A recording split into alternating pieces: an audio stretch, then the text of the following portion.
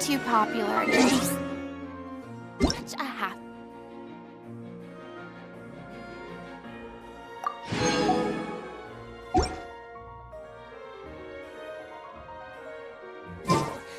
Who knew the people would adore me so much? Tolerance.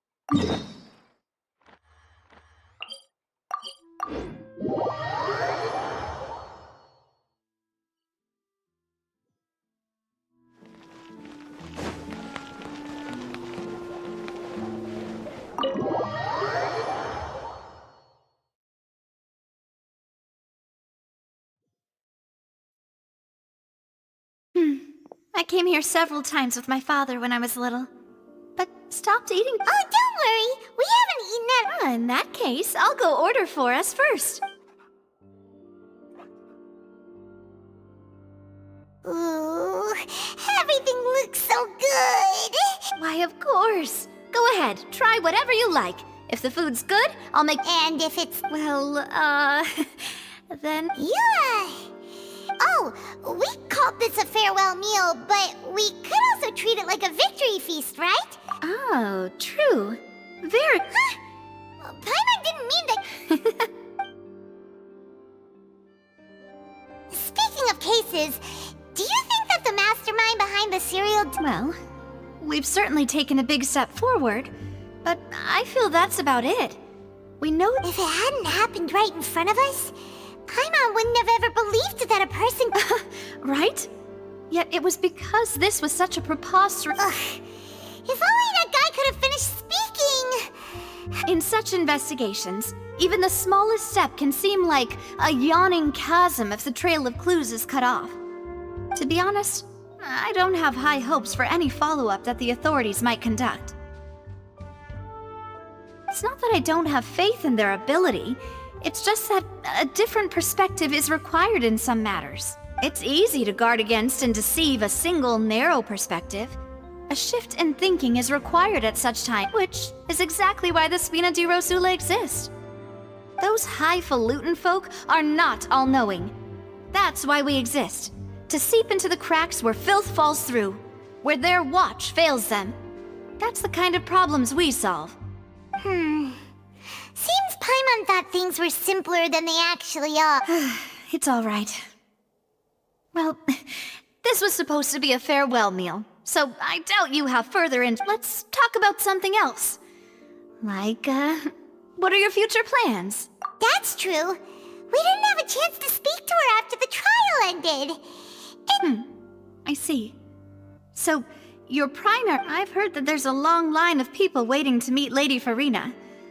Yeah, we've heard that she's super popular here in Fontaine. Well, would you consider some more, Guess that's Spina di Rosula's boss for you.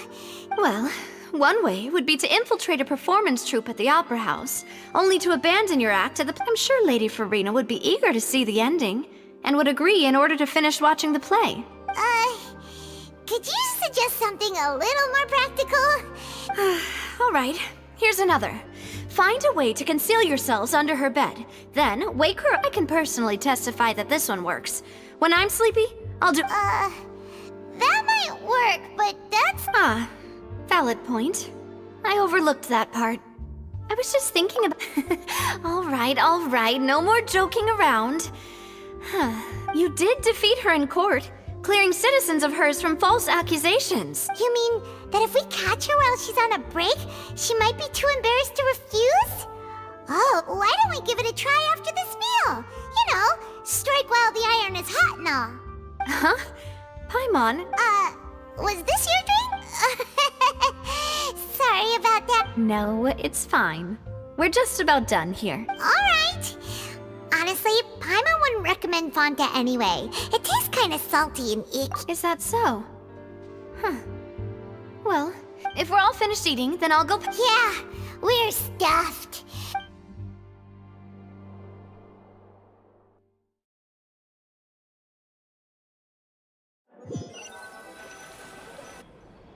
Oh, so full. Paimon can barely float anymore. Nah, that would be so... normal. You know, like you. Okay. Hey, Navia, what are you... Oh, nothing. It was just a meal, you know? Nothing the Spina di Rosula can't cover. Let's get ready to try to meet the hydro... So this is goodbye, huh? Well, if you do encounter any other trouble in Fontaine, in any case, I wish you smooth sailing. I'll see you again, partner. See ya!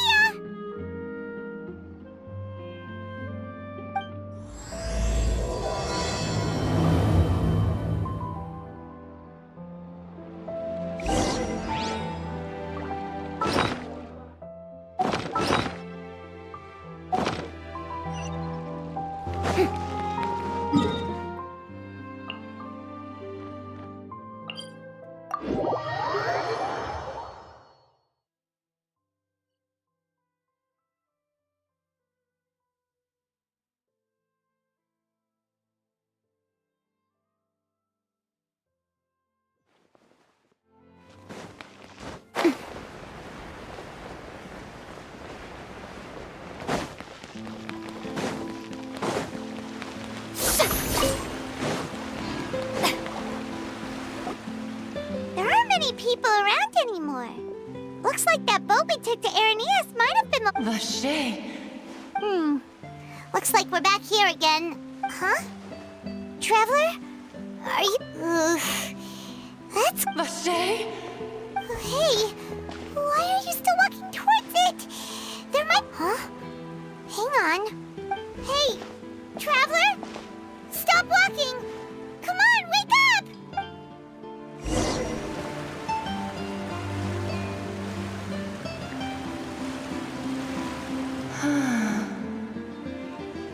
Vache, are you... my dear Vache? No, wait. You seem to be someone else. Do you know... Wait. Who am I? I'm very sorry, my memories feel like they have been washed away like a flood. So many fragments dissolved. How much have I lost? How many things that I once held dear while on... Yes, that is what I was once. But now, I do not know how I came to be like this either. I only vaguely remember being covered in light blue. I also remember going to many places. No matter where I went, Vache would go with me. I knew how dearly he loved. But now, we can no longer go back. No! Our reunion no longer has... The thought of me gives him no succor. So let it lie. If you meet Vache, tell... Perhaps that is so. As I was submerged in the waters. If only I could have comforted him. Told him that I did not... Is that what you call it? Dissolving. It was a state of neither fear nor frenzy. With only... I could also liken it to being a thirsty person who drinks water for the first time. And only then sees... I think I hear your companion. It's time for you to... Farewell then. I am glad that you were able to sense...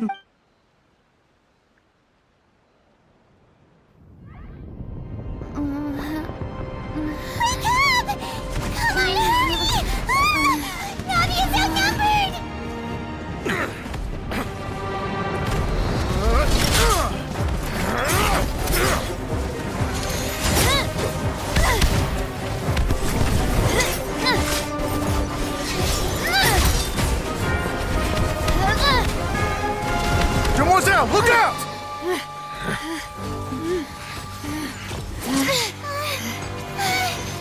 Dear God, it's a whole army of Gardamex.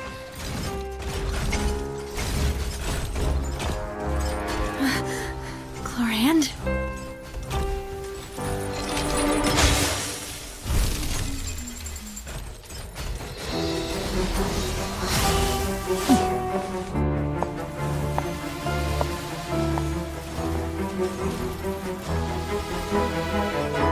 Quick, now's our chance!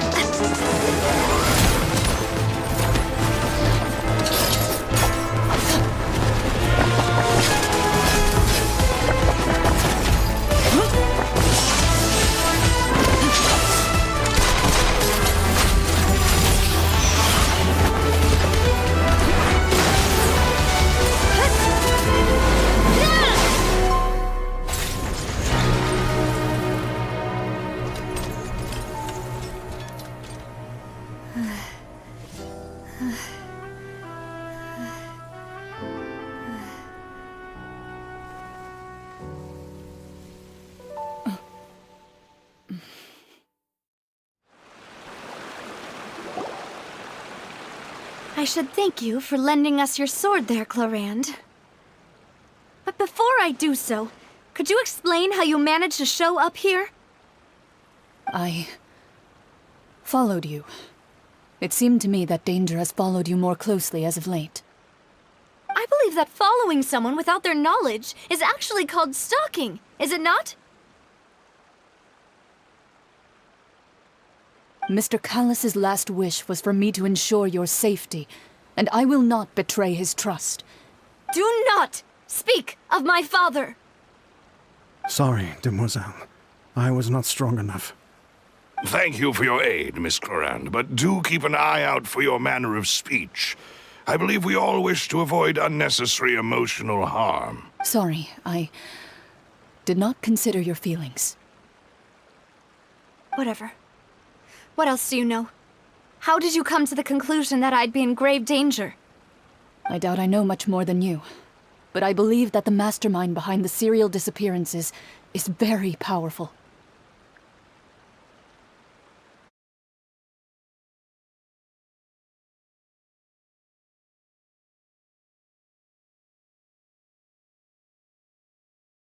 Your performance tonight will almost certainly attract their attention. I'm sure they've known about me. To be honest, I'm shocked it's taken them this long.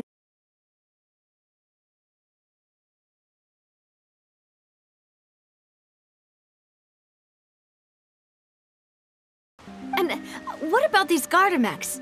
I thought only those associated with the Maison Gardiennage could control them. None of these mecha have serial numbers. I was sure to check a moment ago. They are not the ones used by the authorities to enforce the law.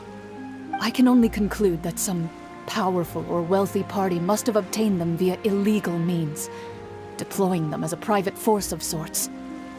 What? Your point being that they're out of Spina di Rosula's league, then? Yes. Be careful, and do not act rashly. I will continue investigating no matter what. We will bring the truth to light. That's my father's true last wish. Regardless, thank you for your help today, Chlorand. But if you get any ideas, tell... I do not think that they'll strike again anytime soon. So I shall stop following you. Good day, all.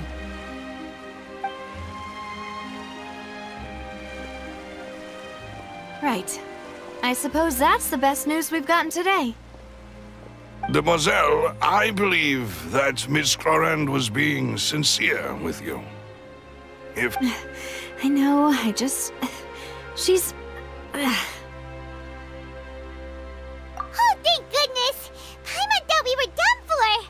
Those Gardamex came out of nowhere while you were unconscious, and Nadia and her gang saved us! Oh, and there was that champion duelist named Chlorand who came out to save us too! We got lucky there. Paimon probably couldn't have fought them off otherwise. Oh, come now. Forget all that polite talk. That wasn't really a farewell meal we had. As such, we're still partners. There's no... It will take 50 years for me to match Demoiselle's magnanimity. If it were me, I would have joined the Spina di Rosula on account of her goodwill long ago. All right, you two. Actually, Navia, how did you know that we were in danger? Well, to be honest, you're the one who tipped us off, Paimon. Huh? Really? Paimon contributed? Yes, all thanks to you grabbing my drink by mistake. How did that help? After we parted ways, I was on the way back to one of our bases. That the Fanta tasted kind of salty and icky. Fanta?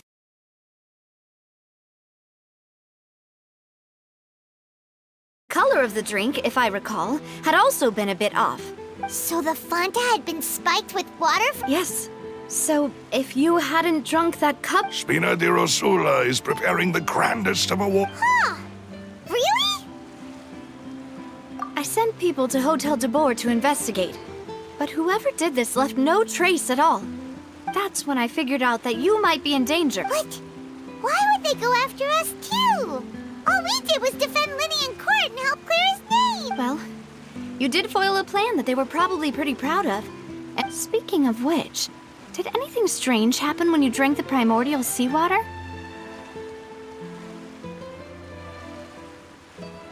Well, it can't be coincidence that the traveler fainted just now.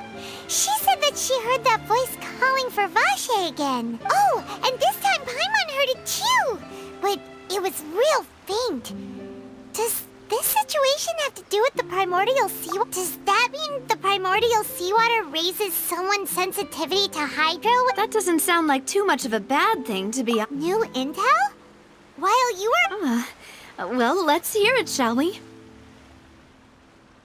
Oh, that is important. Vache.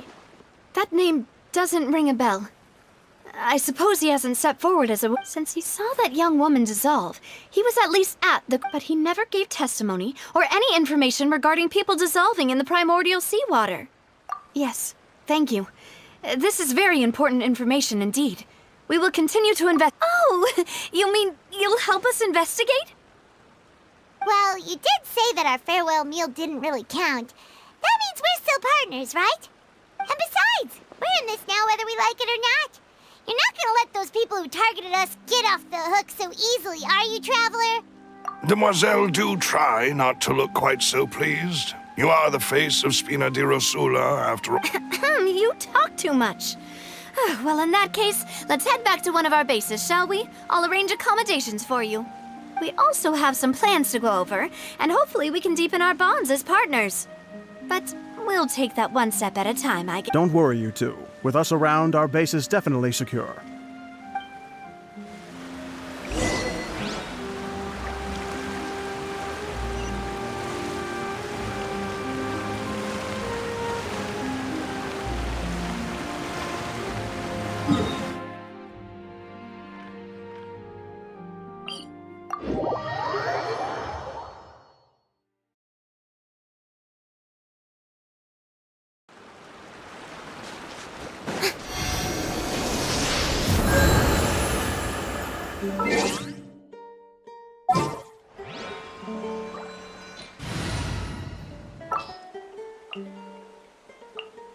This world is full of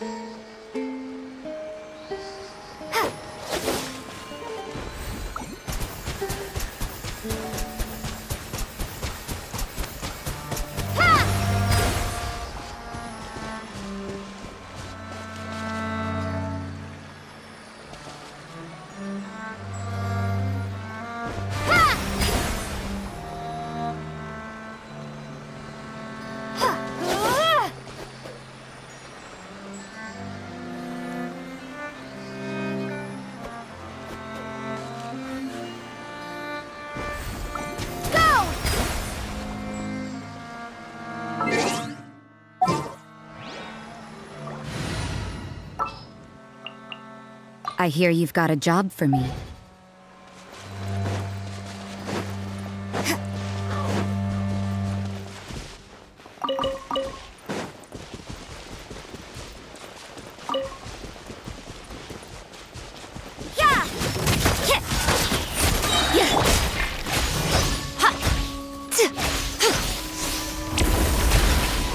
You can't run!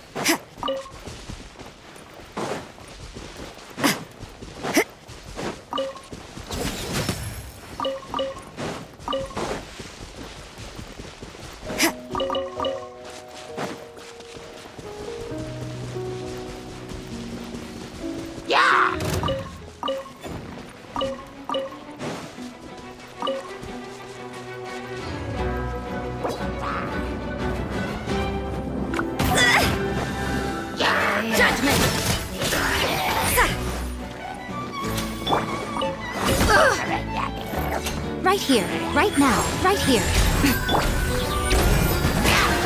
Time to shine! Lights out.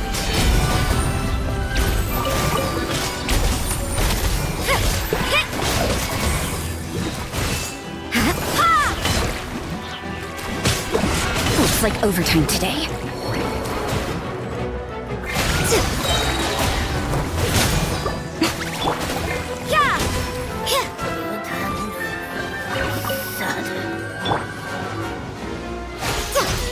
The fun is over.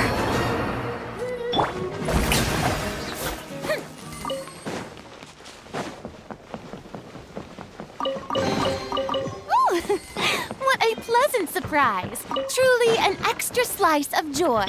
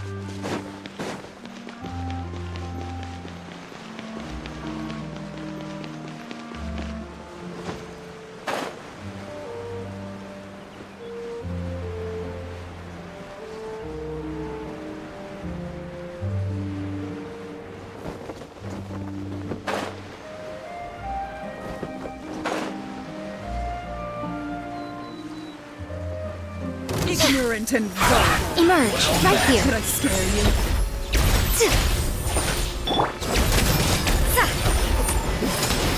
How inconsiderate of me. Emerge, right now. Emerge. Well done. Judgment! You can't run! What a nuisance!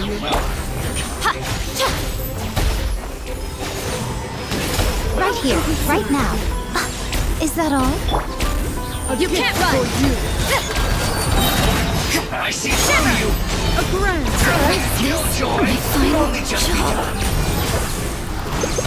You can't run! Did I scare you? Yeah! Yeah! Emerge, right here, right now. Don't be a kid. You can't run! We've only just begun! I'm always watching. Looks like I went too far.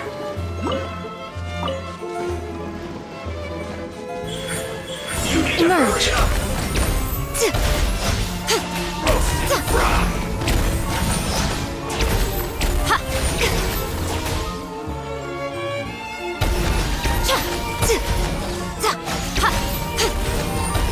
Right here, right now, right here. You need to hurry up. This was well done. Yeah! You need to hurry up. Lights out. Emerge. Right now. Roasting fry.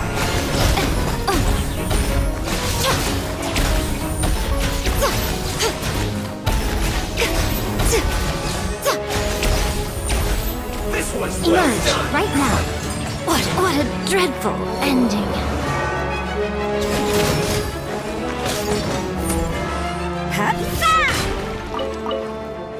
Roasted fry. Judgment! You need to hurry up. An unfortunate fault.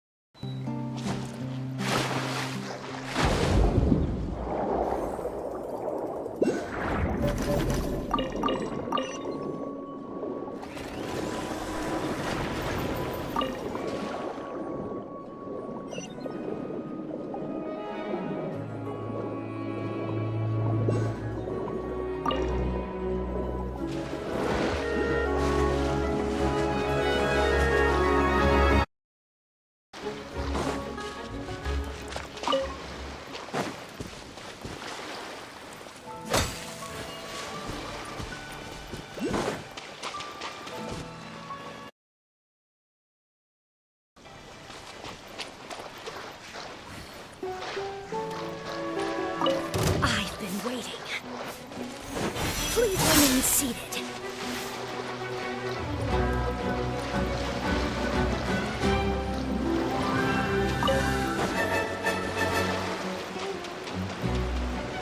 You can't run!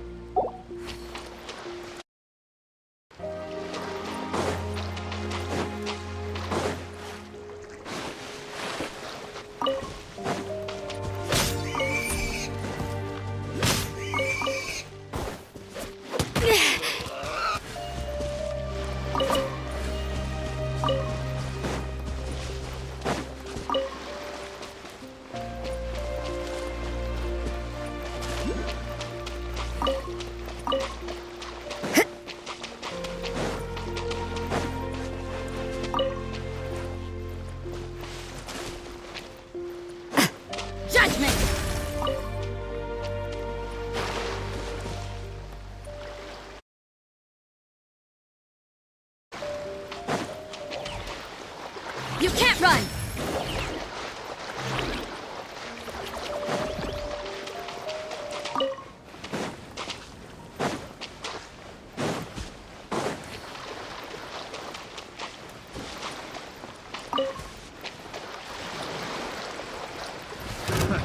Another test subject.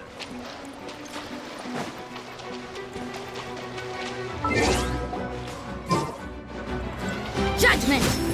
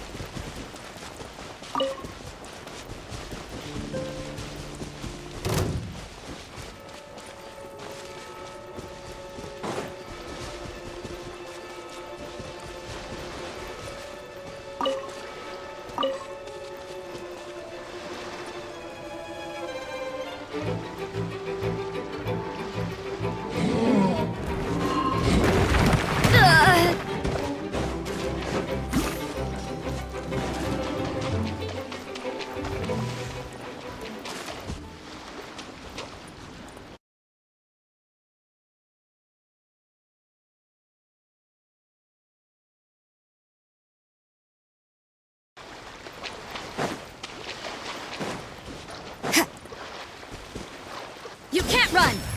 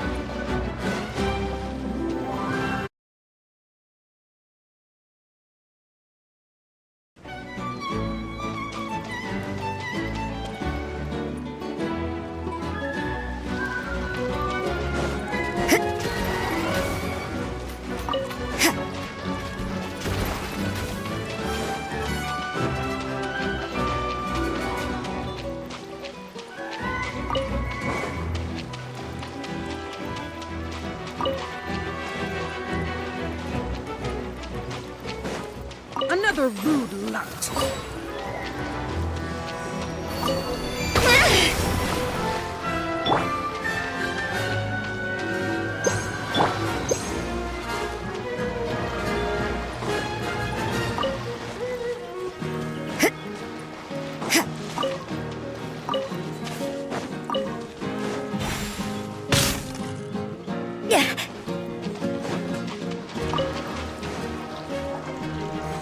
Please remain seated.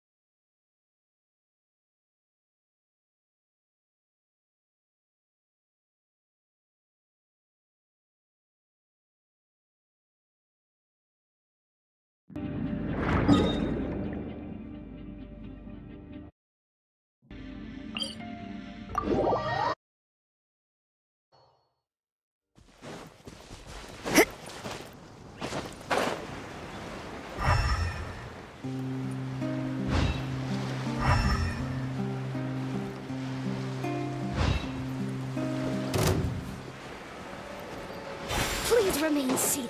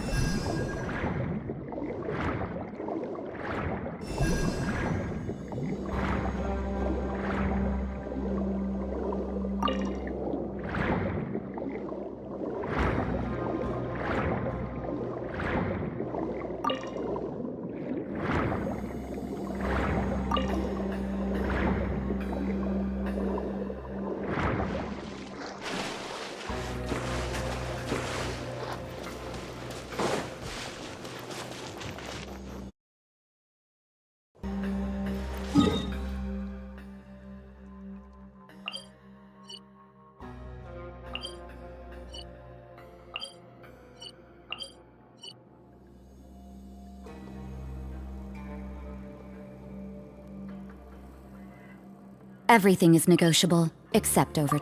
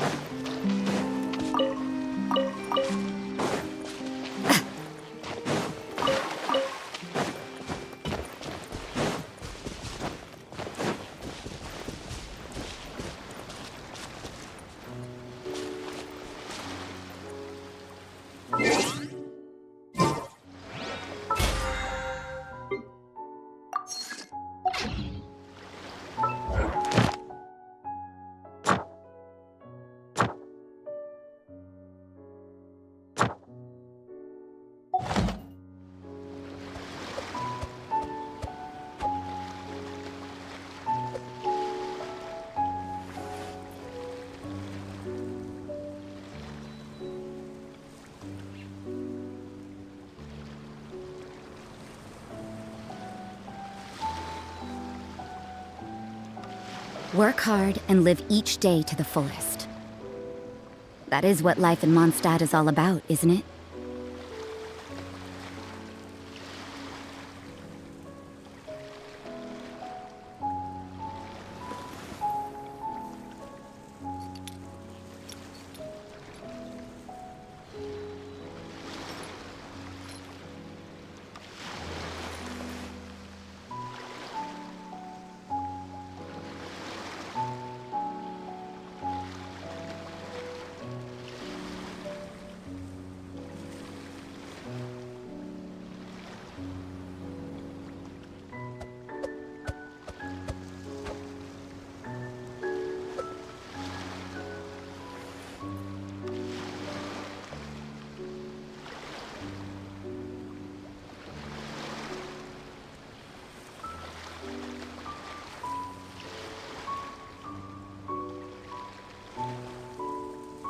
Don't we have a job to do?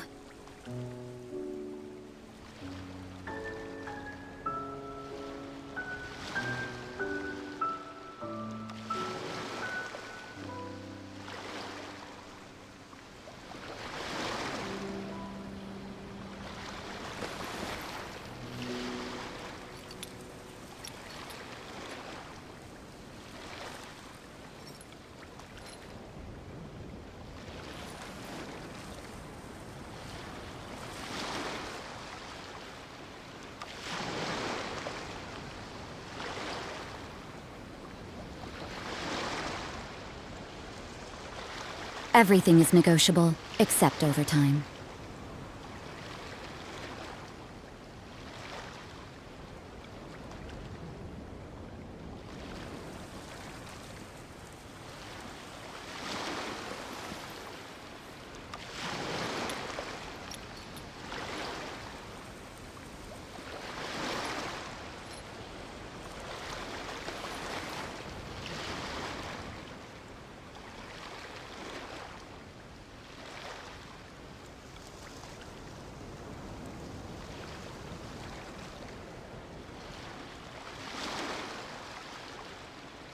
Don't we have a job to do?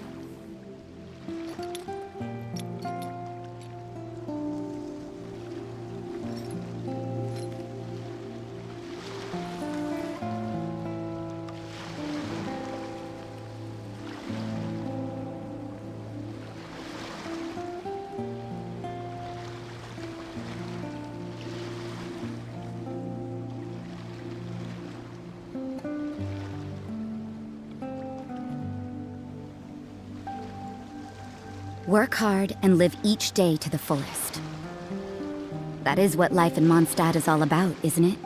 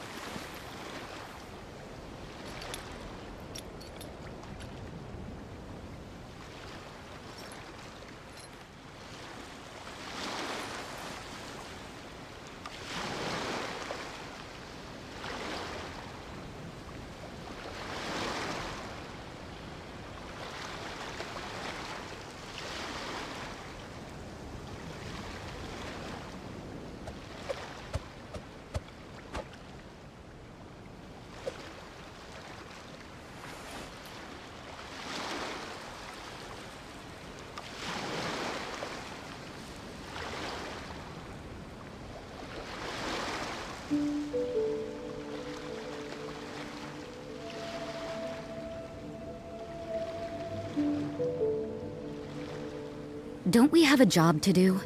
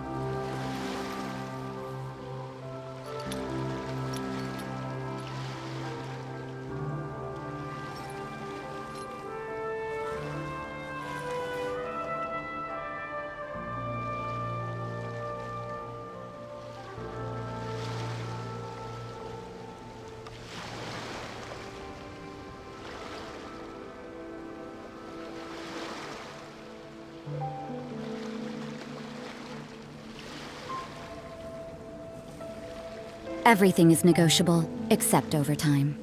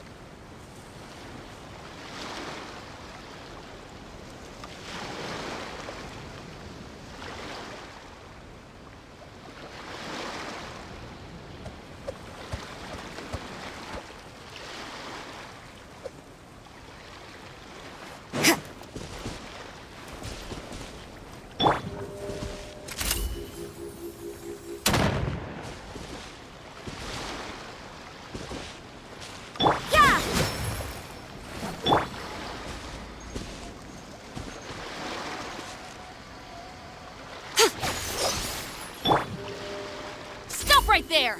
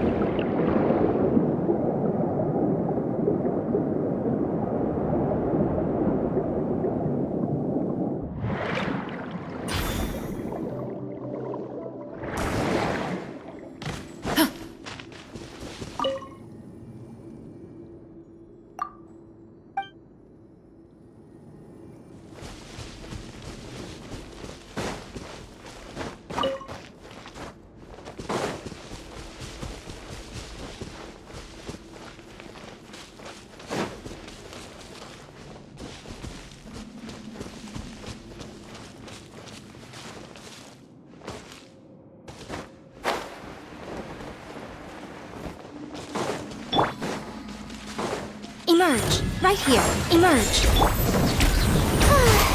Strike a blow. Drop your weapons. You asked for it.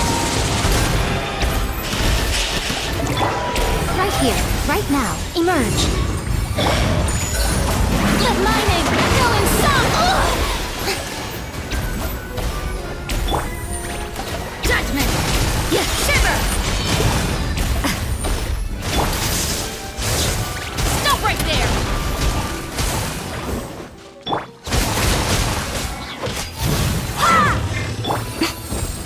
Right now. Right here. You can't run.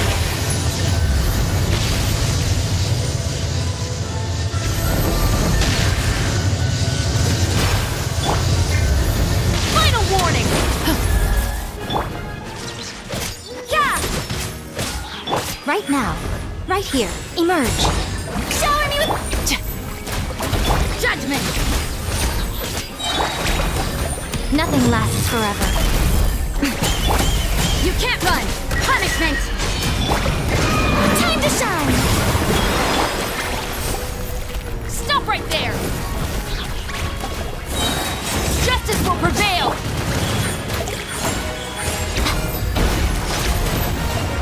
Yeah!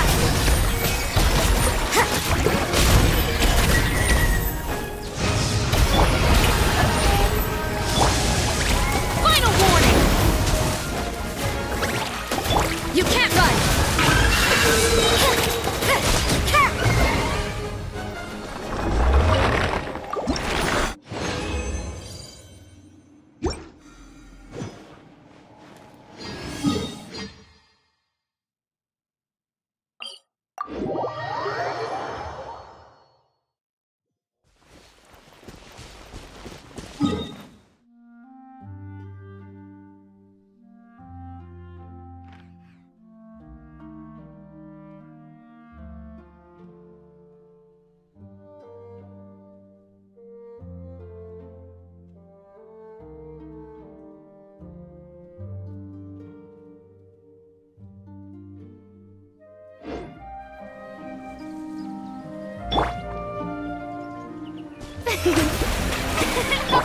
Drop your weapon.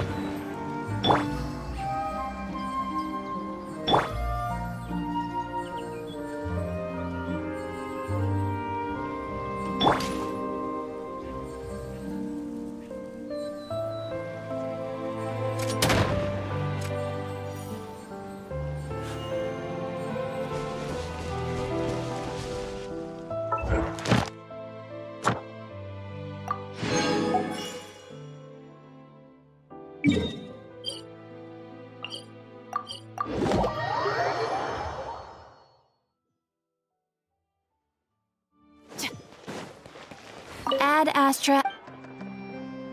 Thank you for Ad Astra.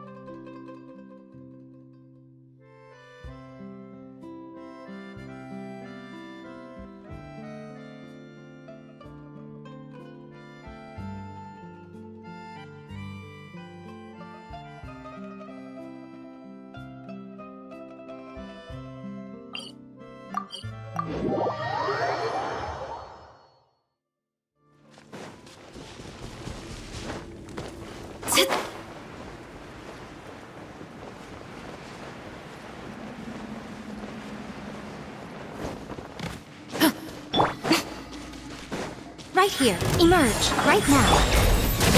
Shimmer. May I present? Let my name echo in song! Judgment. Final warning.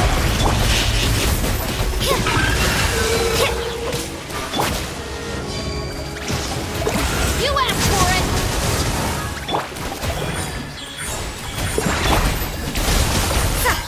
Lights out. That's quite enough. I'm always watching. So much for eternity.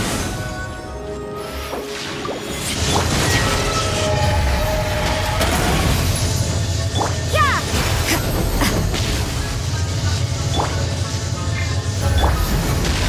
What a nuisance. You can't run! Emerge. Strike a pop! Drop your weapons!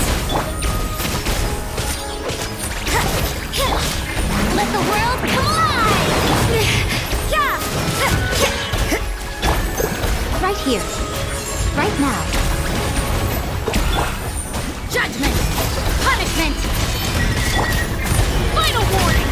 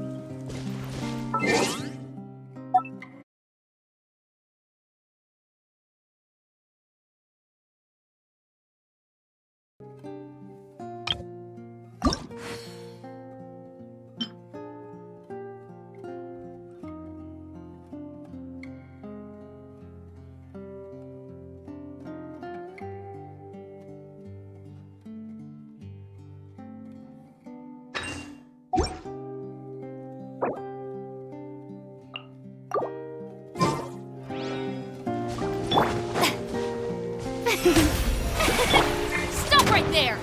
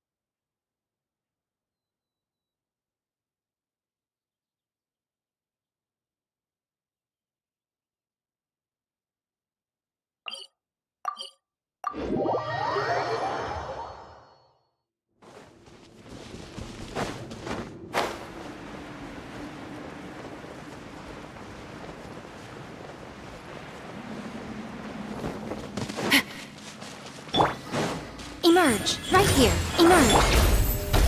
Hands where I can see them! Drop your weapons! Yeah! Right now. Right here.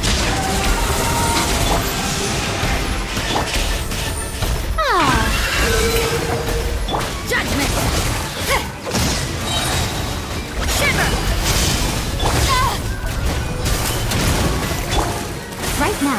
here, right now. Nothing lasts forever. Time to shine! Yoo-hoo! Final warning! Yeah! You asked for it! Right here, emerge, right now. Cha! Ta!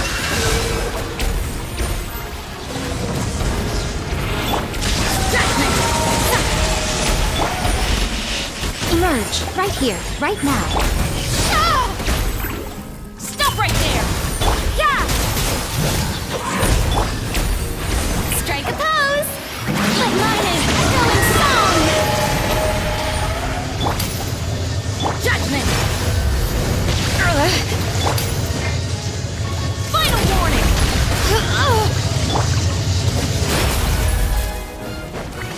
Lights out. Shower new... Emerge. Yeah!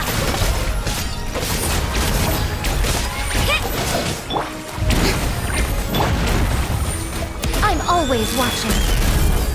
Right here, emerge.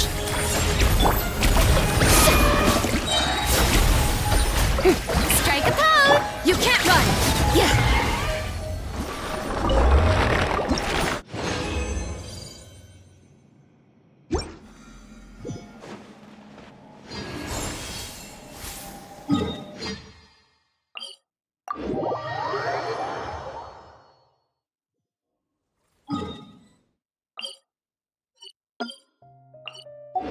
Work hard and live each day to the fullest.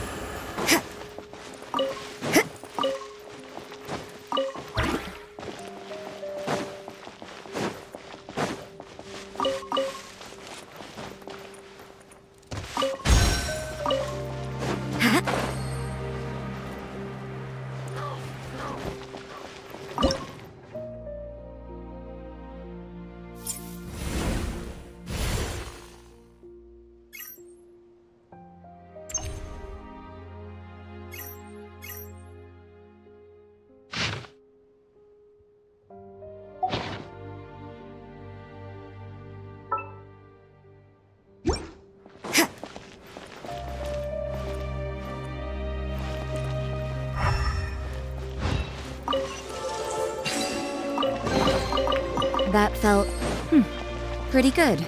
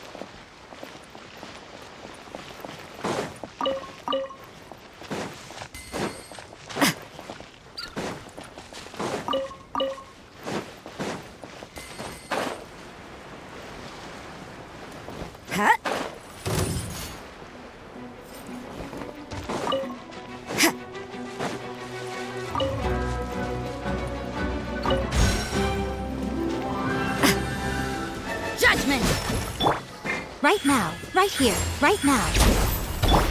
Stop right there! You can't run!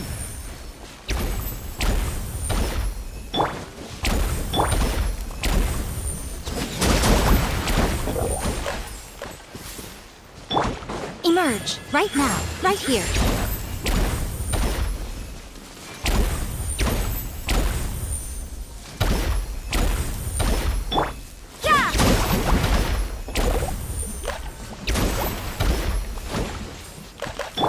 Right now, right here. Judgment! judgment! There are a few interesting trinkets here.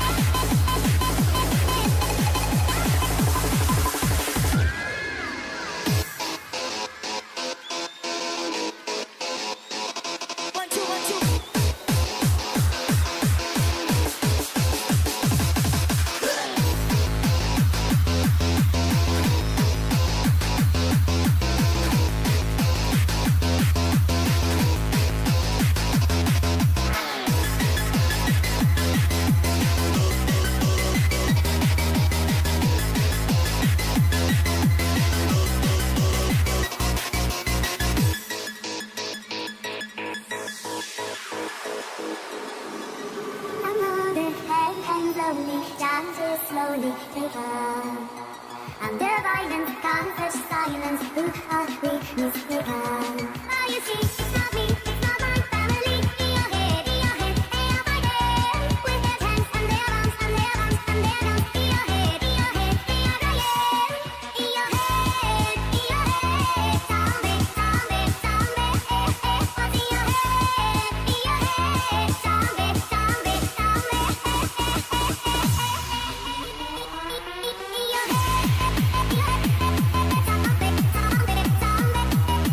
head.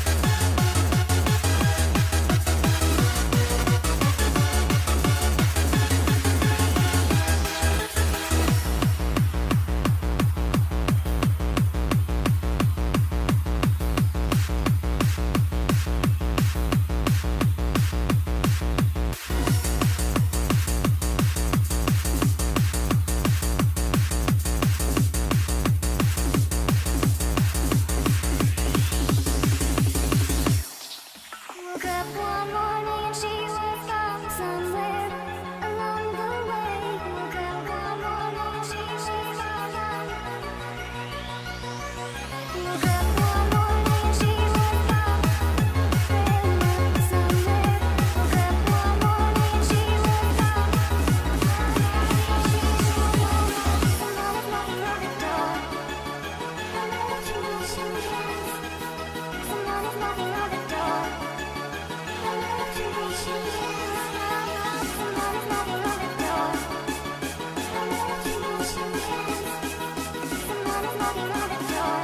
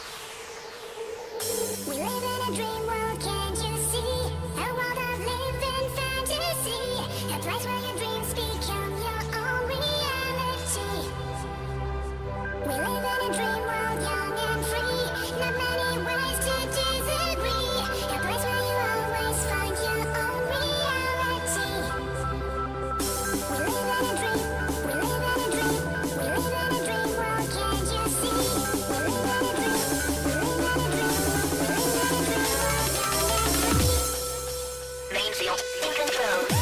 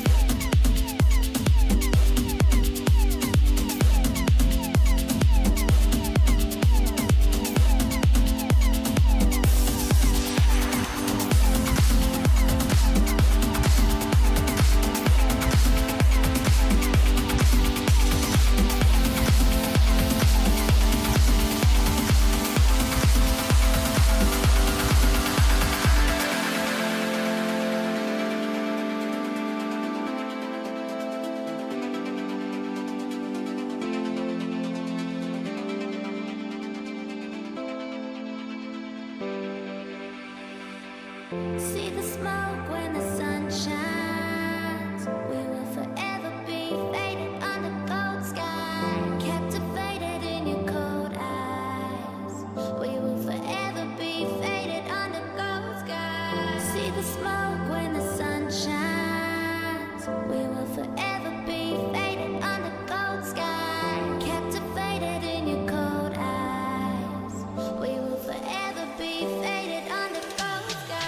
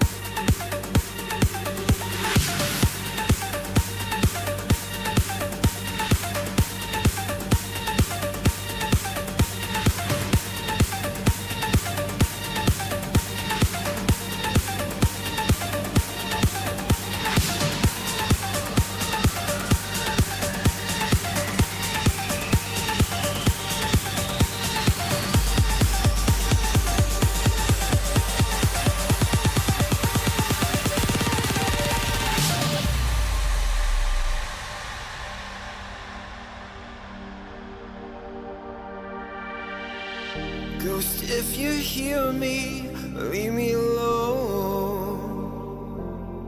I can't take another night of your haunting. Please go. Love, if you hear me, leave me alone. Find some other place to rest your soul. I'm not going anywhere. I think I'll just stay right here. I'm not going anywhere until you learn to feel, to feel, to feel, to feel, to feel, to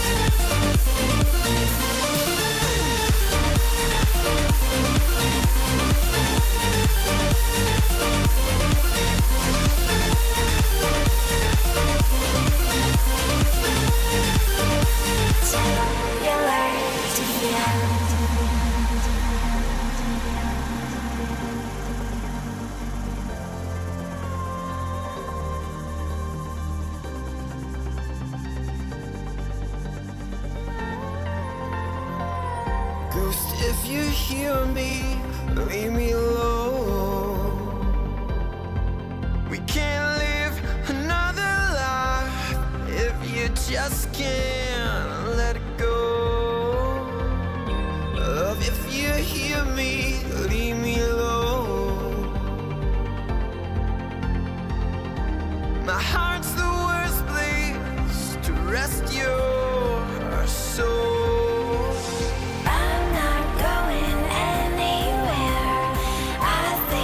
just stay right here. I'm not going anywhere until you learn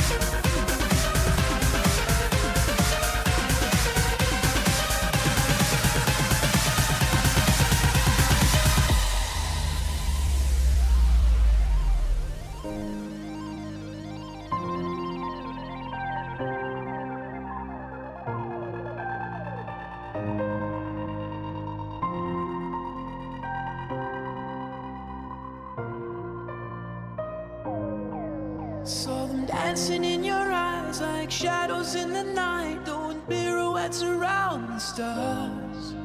We were running in the haze, I remember every shade hit my veins and they shot up sparks. Words fell from your lips and all I heard was white noise in the dark. But when you looked away, I remembered every shade.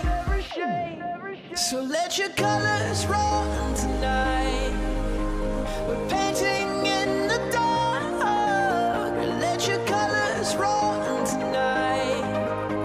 The colors of your heart.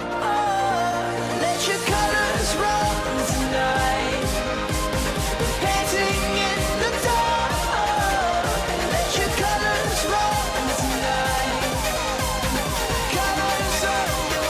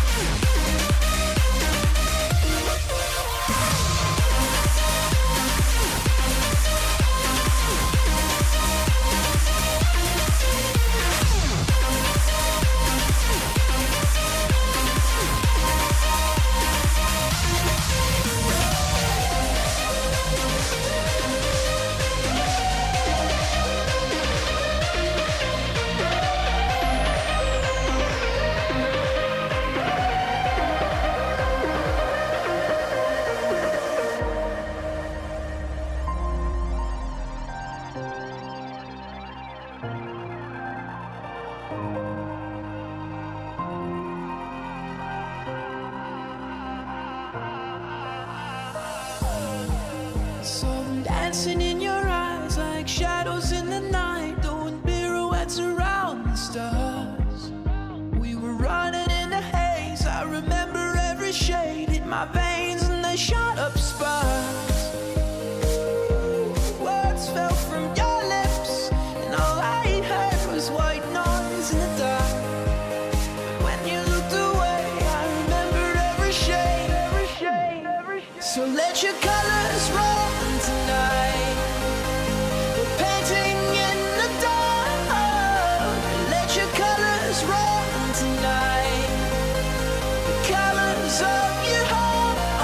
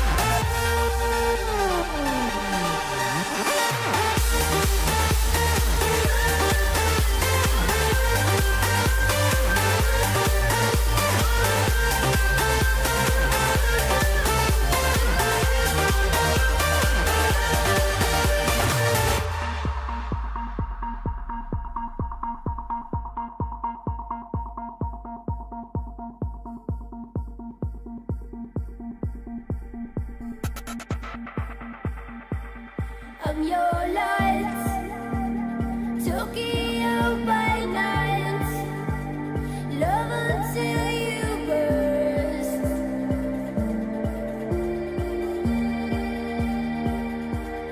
Don't forget, love is not for real if it doesn't hurt.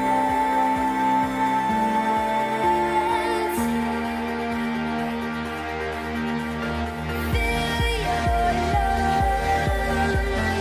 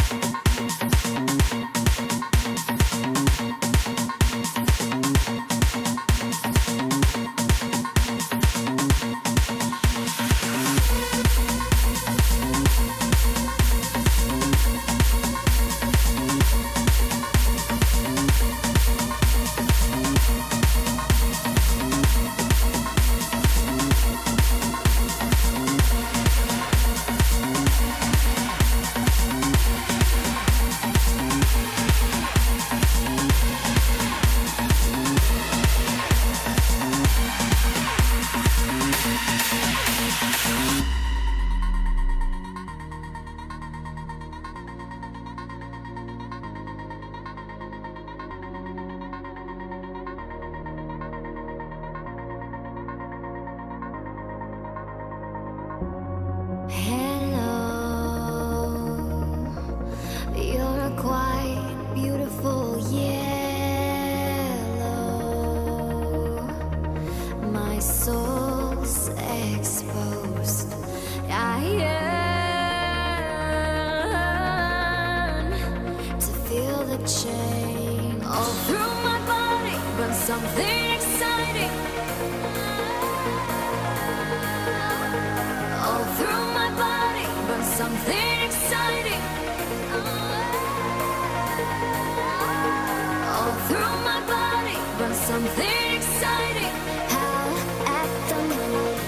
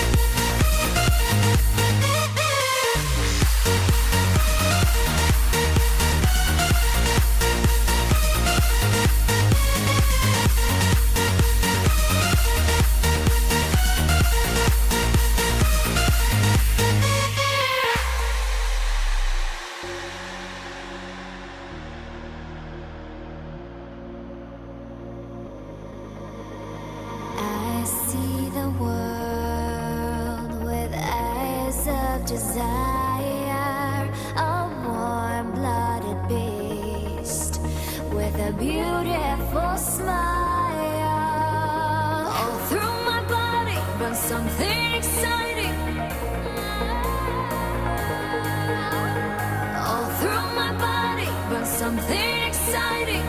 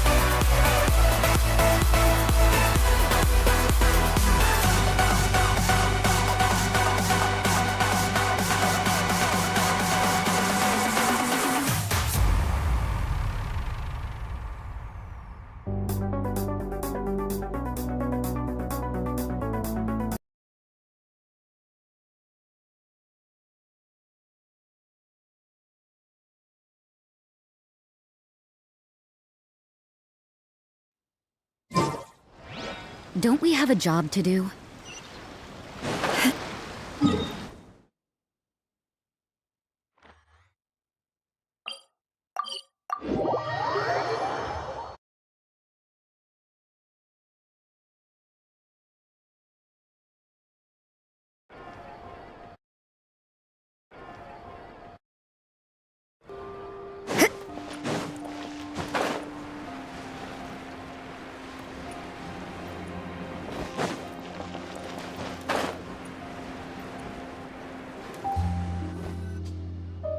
It's right up ahead, but let's make sure. I've been keeping watch, Demoiselle. I haven't... Very good. I shall find rooms for our respective... Thank you, Malus. Now,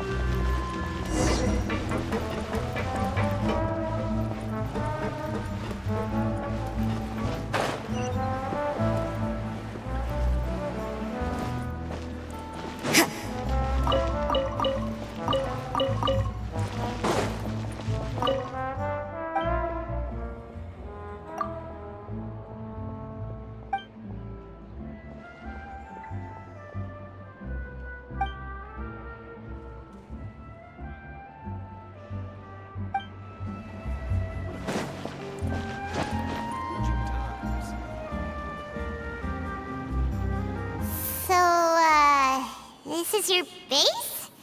Your accommodations have been arranged. Under the present circumstances, I can confidently say it's the best...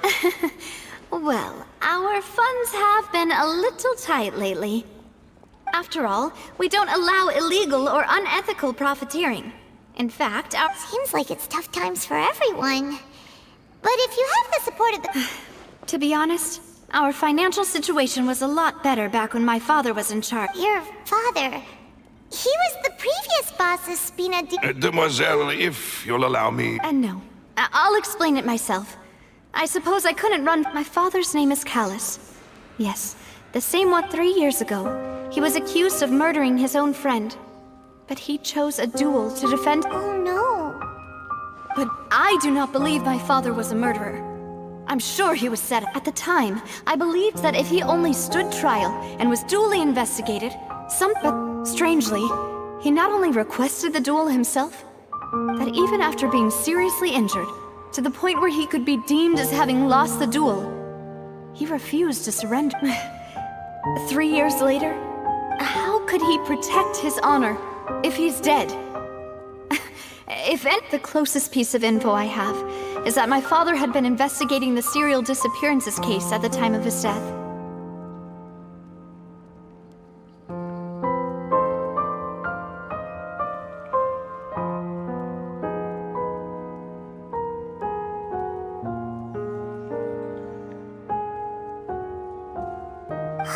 So that's why you're so... That's right. I've also tried to investigate the murder my father was implicated. However, I believe that if the murder case is real, I must know what really happened.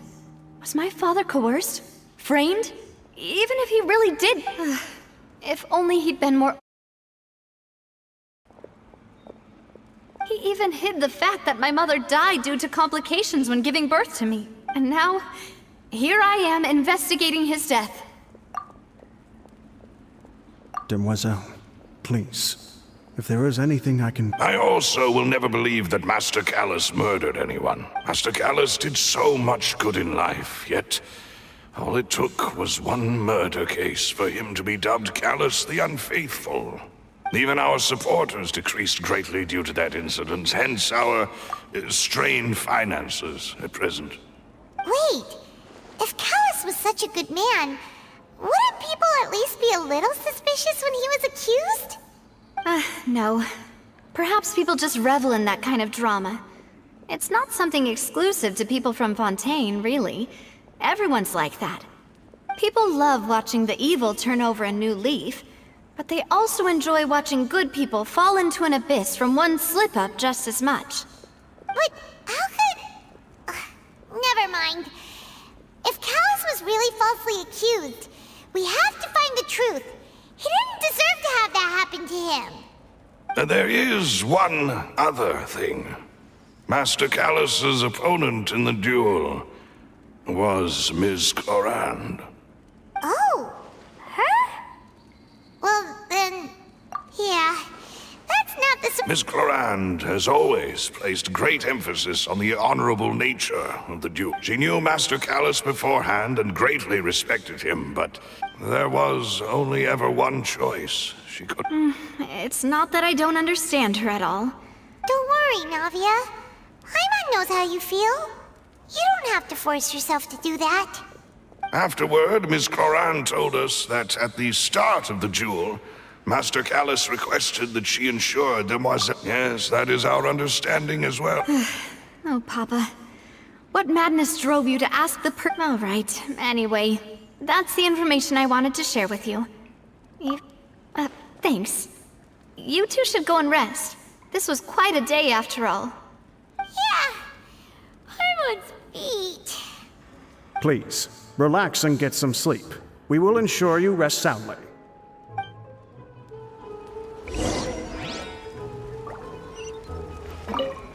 Whether it be responsibility for Spina di Rosula or Master Callus's death, it all landed on Demoiselle's shoulders so suddenly.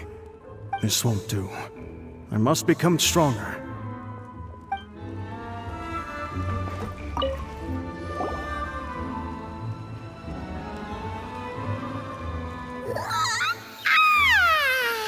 Paimon slept so well. This place feels almost too safe. Huh? Navia? Where did the other two go? I sent them back to Poisson. It's Spina di Rosula's place of origin, and where we have our headquarters. There's not much for them to do here at the moment. Paimon gets the feeling that you're just trying to get them off your back. But never mind that. When did you get back? Were you waiting here the whole time? No, I just returned after going out for a while. I did some investigating yesterday regarding the name Vacher. Wait, so you didn't sleep at all? How could I after having such critical new evidence appear? Guess Paimon wasn't speaking for everyone just now, huh? Unfortunately, this name seems to have been wiped from existence. It doesn't seem to have a match anywhere. I suspect that those behind this have already taken steps to hinder an investigation from this angle. But that does prove that this Vacher person is a key witness in the incident. Does that mean we're too late, though? No. There is one ray of hope. One place in Fontaine that they would find almost impossible to threaten, no matter how much they wanted to. And that is the archives kept by Chief Justice Neuvillette. A place where detailed files on all the cases in recent years are kept. If the Oceanid you met is one of the young women who went missing recently, we should be able to find some related information there. So Neuvillette maintains an archive of case files? Whew, guess that's the hard-working Chief Justice for you. In that case, let's go talk to him, shall we? Aren't you coming along, Navia? Did you get tired? No, it's nothing. Let's go see the Honorable Chief Justice.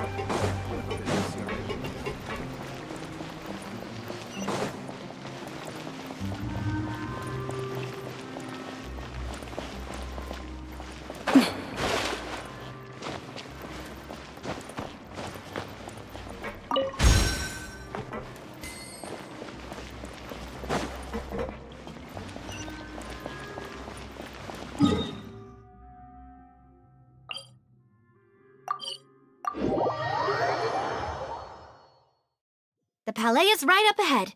Come on.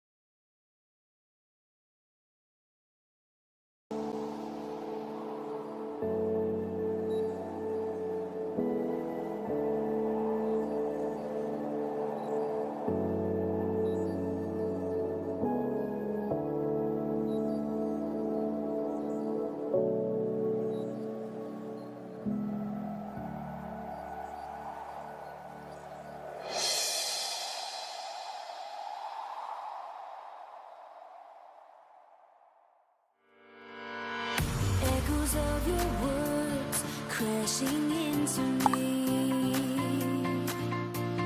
drown me in your lies, and there's no way to breathe.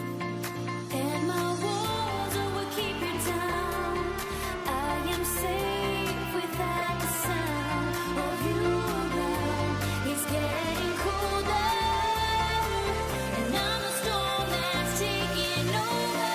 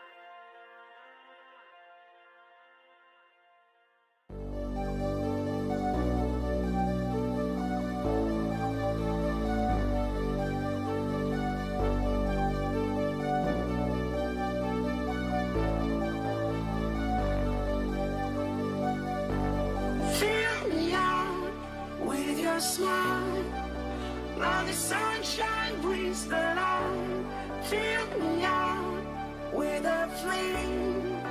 I will let you win this game. Take me out when I'm down. 'Cause with you I'm safe and sound. I'm safe and sound. I'm safe and sound. I'm safe and sound. I'm safe and sound. I'm safe and sound. I'm safe and sound. I'm safe and sound. I'm safe and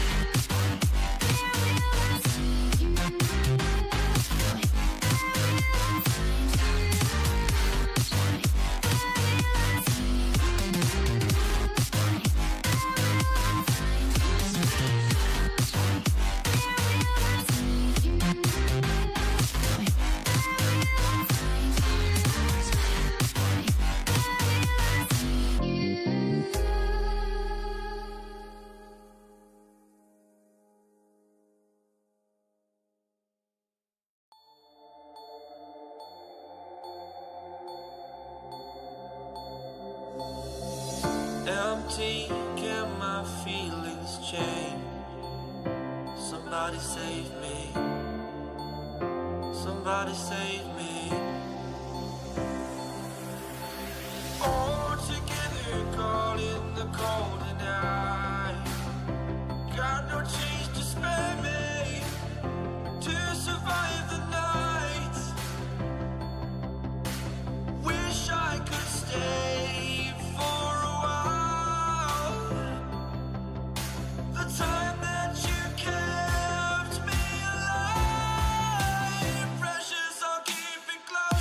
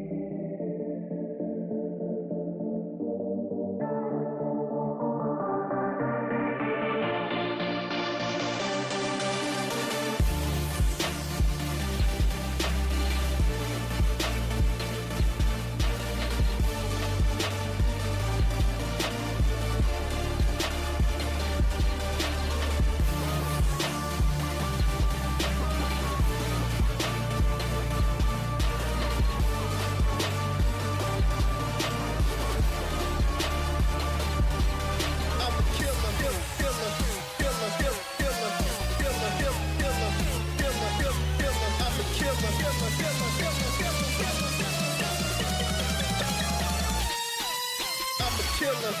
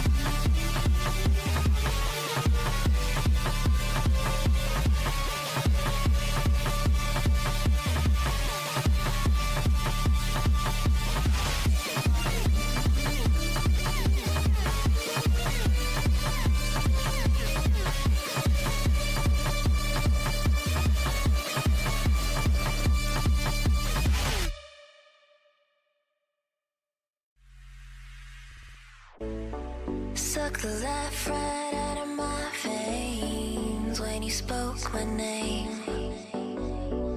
Got the kind of thing going that tips the scales. Yeah, you keep me sane. I'll be the clouds beyond your skies. I'll flutter by like butterflies. I'll be the blue inside your eyes. Your crazy loving keeps me paralyzed.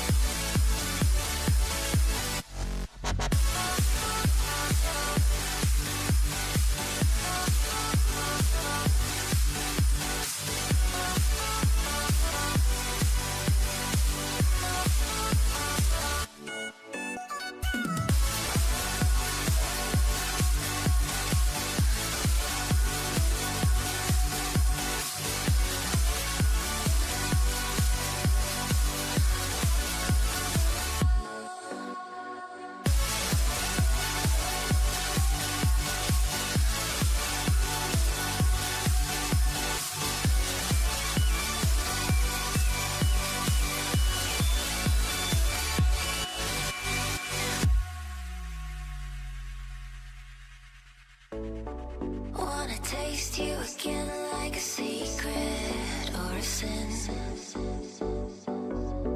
Wanna feel you again like the ocean sand on my skin. I'll be the fight against your fears, forever here, just save those tears. I'll be the courage in your wings, not letting go, I'm all you need.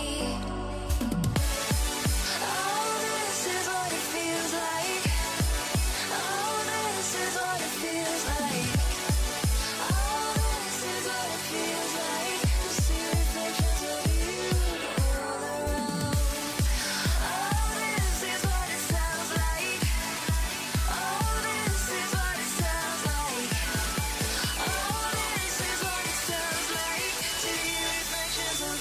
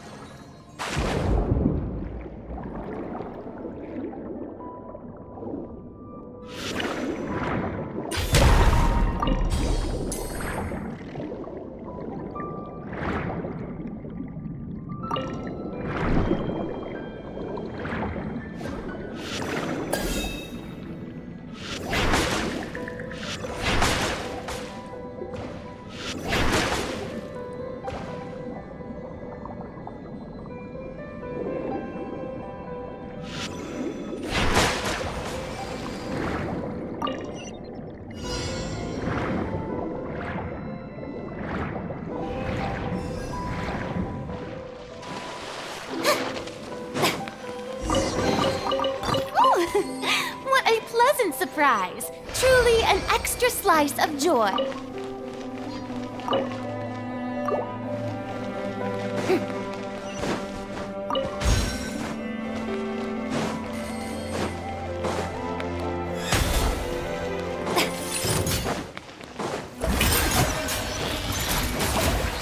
Time to shine!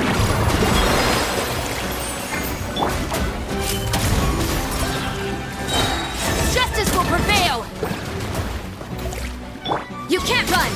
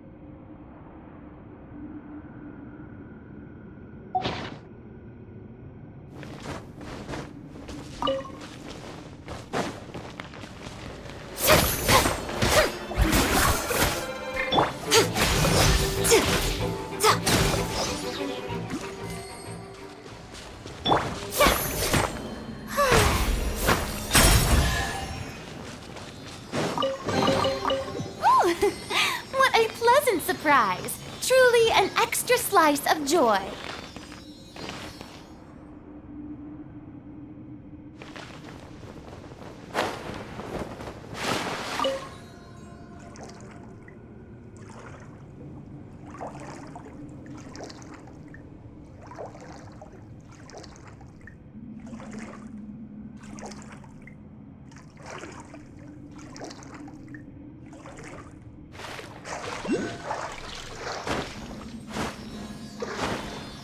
Yep.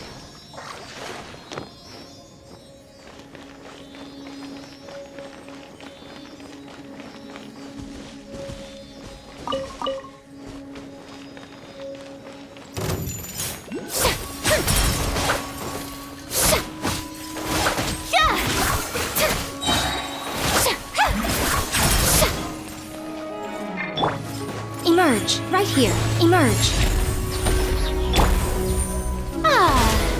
Shower me with praise! Let the world collide!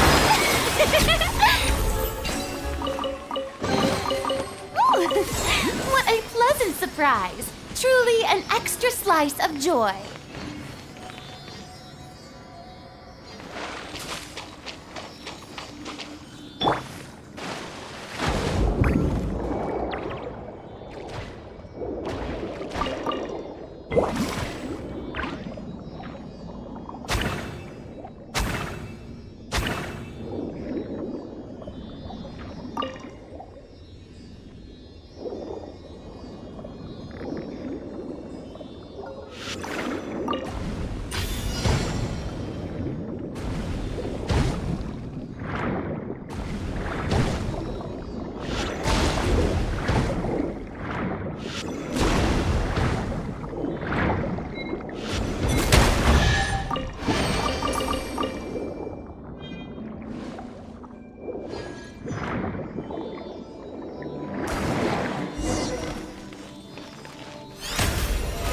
Present! Oh, splendid! More interesting.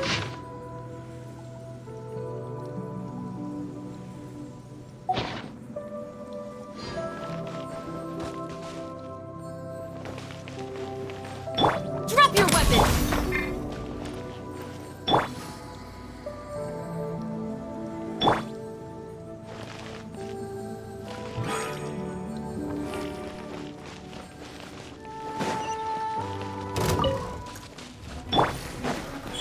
Right now.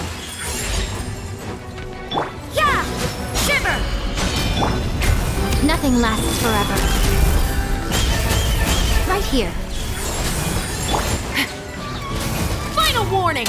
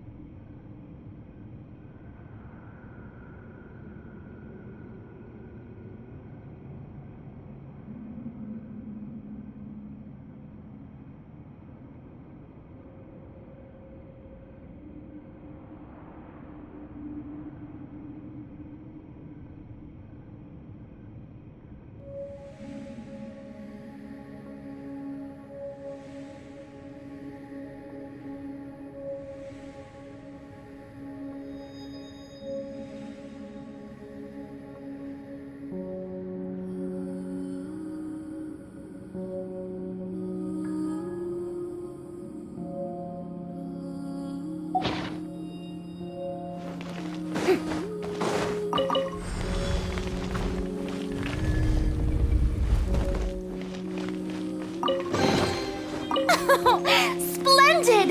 More interesting trinkets for me.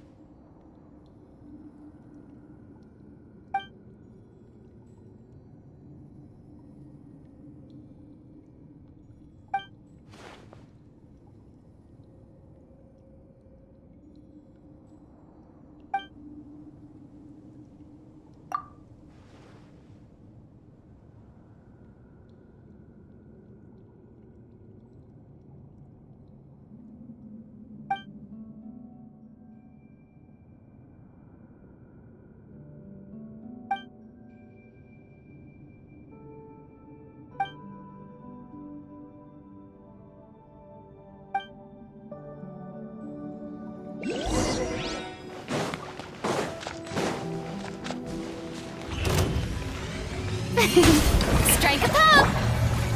Right now. Emerge. Right now. Time to shine! You can't run!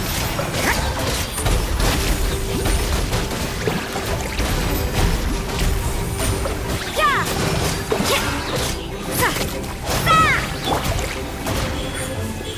Emerge.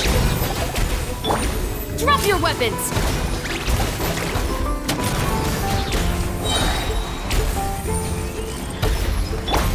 Right here. Right now. Right here.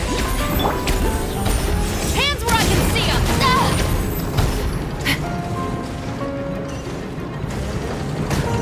Your crimes are evident!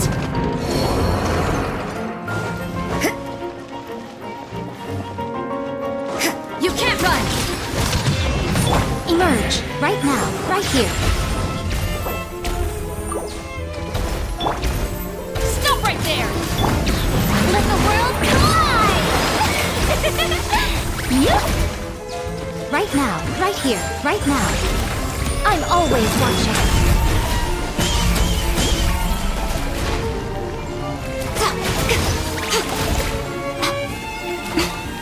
Yeah!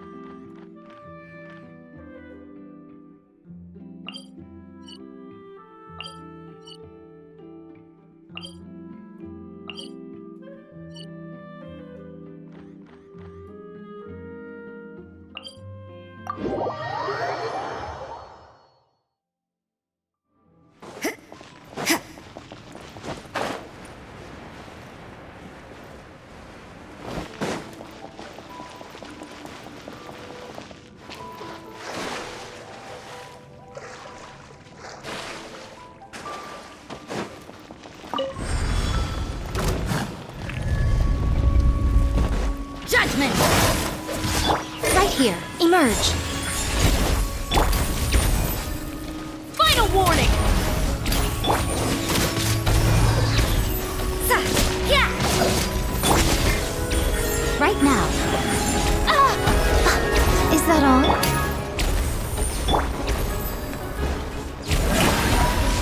You can't run! Yeah.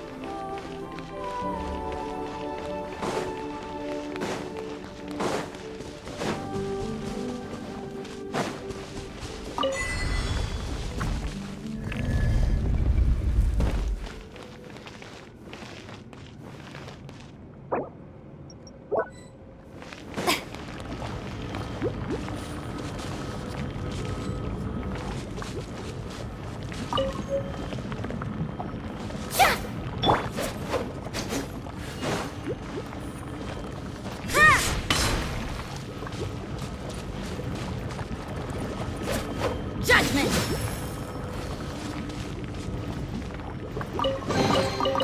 That felt pretty good.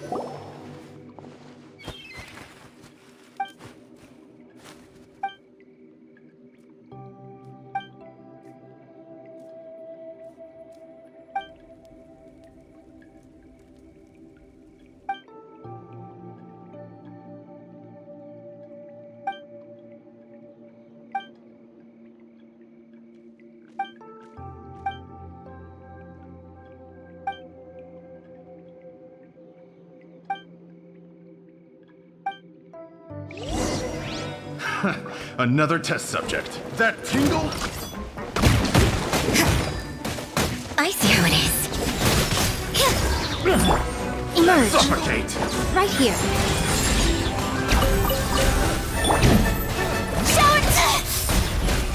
Let my name echo in song! The wrong test subject. That tingle?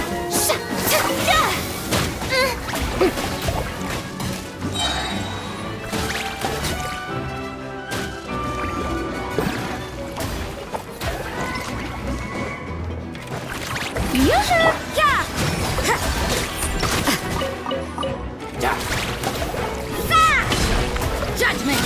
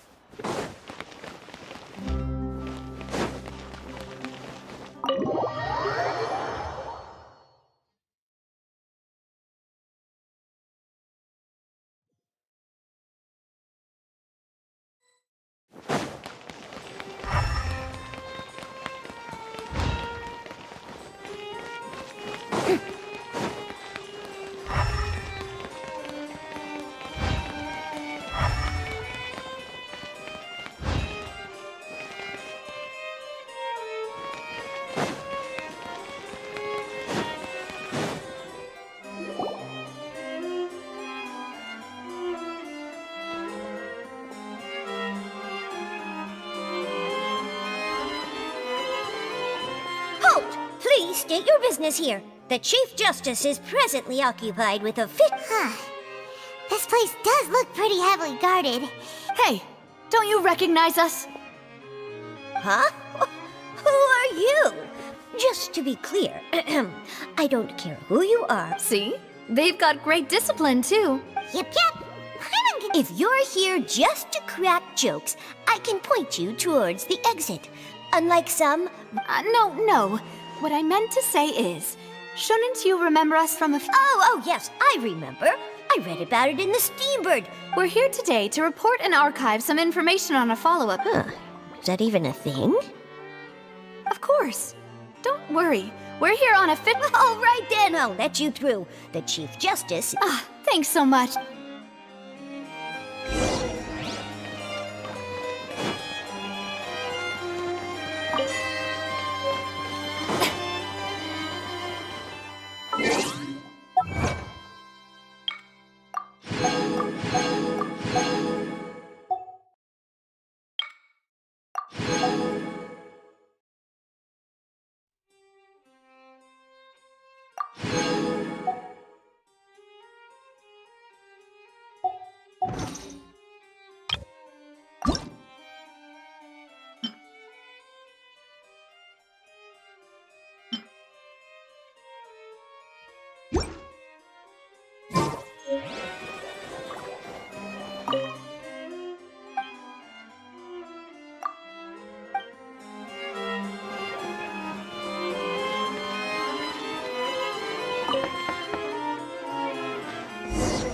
Please come in.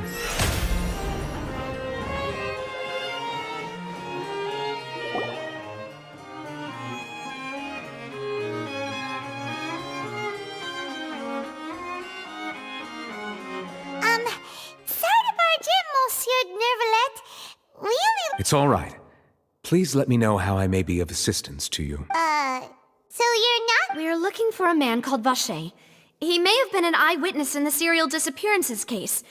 Ah, I see. In that case, please wait here a moment while I browse through the files.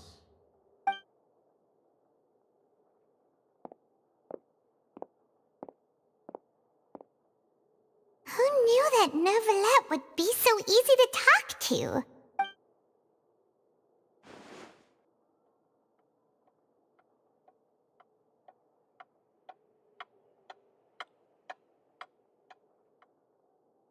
Unfortunately, I'm quite certain that no one by the name of Vacher has been involved in any case, criminal or civil, in the past several years. There are no records of him either in the files or in my memory. Traveler, what if it was really just a dream? Is that so? All right then. Thank you so much, Monsieur Neuvillette. We'll take our... Ahem.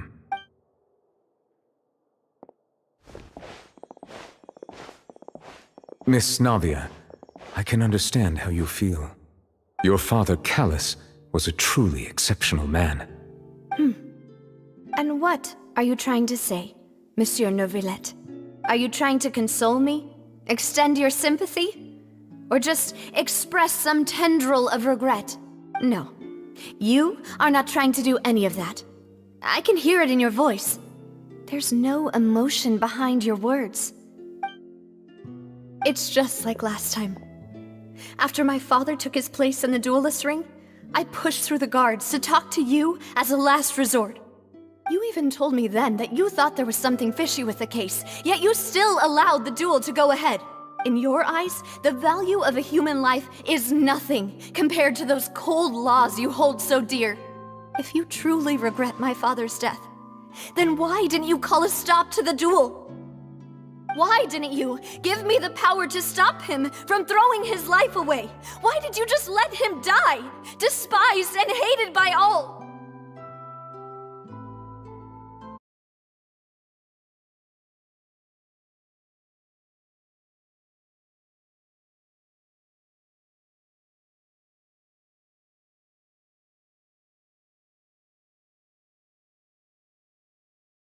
Everything was hanging on a thread at that moment. Just that there are still so many things I never got to tell him. If you really have no heart, then just look me in the eyes. I, Navia, will show you the true meaning of regret. I'm sorry, Miss Navia. You and my father are truly alike. You keep all kinds of things in your heart and never say a word to anyone. It's not so much that you can't feel, but that you would never express anything. Oh well. In any case, everyone already knows justice. My apologies for taking my emotions out on you, Monsieur Chief Justice. Let's go, Traveler and Paimon.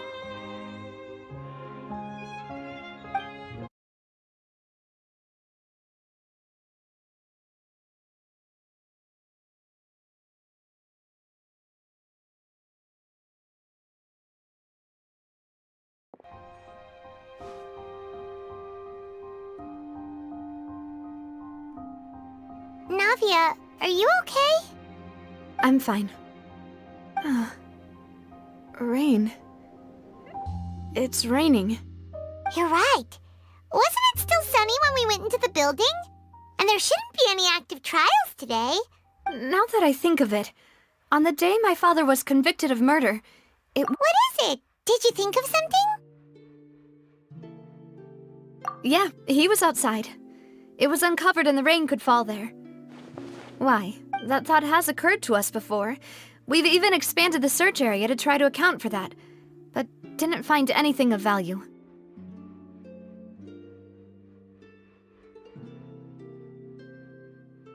Oh? Wait. You don't mean... So you're saying that the true murderer could have been turned into water and then got washed away with the rain? Yeah, and if that's what had happened, then no one would have believed your dad, even if he explained what he saw to the authorities. I really think I found a true genius for a partner. You're completely right. How did I not connect the dots earlier? All right, let's go to Poisson. With this new lead in mind, we'll get to the bottom of my father's case for sure. Yeah, we're gonna make progress for sure this time. Do you want to go with me now? Or do you want to head over by yourself later?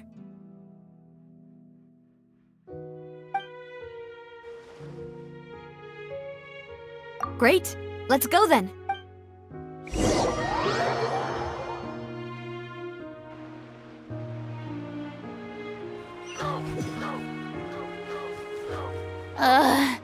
The sun feels almost as hot as those studio lights I'm in front of all the time.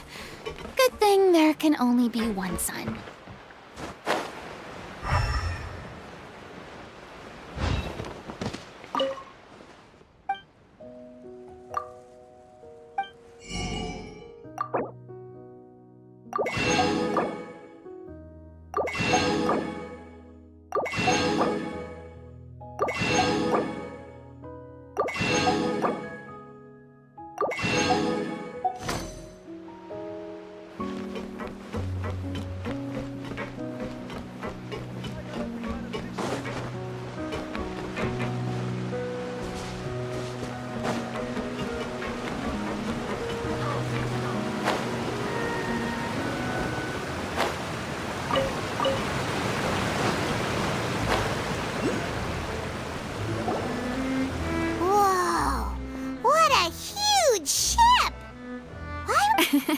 There's no need to be so surprised.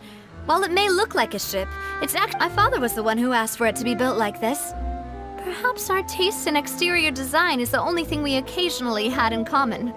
A gigantic and glamorous ship embodies discovery, opportunity, ambition, and conquest. It symbolizes Spina di Rosula's bright and limitless future. And Paimon thought you were bluffing when you said Spina di Rosula had a glorious past. Paimon was confused why a group with such a history would live in the sewers. But now that Paimon has seen this ship for herself, she's been convinced. Well, Poisson is where Spina di Rosula began, after all. It's our main base.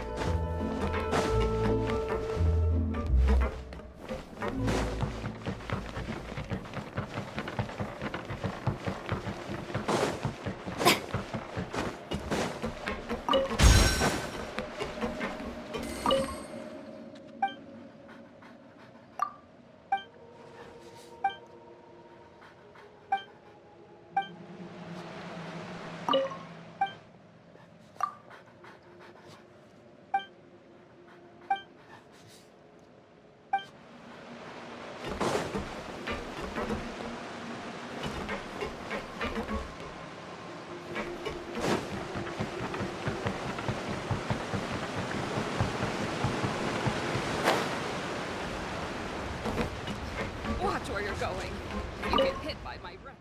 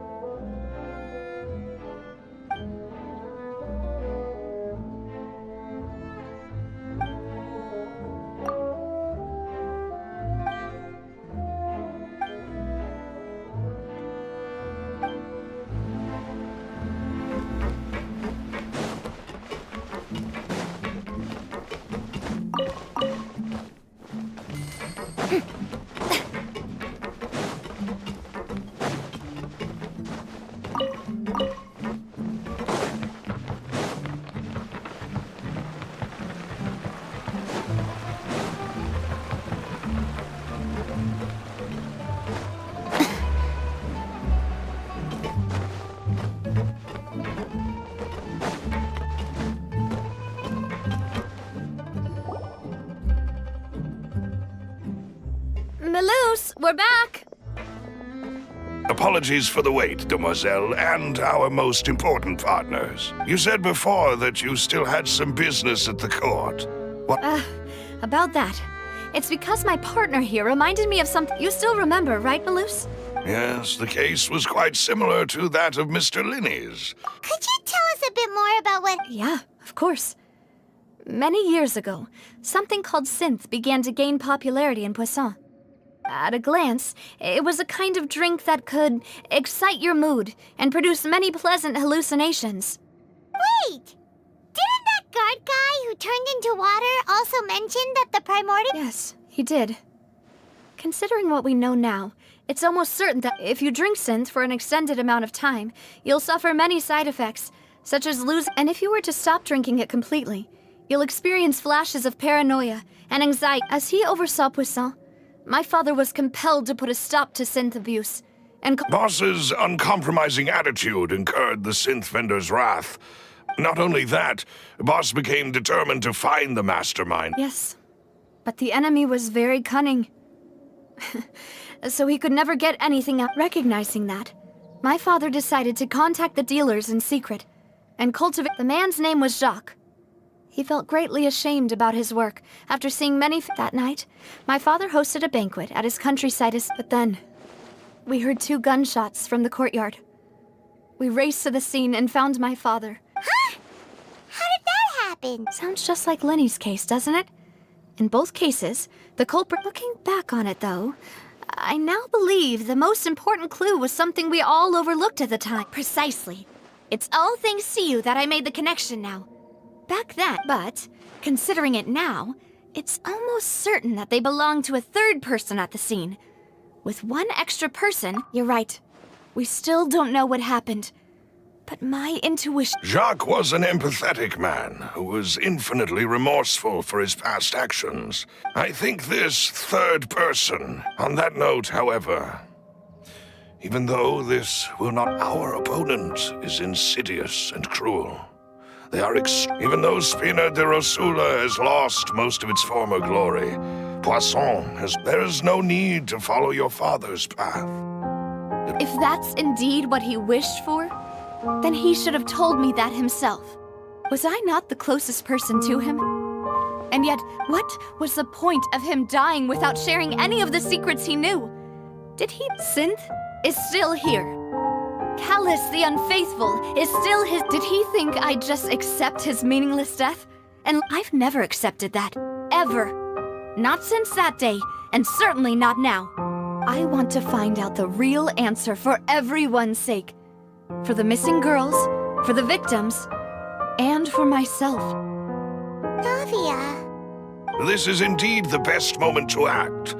Your partner appears to be quite reliable, and more importantly, Demoiselle, I think you're also ready to take this on. So you do know something else, Malus? Yes, I do. In fact, even before that banquet, Boss already knew of the connection between Synth and the serial disappearances case. But what drove all the tensions to the boiling point was the revelation that you, Demoiselle, had been selected as the next target to disappear. What? Boss also didn't tell you that he had been diagnosed with a rare illness. And the serial disappearances case caused him great. 5 years was nowhere near enough time to resolve this long-standing conflict. Knowing all of this, he decided to use one final intimidation tactic before his death. He claimed, but as long as you remained safe, he would not... If something were to happen to you, then he and all those he told would immediately expose all they knew. Right. So nobody would be able to get up? As we've seen, Boss's tactic has worked. Even though Boss has been gone for a long time. No, I don't believe it. He never appeared to look sick to me. No father wants their daughter to see them weak and haggard, especially someone as proud as Boss. To him, dying in a duel and suffering lasting dishonor as the unfaithful were still far preferable than losing face in front of his daughter. So he chose to die in silence. I'm afraid you're not understanding this correctly, Demoiselle. What Boss wanted to hand to you was not a parasol, but a sword.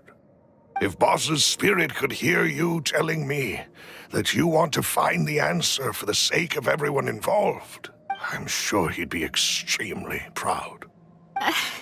That fool. Couldn't he have just given it to me straight? No. He might have set up everything precisely because he never thought I'd be able to understand him. Is that the amount of confidence he had in me? And what if I was never able to make it to where I am now? Yeah. I suppose that's true. With the way he'd set things up, if I had wanted, I could have just lived out my life without a care in the world. But thankfully, he rarely talked to me about complex matters, and thus understood little of me as a person. In this case, he really didn't need to give me an easy way out. Malus, what was the key evidence that he shared with you? It's the location where synth is produced. Essentially, it's the enemy's headquarters. When he was threatening the enemy, Boss didn't share the specifics of the incriminating evidence he found. But if you want to use it against the enemy, you'll still have to take several things into consideration. Why? If we know where the place is, can't we just go storming in? You mustn't forget that we're fighting against a mysterious and dangerous organization that's been in operation for decades. There's no telling what might be lying in wait at their headquarters. We also have no idea what kind of evidence we may be able to find inside, nor what people we may be able to capture. But a single visit to their headquarters would be tantamount to a formal declaration of war. The worst case would be that we leave empty-handed, but also open ourselves up to full retaliation. Then, in that case, why not work with the Fontaine authorities? Well, you saw one of them dissolve during Mr. Linney's case. We have no idea just how thoroughly they may have been infiltrated. Huh. That's true. Seems my father really had no choice. But things are different now.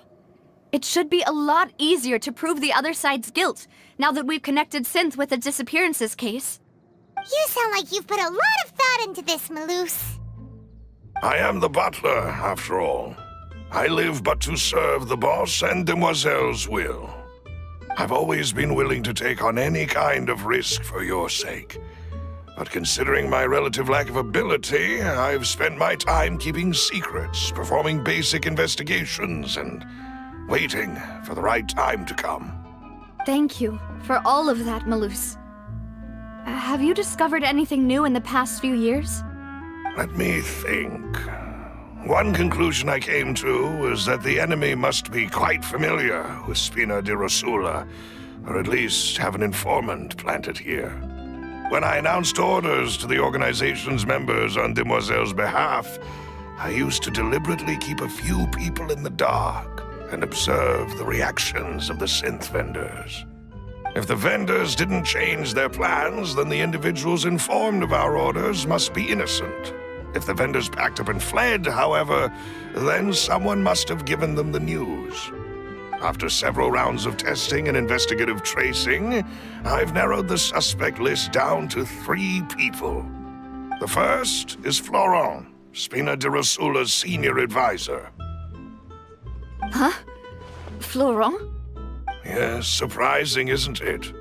He was one of the people Boss trusted the most, which also means that he was someone who understood Boss really well. Thanks to his position within Boss's innermost circle, he always knew our upcoming plans and could thus avoid capture this whole time. There's someone else like him too. Marcel, the head of Confrérie of Cabrières. Uncle Marcel. It's a guild in Poisson. Boss helped it to grow to its current size and prominence. In the beginning, they were only reselling some daily goods, but now they're one of the richest guilds around with a lot of business connections in the city. So, they're like a sister organization of Spina di Rosula? Yes, you can say that. When we were fighting against the synth dealers, they provided us with plenty of support. It's a bit difficult to imagine someone using their own money to hunt down themselves. The final suspect is Thierry, the man responsible for coordinating information between Spina di Rosula and the guards. Although the guards mostly leave us to our own devices, there are still many activities we have to report to the local authorities. Since Thierry is always in the know about our current activities, he could theoretically always plan one step ahead. I see. These are all people who I communicate with quite regularly. To think that the enemy we've been fighting against has been right next to me all along, among those I trust the most. It's almost too hard to believe. If you want to investigate them, please take every precaution to not alert the quarry. Judging from our experience, the enemy is extremely cautious. Of course. And thank you, Maloose. You've provided us with a lot of great information. You're too kind, my lady. I'm just doing my duty. And before I forget, proving Boss's innocence would also mean clearing him of blame in Jacques' death. After that incident, Jacques' wife and daughter were taken into the Spina's care. They still live in Poisson today. If it might help, you could also pay them a visit. I can make the necessary arrangements. Aw, thank you so much, Maloose.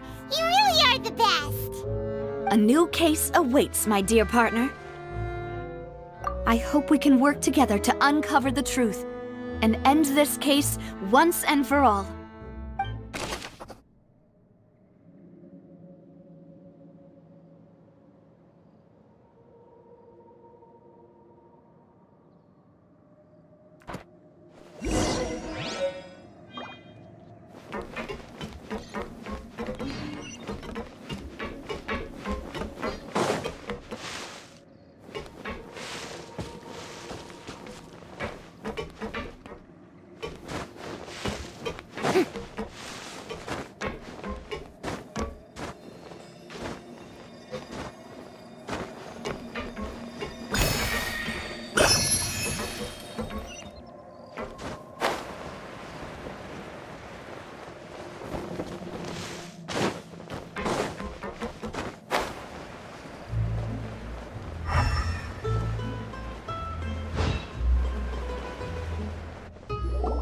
It is settled then.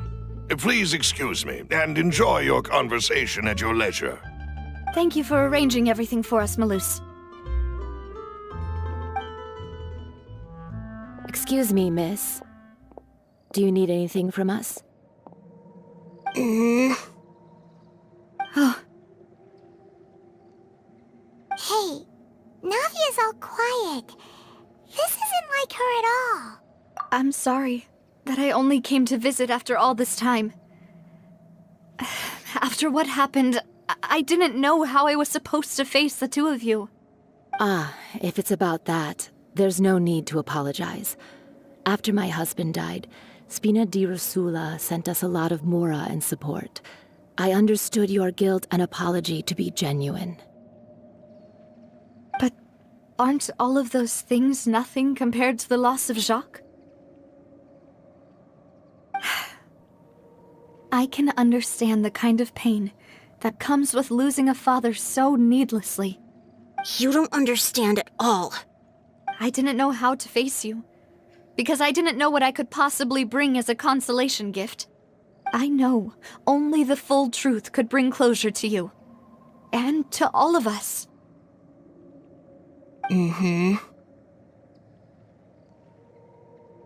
sorry. I appreciate the sentiment, but you don't have to carry all that guilt. On the matter regarding my husband, my daughter and I have more or less found our answer already. Would you mind sharing it with me? I really can't believe that my father could ever bring himself to shoot Jacques. I always knew that my husband's money was earned through others' suffering. He told me countless times that if he could turn back the clock, he would never go into the synth business again. He had many regrets, and felt that he took the idea of providing for his family too literally. For the longest time, he thought mora was everything. So when Mr. Callis came to him with a proposal, he accepted it almost immediately. He tried to be as careful as he could, but even so, he was still found out by the higher-ups. They found out about his betrayal? Papa didn't say that exactly, but Papa did tell me that I should never be ungrateful. Before he left that day, he told me that he had no choice. It was only later that I realized it was his final farewell. I don't know that for sure, but you could say that's the conclusion I eventually came to. Which is why I'm the one who should feel guilty. Callis had always taken great care of us, both when he was still alive and after he passed away. Even if he fired the shot that killed my husband, it was likely in self-defense. It is impossible for me to hate him for what he had done. But Mama, why is Papa still the bad guy if he did the right thing? Papa always wanted to be a good man, so why did he have to do a bad thing in the end? Well, things aren't always as they seem. You still feel like your papa was a good man, right? Yeah, Papa was a really good man. The best in the whole world. Then you should hold on to that. If a good man had to do a bad thing, then he must have had his reasons. Regardless of whether he left you a parasol or a sword. He must have done so to give you a better life. Oh. Thank you for everything you've told me. I will definitely find the truth. The current state of things is not something I'm willing to just sit back and accept. Thank you. I'm very grateful to hear this from you. Even though your personality is quite different from your father's, your determination when you speak is really similar. You really think so? That's the first time anyone said that to me.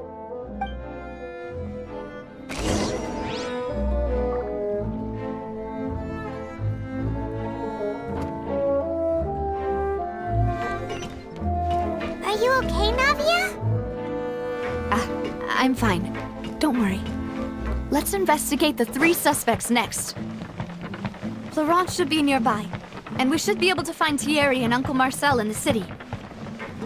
I'll get myself to... Greetings, boss. How may I be of assistance today? I'm sure you've heard about what happened at the Opera House? Someone got turned into water right in front of us. Yeah, I've heard. With something that dramatic, I'm sure journalists will milk it.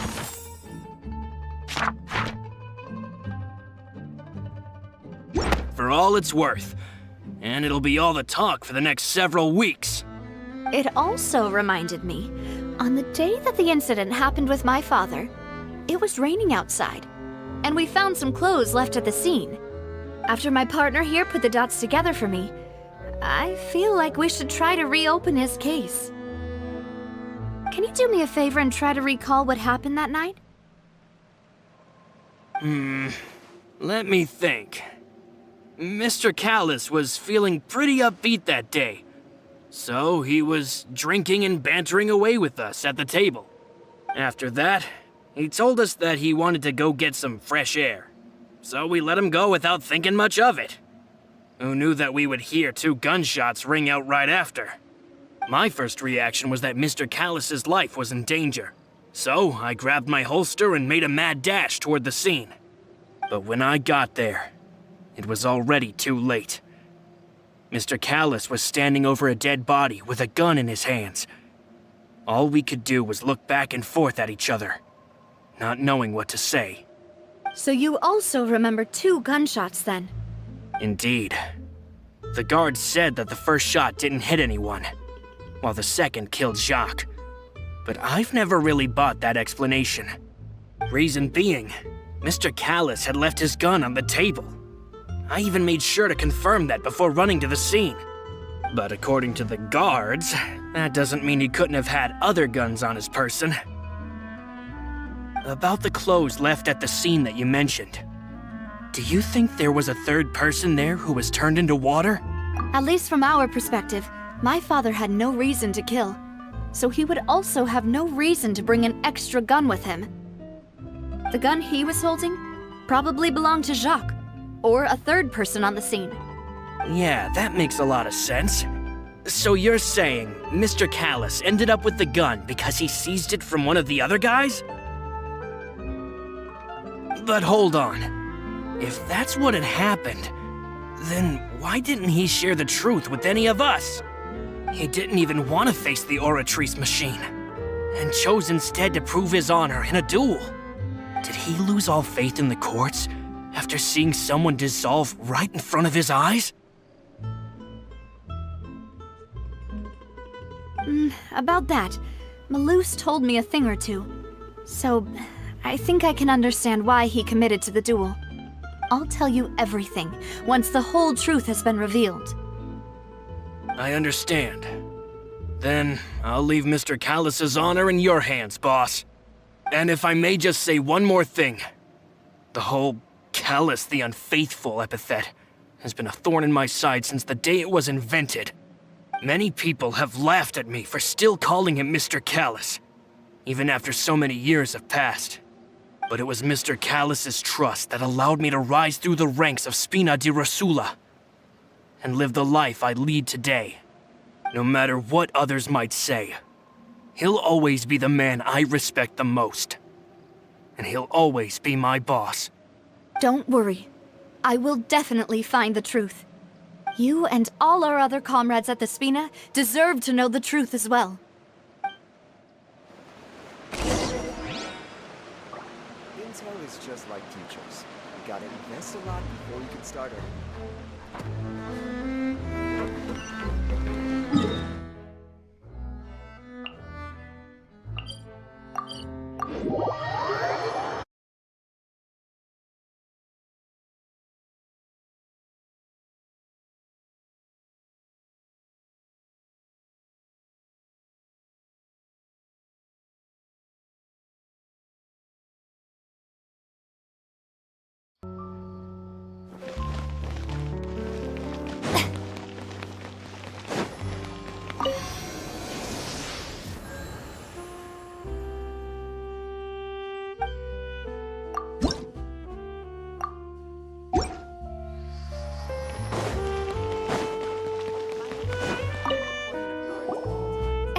Thierry, it's me. Oh, now, what brings you here, Miss Navia? I've heard that you made quite the name for yourself at the Opera House. Oh, so you've caught news of that already. Oh, okay. Hey, I'm also a member of the Guards, you know. The way you make it sound, people would think I was sent off to Poisson because I had done something wrong. Are you sure there isn't a little bit of truth in that? Under normal circumstances, shouldn't you have been called back to the city already? I mean, where I work is really up to me. Let's just say I enjoy the ambiance of Poisson. Callis did a fantastic job running the town, building Spina di Rosula from the ground up and clearing many obstructions in my way. It would be next to impossible for me to find a similarly easy but high-paying job in the city. Anyway, enough chit-chat. Are these two friends of yours? You, here for some formal business? Yes. These two are my partners. What happened at the Opera House made us realize that Linny's case and my father's may be related. We're trying to reinvestigate the details of my father's old case. Ah, I get it. You think there might be more to the case now that we know people can be dissolved into water, right? I was also flabbergasted when I first heard of it.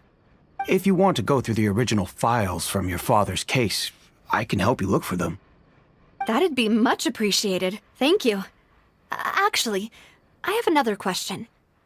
Do you have the authority to dispatch Gardamex? Of course. Without them, I couldn't possibly handle Poisson on my own. Why do you ask? We definitely can't use them to forcefully get more evidence for your father's case. Well, you see, just recently, we were attacked by a horde of unnumbered Gardamex in the city. So, if you hypothetically wanted to do something against me, all you would need to do was get rid of the mecha serial numbers and send them after me. Then you think too highly of my abilities. Dispatching mecha is very different from controlling them.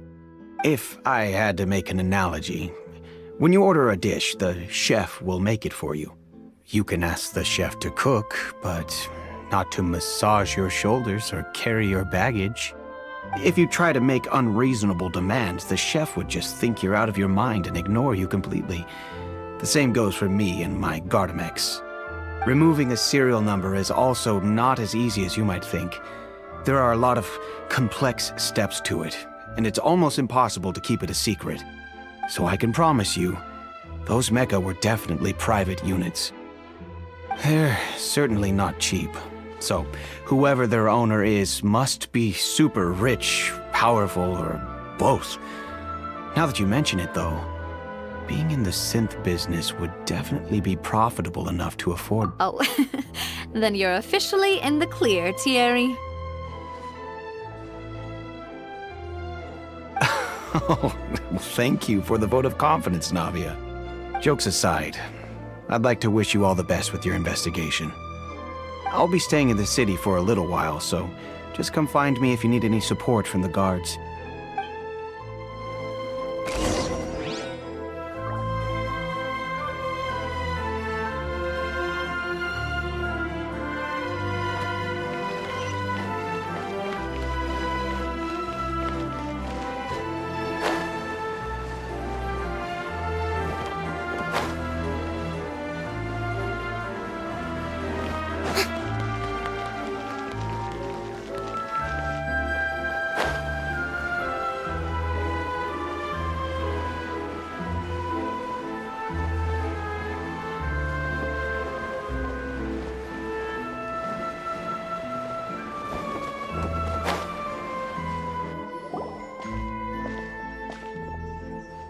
Hello. How may I help you?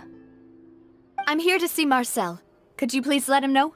You can just say Navia's looking for him. Sure. I will let him know right away.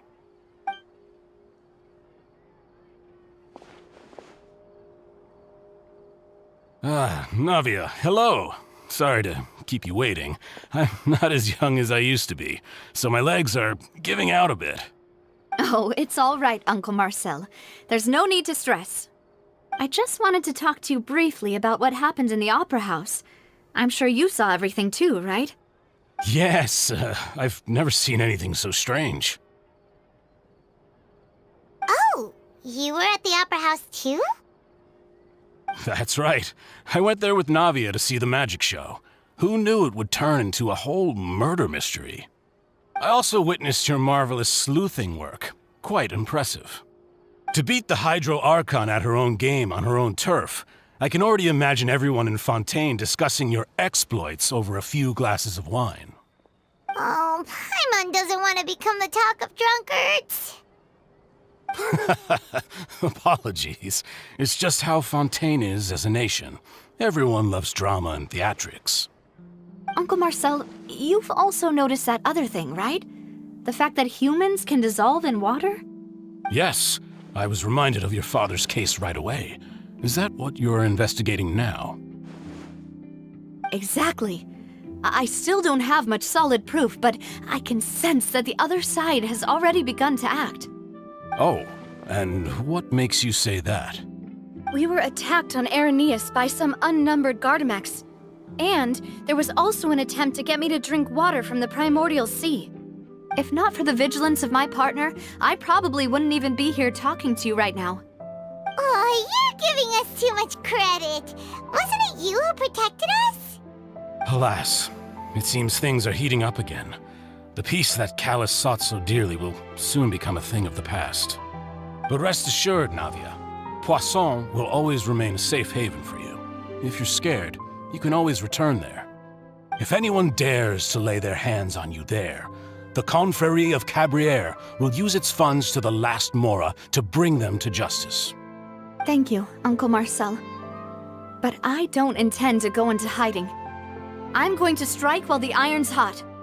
Do you have any new thoughts on my father's case? About that. Sorry, my age is catching up with me, so it'll take me a while to recall my memory. The Confrérie was responsible for that banquet, so I was out and about the whole time making sure things were running smoothly.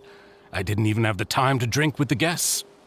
Then I heard the sound of a gunshot, and the rest was history. Oh, it's okay. No need to push yourself.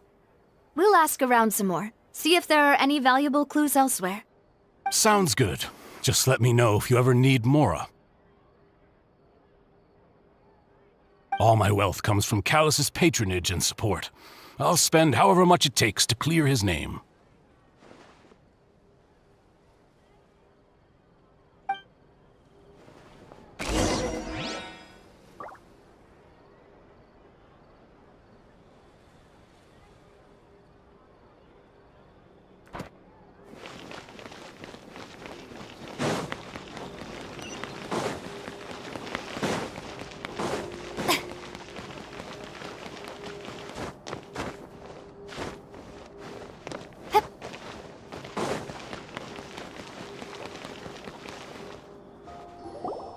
We've talked to all three suspects.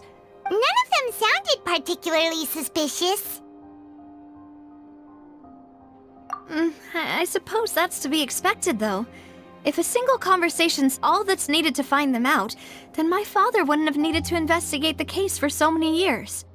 Anyway, even though we didn't make a breakthrough, let's still compile what we were able to find.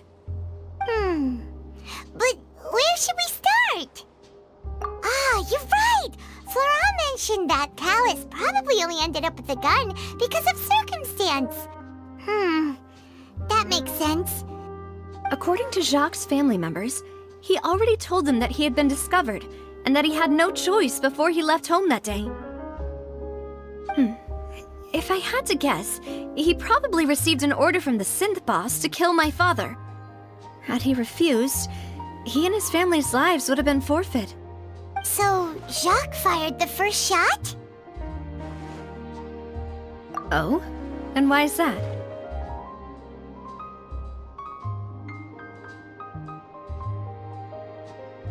Ooh, that That's a good point. Jacques probably already knew that he was just being used as a tool for murder. And once he had completed his mission, he'd be of no more use to his boss. Huh. So, what would make more sense from his perspective would be to turn his back on the Order and seek... Makes sense. But without evidence, that's still just a theory. Besides Jacques, the attack from the Gardamex has been bothering me quite a bit as well. It's obvious that our enemy has become more antsy after the secret of the primordial seawater was revealed. Do you think he knew, even then, that we'd follow this lead to the end? Given everything that's happened since, it's quite possible. But who among the 3 suspects would have the ability to control privately owned Gardamex?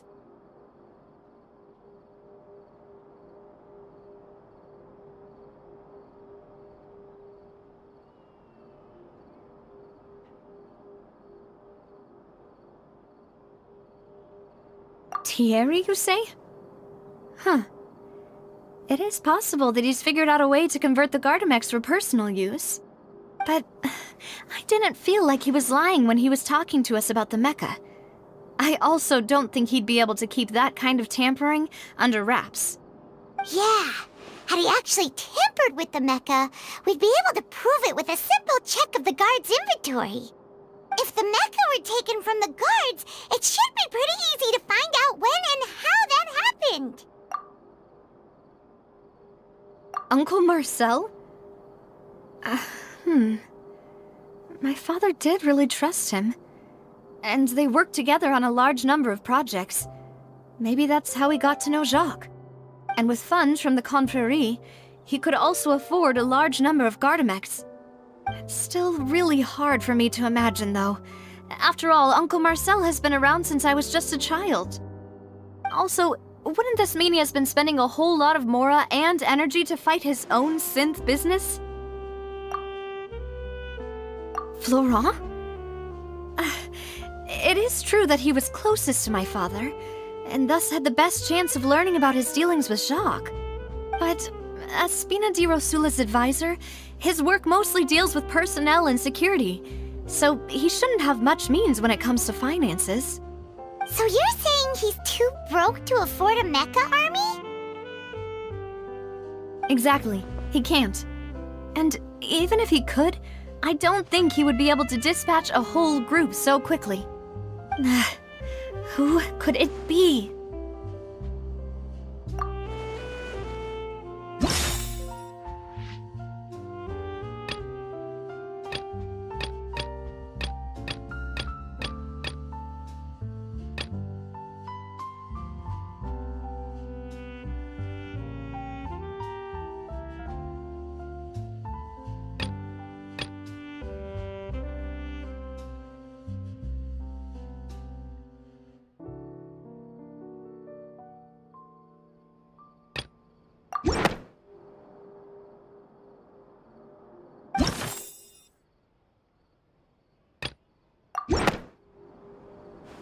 You know, if you think everything through, Uncle Marcel is indeed the most suspicious of them all.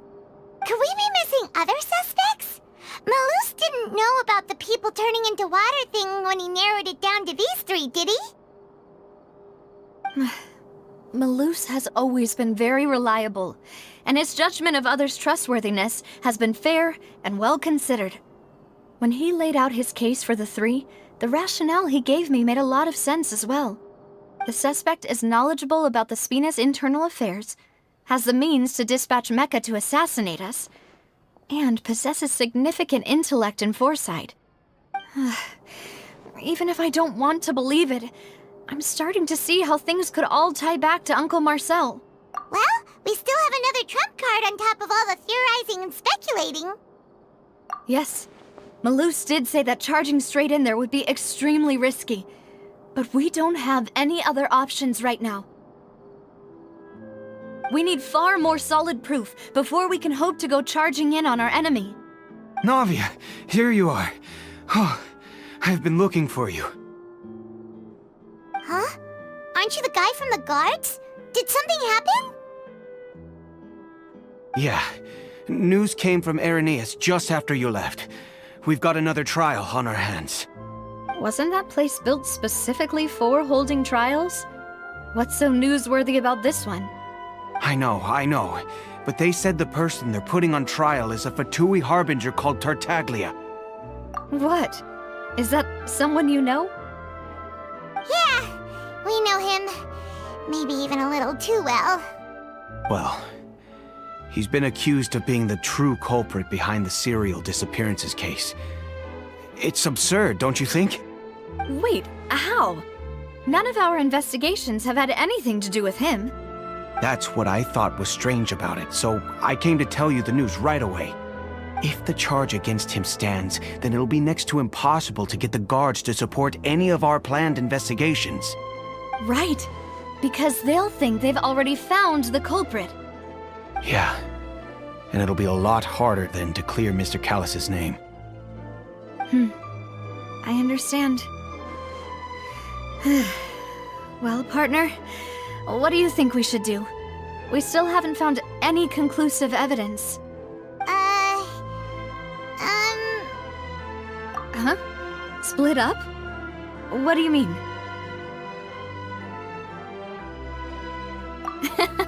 Just as expected of my partner.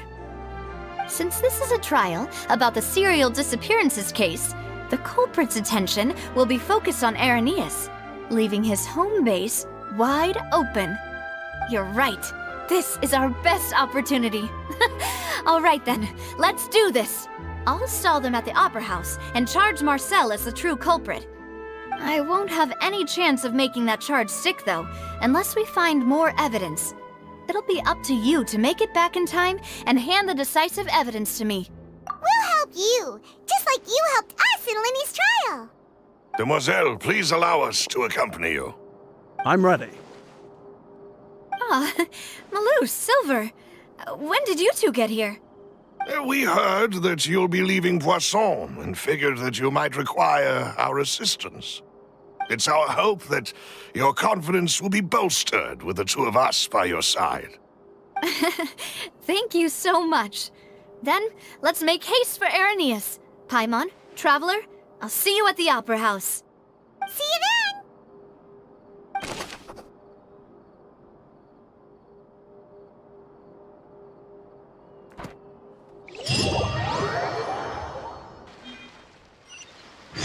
Now that Navia has set out for Irenaeus, we should also get going.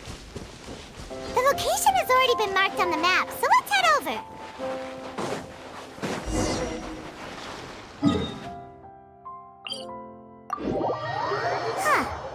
According to Malus's info, the synth production base is underwater. Let's go and try to find the entrance.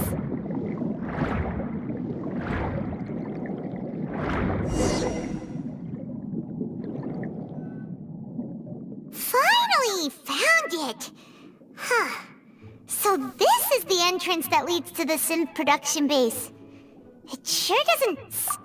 you're right. An important place like this is back. Navia's probably arguing up a storm right now to stall for us.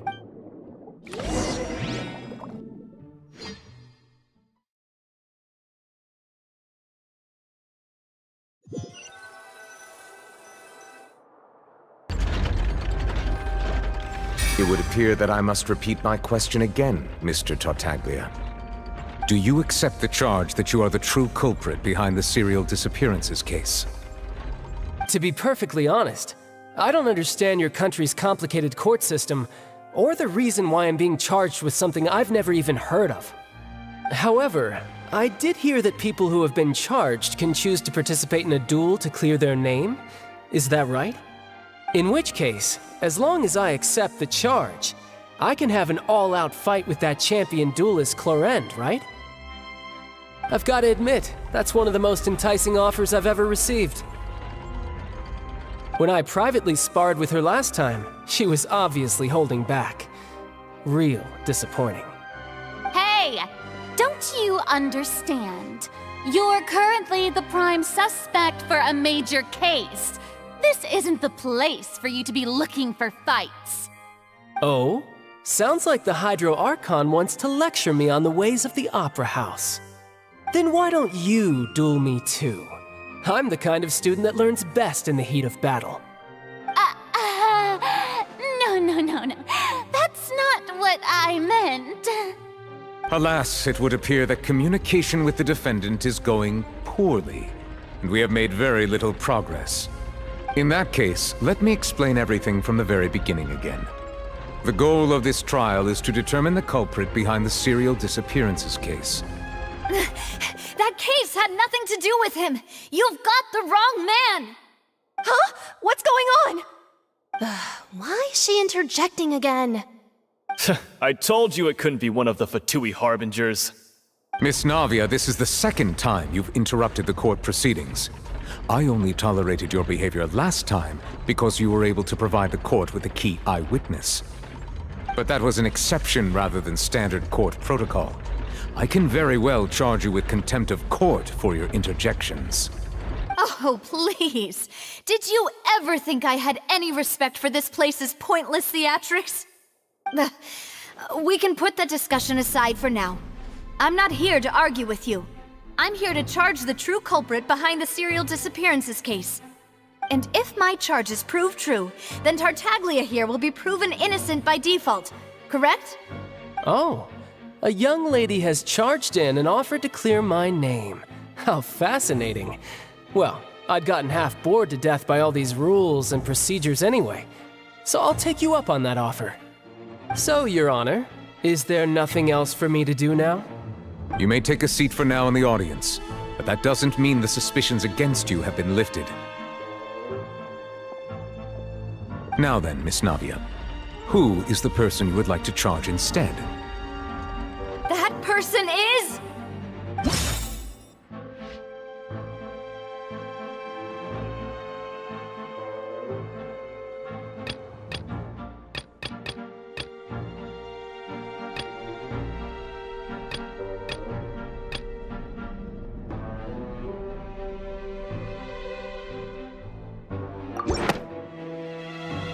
Marcel, the head of Confrérie of Cabrières!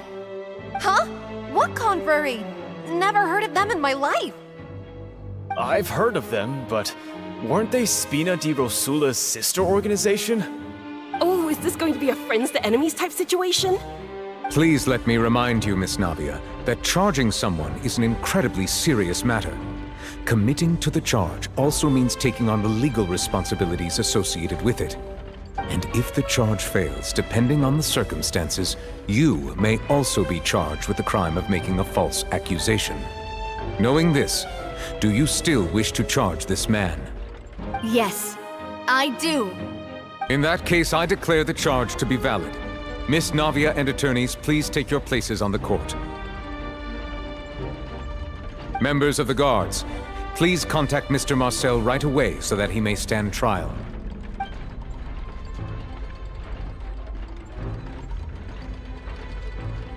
Mr. Marcel, you will not require an attorney. Is that correct? Apologies. It all just happened so quickly. I still haven't figured out what's going on. I think an attorney won't be necessary. This is probably just a misunderstanding between me and Navia. Very well. In that case, since both sides have now arrived, Miss Navia, please present your charges. I would like to take everyone back to 3 years ago, to the case of Callus the Unfaithful. Only through elucidating what really happened in that case can we connect all the dots for the serial disappearances case. Navia, do you really think that I was the one who killed your father? Come on, why would I do that? Callus was my benefactor, and remember both you and I only ran to the scene when we heard the sound of a gun. If that's enough to make me a suspect, wouldn't that make everyone at that banquet a suspect as well? I think there's no point in getting into the specifics right now. The audience doesn't even have the big picture yet. Even I'm struggling to remember some details of that case. Exactly correct, Your Honor. I must refresh everyone's memory about that case before I can explain my charge and reasoning. I see. In which case, I will recount the findings about that case as originally recorded by Maison Gardiennage.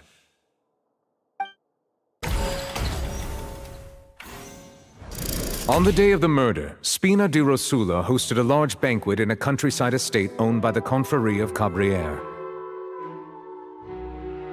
During the banquet, all attending guests heard 2 gunshots from the courtyard. When the guests arrived at the scene, they found the primary suspect, Callus, holding a gun, while his acquaintance, Jacques, lay dead from a gunshot wound. The guards' investigation did not recover any other firearms from the scene. As a result, they concluded that the suspect's first shot must have missed. The suspect did not dispute this conclusion, and also declined to defend himself in court.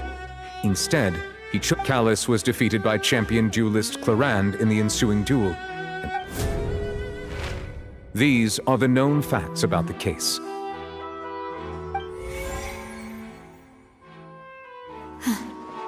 The one with the motive to kill was Jacques, not my father. And even so, Jacques still had no reason to pull the trigger. In truth, the third person shot Jacques first, and was shot in turn by my father when my father seized the gun from him. After that, the true culprit turned the third person into water, erasing all traces of him from the scene. Thank you for the summary, Your Honor. Of course, the guard's conclusion appeared quite sensible to us at the time. However, we should revisit the case now that we've gained new information about the abilities of water from the primordial sea.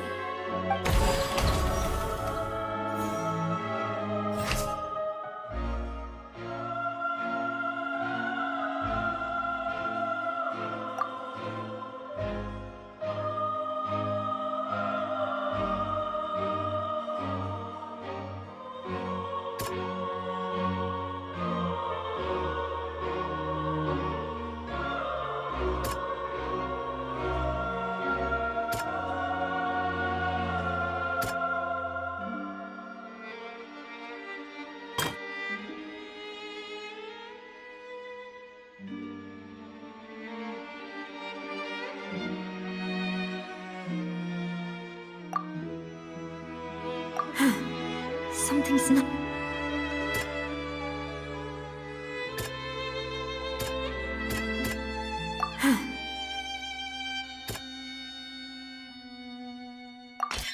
This assassin first shot Jacques, then turned to shoot Callus, only for Callus to wrestle the gun from him and kill him instead.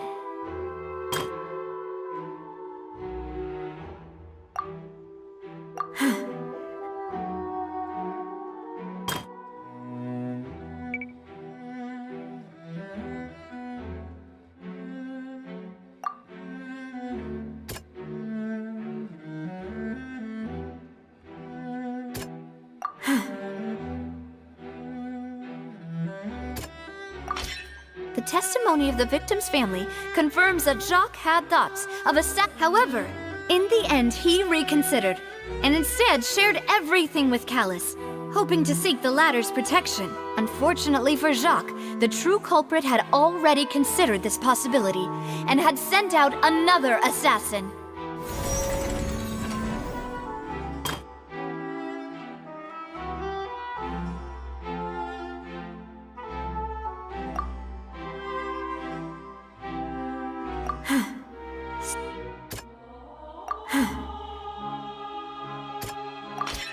A pile of clothing was found at the scene.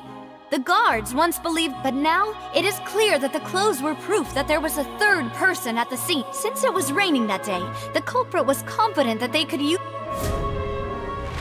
Realizing this, the true culprit caused the hired assassin to dissolve into water, leading everyone to believe Callus was responsible for Jacques' murder.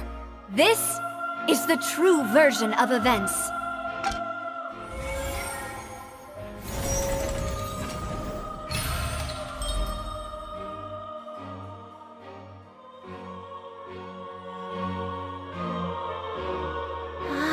That's what happened. Wait, you're telling me something as dangerous as water from the primordial sea has been used for all these years?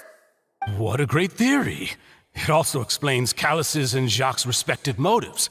I guess they didn't shoot each other after all. Mr. Marcel, you are the one being charged with the crime. You should provide a rebuttal if you wish to prove your innocence. But I think I agree with everything Navia just said. In fact, there was nothing in her speech that directly implicated me.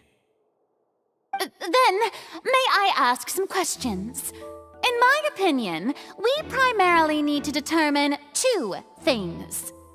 One, do you have the evidence to back up your claims? I'm afraid not. At least not at this very moment. Boo! If you don't have any evidence, you should just go home! I may not have the evidence with me, but I know where I could go to collect it. If we look up the deserted clothes against a record of people who went missing around the same time, we should be able to find a match. Considering the serial disappearances case, the guards probably kept careful records of all missing persons from around that time, regardless of age or gender. That makes sense to me. Monsieur Neuvillette, I would consider this to be a reasonable investigative direction. Why do I feel like Farina's acting a little differently today? Maybe she's scared of embarrassing herself again? Alternatively, she's become more diligent after charging an innocent citizen in the last trial. My second question has to do with the ensuing duel. If the truth is indeed as you described, then why didn't Mr. Callis explain himself in court? If he had testified that a person had been dissolved, he could have at least mounted a defense. I've thought about this too, and the answer is actually pretty simple. He felt there were things that were more important to him. The dissolving power of water from the primordial sea is an important secret for the true culprit of the serial disappearances case. My father could have exposed it for all to see, but he chose to take it to the grave. At that time, Spina di Rosula was in dire straits, and his reputation had already been shattered. He had no guarantee that going forward with the truth would allow the culprit to be brought to justice. What was certain, however, was that it would paint a gigantic target on my back. Boss once told me that Demoiselle had already been selected as the next target of the serial disappearances case. What? If the secret had gotten out, the culprit would have fought an all-out war with Espina right there and then. I wouldn't have been the only one in danger. All of us would have stood to lose our lives. Of course, the guards might eventually figure out the truth of the matter and determine that we were in the right. But what good would that do? How can a hollow verdict protect anyone? Had this opera house ever given my father any kind of confidence in its brand of justice, Spina di Rosula would have had no reason to exist. But by staying silent, we retained the ability to deter our opponents and continue the stalemate. I was able to become Spina di Rosula's president, which made me harder to target, as well as giving me more time to grow and learn. And once I have figured out the truth and stepped up to the challenge, I will do what this opera house cannot, and restore my father's truth and honor back to him. So, you mean to say, your father intended to die in the duelist's ring? That's right. Do you have any proof? Of course.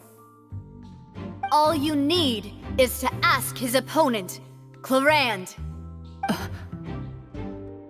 I don't need your apology, your guilt, or your support from the shadows.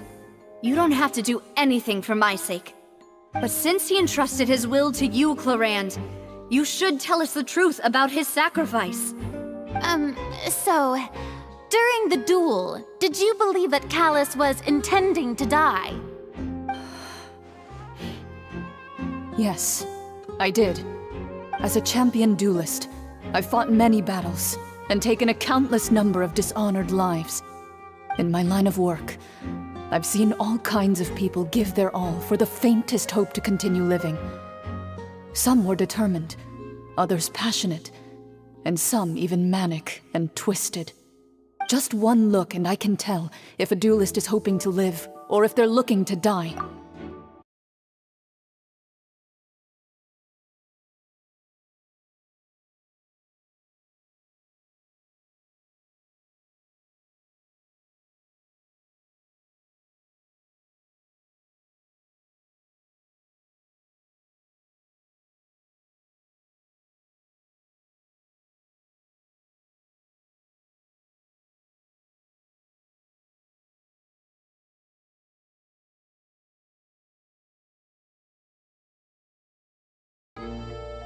I hereby swear on my name and honor as a champion duelist that Mr. Callus never intended to leave the ring alive. Since that's your testimony, I have no more questions. It appears there really are good grounds to reopen this case. I concur. However, Miss Navia, you still have not explained the link between your father's case and the serial disappearances case. Right? What she said was fascinating, but kind of beside the point. Wait, weren't they just talking about the serial disappearances case? Of course, Your Honor. The two cases are connected via a matter of timing. In my father's case, the culprit intended to kill both Jacques and Callus. As a result, they planned to act after hearing 2 gunshots. And at the end of Linny's trial, the culprit also only dissolved the victim in front of everyone because they realized they were at risk of being identified. The culprit could only time their actions so precisely if they were already at the scene. Coincidentally, Marcel attended both the banquet and the trial. So that's why you suspected me.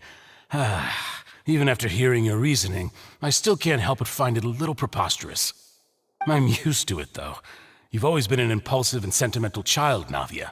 It's one of your most endearing traits. No need to appeal to pathos. I won't try to refute your points one by one, but even if everything you just said was true, can you prove that I was the only person present at both events? On top of that, does a person have to be physically present to control the timing? Can't someone remotely monitor the place? Not what she can say to that. I know that even with that, you might still think you can reduce the list of suspects with some further investigations until I'm the only one left on the list. Alas, who won't feel at least a little hurt by an accusation of murder from a girl you see as your own daughter? But if I were to dismiss this completely, you'd also think I'm not being considerate of your feelings. Ah well, let Uncle Marcel teach you another lesson. Do you know what the biggest flaw in your reasoning is? I suppose you're gonna tell me anyways. It's timing again. I'm a businessman by trade. From that standpoint, there's no reason for me to kidnap young women. It's a high-risk action with nothing to gain. In addition, I left my home in Snezhnaya when I was young to come to Poisson and work in some trade. My business only thrived when I received Callus's patronage. But the disappearances began before I ever stepped foot in Fontaine. I do apologize, demoiselle. This was my mistake. No, it's not your fault. I'm sure he had come prepared. Is there anything else you'd like to say? Would you like to check the date of my first business license against the first known case of the serial disappearances? You can also take a look at my border entry records, or ask my friends and family when I left Snezhnaya for the first time.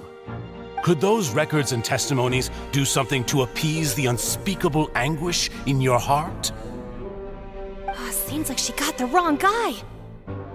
At this rate, Navia will be convicted for falsely accusing him. I think you've done a superb job of dissecting your father's feelings as he neared the end of his life. But aren't you going against all of his wishes and expectations right now? He wished for you to become more rational, collected, and conscientious, instead of dwelling only on your own feelings. Once you've learned to be more considerate of others' feelings, and to stop rushing headlong into things, you'd have met most of his expectations. This isn't just about me, and it never has been. The biggest difference between me and the rest of the victims is that I still have the ability to search for the truth, while that same agency has long been taken from them. The people whose families were destroyed by synth abuse, the people who lost their loved ones to the serial disappearances, and the people who suffered tragic ends due to their sense of justice. Many people's images are flashing before my eyes. I'm sure some are coming to those of you in the audience as well. And whose image do you see, Marcel? Is it a man named Vacher? Oh, so you do know that name. I've Merely surprised you'd suddenly say the name of someone I've never even heard of. I was waiting for you to say that.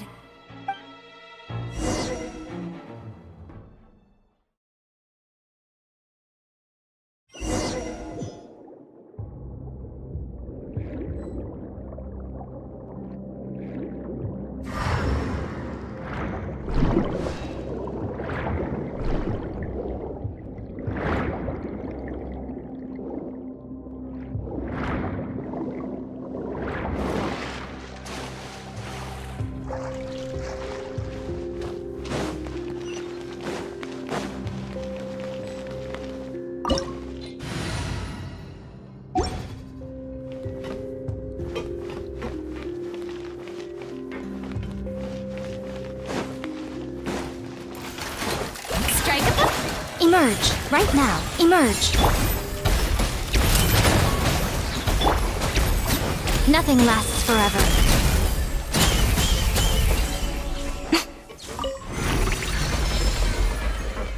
Whoa! The floor is going up! Is it because of this mechanism in the middle? That guy really prepared a lot of stuff for this place.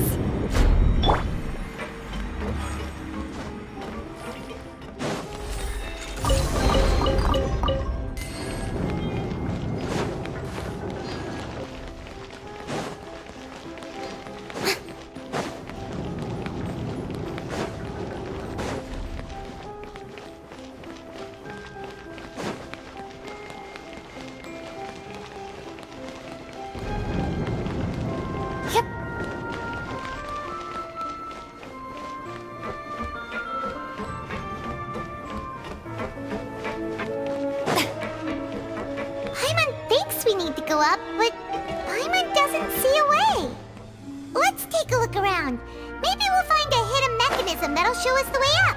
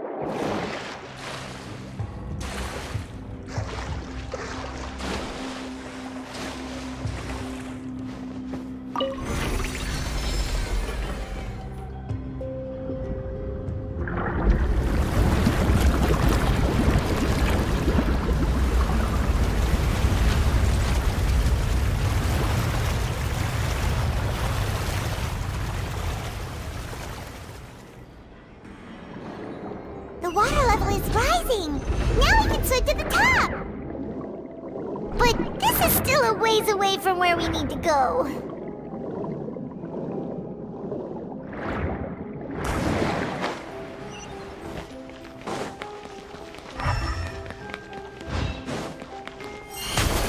Yoo-hoo! Right here. Emerge. Right now.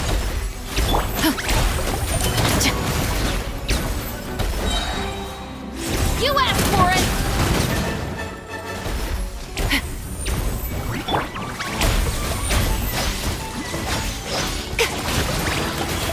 Right here, right now. Strike a pose! Time to shine!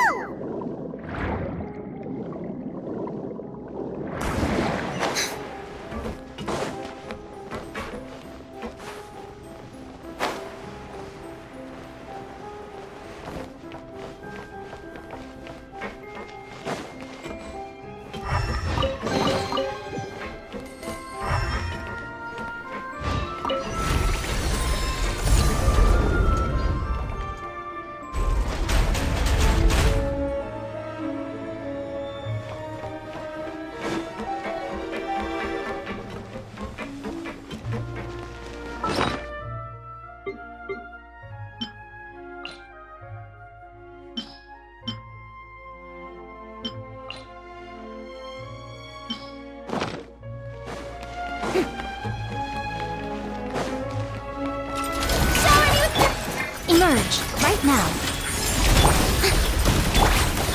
I'm always watching. Punishment! Emerge, right here. Let my name echo in song!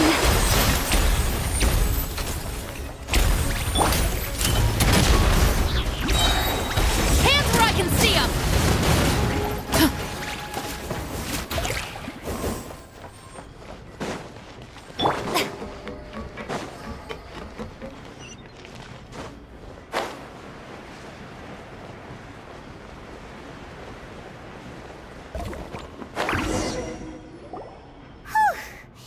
After all that, we finally made it to the inner... Though, as expected, the mastermind isn't here.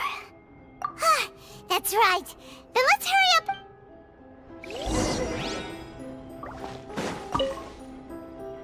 What's all this? Pink accessories, a hair tie, a necklace, even a makeup box. Oh, Paimon sees it too, but... Why are all these... Huh? You mean the girls from the... And then they were turned... And all the boxes of things. These names. That means...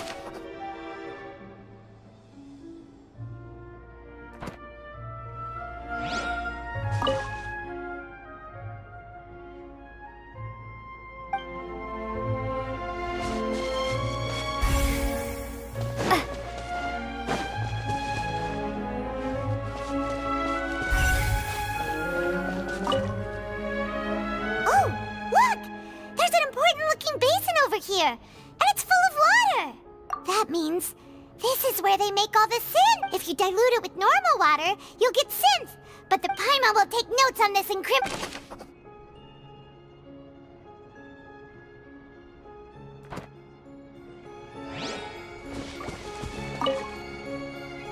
Let's see what's written here. Nothing escapes Detective Paimon's eyes. Callus. Navia's father. Oh, this seems to be an investigation report on him.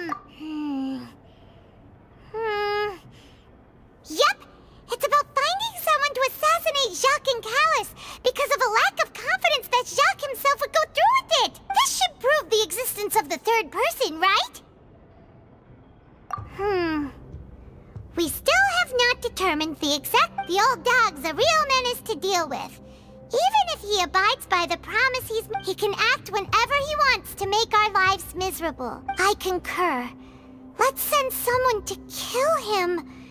He won't declare war as long... Oh, seems like we've got a bunch of correspondence between the higher-ups. They're all just so evil.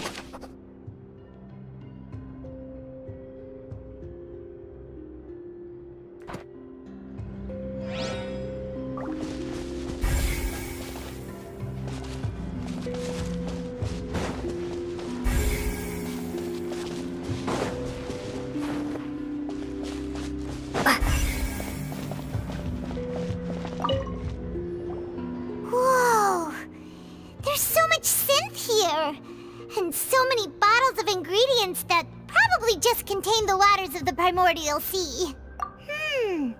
Mixing in progress. Ready to drink. Whoa! There's even fruit-flavored synth? Yep!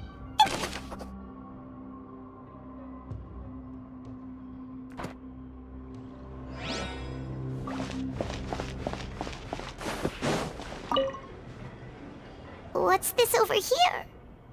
Looks like some kind of place for research. Experiment number 16 aims to verify Jacob Ingold's research conclusions on the primordial sea, and the experiment was a failure. No individual managed to resurface from the water from the primordial sea. Female specimen... Sorry, Traveler. Paimon will try her best. It's just... that how can someone write something that terrible in such a matter-of-fact... You read the rest. Paimon's too scared to keep going. So that's why he did all of these experiments. Wait, did he really think he'd be able to find a way just by dissolving people over and over? That's just insane! Huh?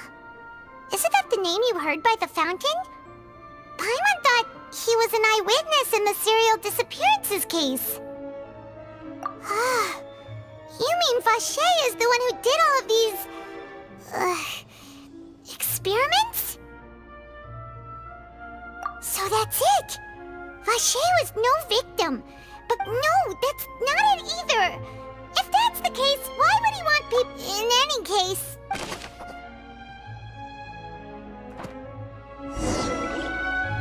We've looked at almost everything here, and it seems like our theories were spot on. Yeah, we haven't found anything that revealed. No wonder even Neuvillette wasn't able to find anything. That way, even if we bring all this back to the opera, we won't be able to identify the true culprit. Sure thing. Paimon won't admit defeat.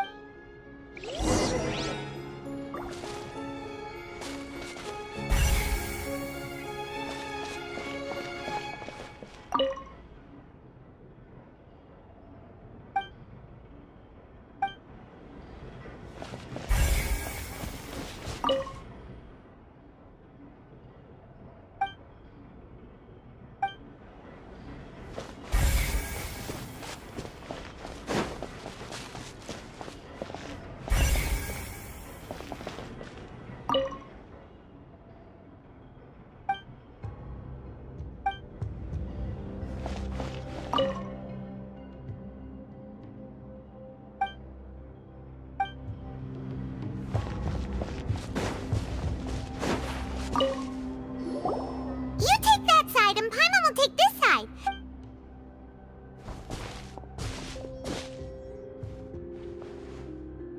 Ugh. Nothing at all. And Paimon can't even find snacks either. Whoa, really? Let Paimon see. Vignier. Isn't that Vache's lover's name? Then you found her Aw, it's just a normal diary chronicling their love story. So many! A whole page's worth! But they're all crossed out. The final name she Marcel. Wait, but Marcel's pretty old. Has this case been going on for so long? Hey! Paimon's...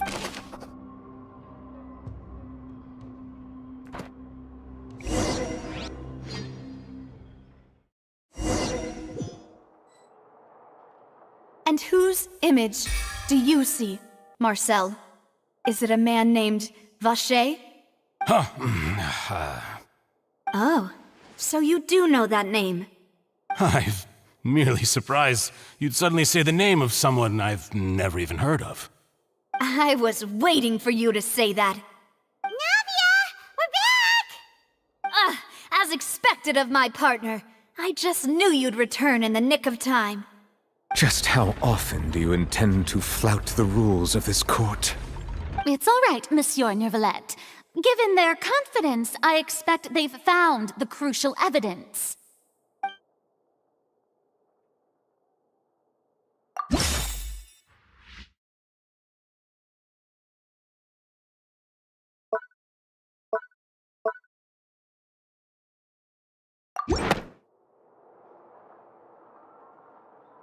But the truth of it, Marcel, is that you've always been Vache.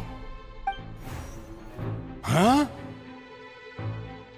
We've investigated your lair and we already know everything! After your lover, Vignier, was dissolved, you kept abducting young women to experiment on the hopes of bringing her back to you! You even created Marcel as a new identity and destroyed all records of your past as Vache! So that's it. Even the villains in opera performances rarely go that far. And with that, Marcel's motive has now been established. This information regarding your past also dismantles your prior timing defense. Well, Marcel, do you know where you went wrong? You fixated your gaze on the lover that passed away, instead of paying attention to the living people around you. So, you never noticed how we changed, or how we grew as individuals. You also never understood Boss's real expectations for his daughter. Or our determination to see things through. Your determination. Mr. Marcel, please speak up now if you would like to defend yourself. Otherwise, the trial will move on to the next stage. Do you really think I wanted to do any of this? Pay attention to you? What for? Have you ever paid attention to me? Ever empathized with my pain? Ever known how it feels to watch the love of your life dissolve right in front of your eyes? No one helped me. No one even believed me. All those decades ago, even the officers from the Maison Gardiennage were laughing at me. They said there's no way a human being can turn into water. So I must have gone mad from grief. Vigniere's death was brushed away by all of you as if it didn't matter at all. Well, now you know, don't you? Ha! Well, it's too late now. All those who were dissolved are gone forever. You only have yourselves to blame. You set up this ornate opera house in pursuit of your so-called justice, your beloved drama, while turning a blind eye to the suffering of the people. Vigniere is dead. We promised each other that we would always be together. Wherever she goes, I will follow. But I'm not from this blasted place, so I can't be dissolved, no matter what I do. Hey, is that water from the primordial sea that he's drinking? I can't dissolve! Can't dissolve! Can't dissolve! Do you all see? I can't go, I can't follow. So if I can't go where she is, what choice do I have but to try to bring her back? I did all of that, and in the end, that accursed Callus still got the better of me. I spent my entire life living on pins and needles, only to get stabbed by his idiot daughter at the very end. The suspect is exhibiting signs of mental distress. Guards, please restrain him. Don't touch me! Don't anybody come near me! I still need to save Vigniere. A promise. We made a promise. Vigniere. Vigniere! Please, Vigniere, don't think badly of me.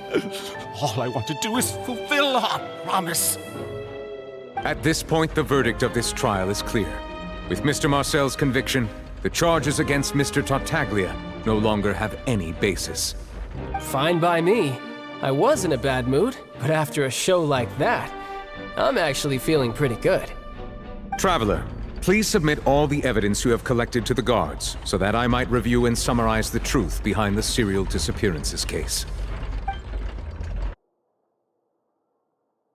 The man now known as Marcel was originally named Vacher and worked as an adventurer with his partner and lover Vigniere. During an underwater expedition, Vigniere accidentally came into contact with water from the primordial sea and was dissolved in front of Vacher as a result.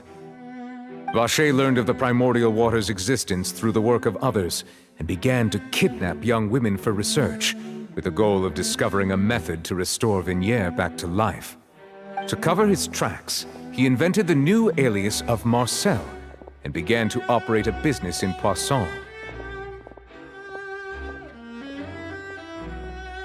During the course of his research, Vacher discovered that a diluted concoction of water from the primordial sea can induce feelings of euphoria, and began to manufacture and market synth. However, as he accumulated wealth to fund his continued research and expanded the scope, he came into conflict with Spina di Rosula. After exchanging blows with Spina di Rosula for many years, Vacher decided to assassinate their president Callus at a banquet. Although the assassination did not go as Vacher expected, he was able to turn Callus into the murder suspect by dissolving the assassin he sent to the scene. And just recently, Vacher attempted to frame Linny as the culprit of the serial disappearances case, using a similar method. However, his attempt to frame Linny failed, and the power of water from the primordial sea became public knowledge. This case also exposed enough of Vacher's machinations that he was eventually successfully charged in court. Thus concludes the enigmatic history of the serial disappearances case, with the truth revealed to all.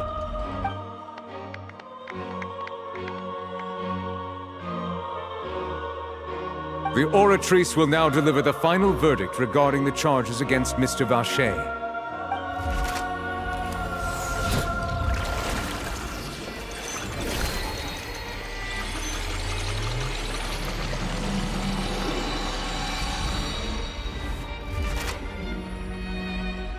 According to the judgment of the Oratrice Mécanique d'Analyse Cardinale, Mr. Vacher is guilty.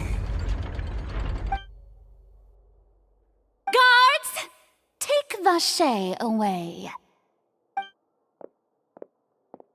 Good. It's what he deserves. With that, the serial disappearances case is over now. We really just witnessed history. Who would have thought the true culprit would be such a polite and well-spoken guy? Yippee! We helped Navia bring the bad guy to justice! He's hurt so many innocent people and now he's finally getting what he deserves! Huh? Are you okay? Demoiselle, you were absolutely brilliant. The day our late boss had always hoped for has finally come. You can rest easy now, knowing justice has been served. Yeah. It's finally over. It's all thanks to you guys. And my partner. See, Papa? Spina di Rosula's still doing well with me at the helm. Well now, hasn't this been a most delicious piece of drama? The villain has been caught, justice has been served, past wrongs have been righted, and it's a big ol' happy ending. Since it's been such a great show, I'll just let the false accusations against me slide. Either way, I've still got some business to attend to, so if you'll excuse me... Please wait just one moment, Mr. Tartaglia. What now? None of this has anything to do with me. According to court protocol, since this trial was initiated due to a charge against you, a verdict must also be made regarding the initial charge before the trial can conclude. Oh, come on. Is this really necessary? Haven't you already caught the real criminal? Isn't it time for side characters like me to exit stage left? Please respect the laws of Fontaine. This has always been the rule. All right, but this sure is a lot of hassle. All I need to do is stand over there, right? Let's just get this over with. Through evidence presented in the public trial that was just held, it has been established that Mr. Tartaglia has no direct connection to the serial disappearances case. The guilty party has been identified, and thus it is logical to suppose Mr. Tartaglia is innocent of the charges. We now turn to the Oratrice Mécanique d'Analyse Cardinale to render the final verdict on the charges.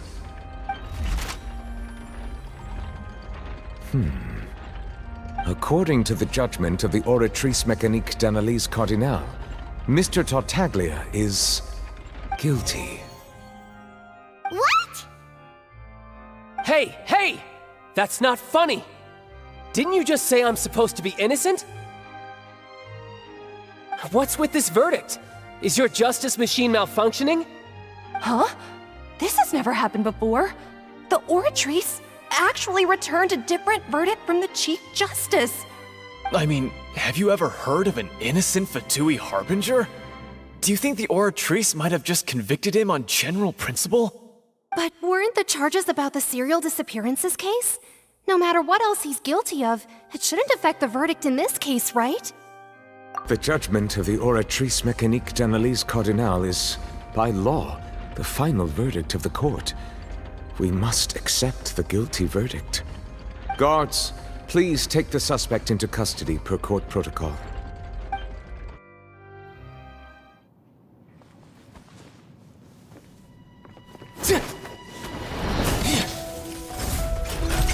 So this is how justice is done in Fontaine.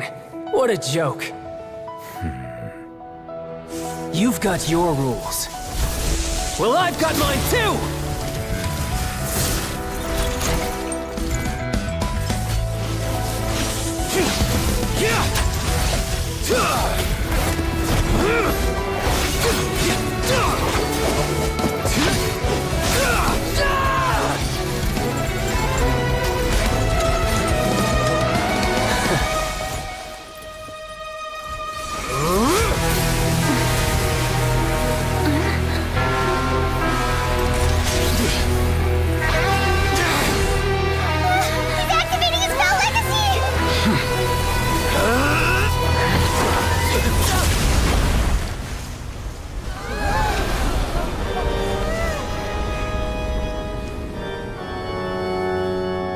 I am sorry. If you have been wronged, we will find the truth. But the rules of the court must be upheld.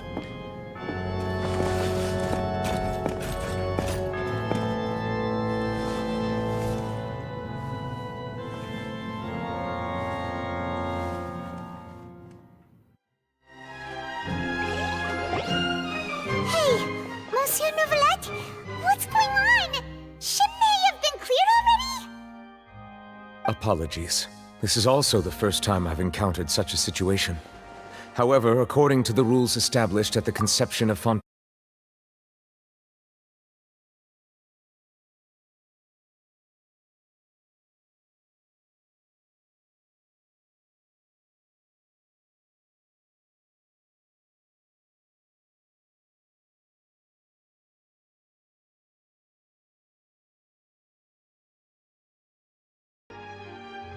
all I do is follow court procedure. As for why the Oratrice arrived at the conclusion it did, you should probably ask someone more knowledgeable than me. Why are you looking at me? I had nothing to do with it! I don't know what happened there either! Hey, stop staring at me! What does Lady Farina mean by that?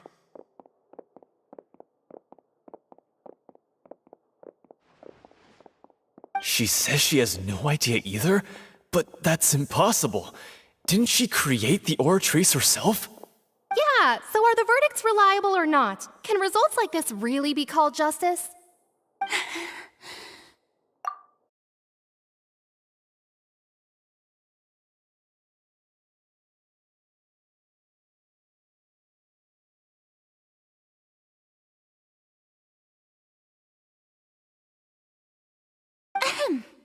My dearest citizens, did you really think we'd allow an incorrect verdict to be handed out in this court? Did you really believe that the judgment could be mistaken or be the result of some sort of random mishap? Don't tell me you thought even I had been blindsided by the Oratrice's result. But the way she looked just now, it was pretty obvious she had no idea what was going on.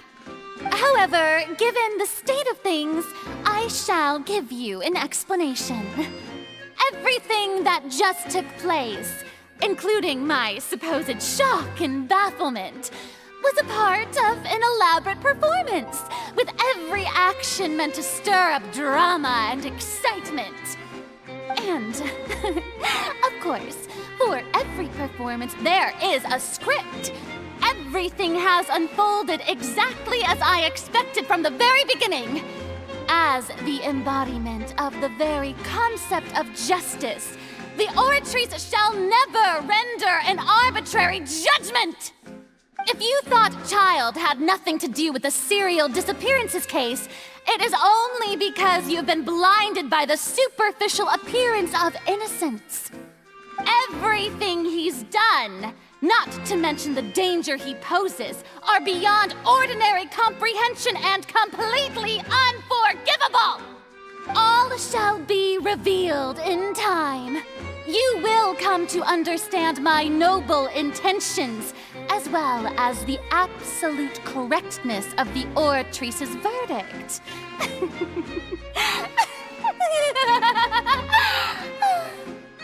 Now, having said that, Although I hate to leave things hanging in suspense, it is now time for this performance to end. As the lead actress, I shall be the first to take my leave. Toodaloo! So she chose to make her escape after all, did she? So you're saying we shouldn't put much stock into what she just said?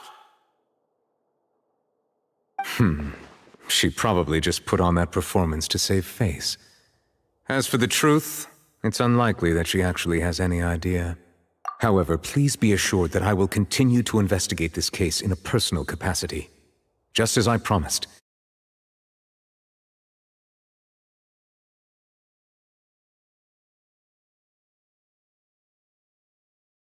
Well, take your word for it for now. After all, he's done plenty of bad stuff, so he should have known he'd go to prison someday, right?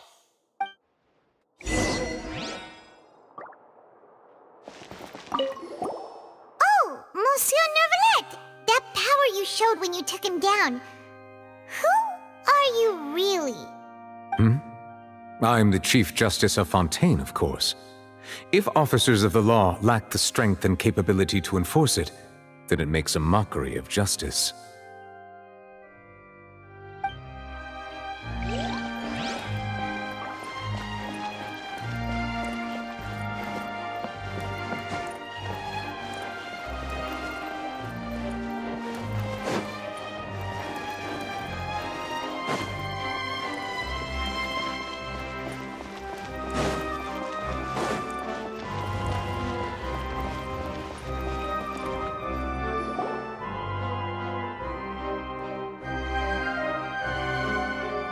Hey, what are you doing? Quick, stop him! Traveler! Hey! Traveler! Marcel! What are you doing over here? Stop resisting arrest! Cease, or we'll add another charge to the list! No, wait! I just want to ask the Traveler something. I'm not looking to run away. Please, just let me ask this one small thing. Go on. Thank you. I was being led away when I finally realized something. Where did you first hear the name Vacher? I erased all records of that name. So, unless... Are you still trying to prove your innocence? Give it up. You've already been convicted. Really? You did? You're sure? You met her? But how could that be? How did you manage to do it? The Fountain of Lucine? Then she's been so close to me all along. And I just never... Please give me a chance to talk to her again. Just let the Traveler take me to the fountain to see her one last time. This is the last request I'll ever make in my life. You can do whatever you want to me afterwards. I don't care. What? Give an inch and you want to take a mile? Do you think serial killers get to make requests like that? Paimon agrees. Why should we give him what he wants when he's only done a ton of super terrible things? This request, is it worth as much to you as your life? Of course! Wait, no. It's worth even more than my life. Humans. Will they betray the instinct to live just to satisfy spiritual needs? Very well. I will grant your request. Your Honor, I fear that... I will go with him. You do not need to worry about any escape. In that case, I shall leave him in your most capable hands, Chief Justice. Thank you, Your Honor.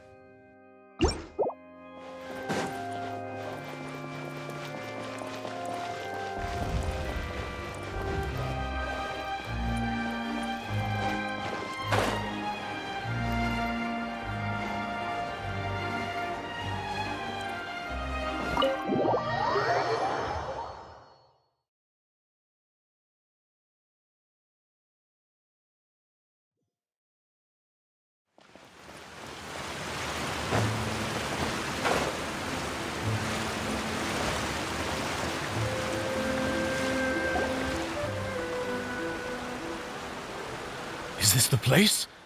You said she's here, but what do I need to do to see her?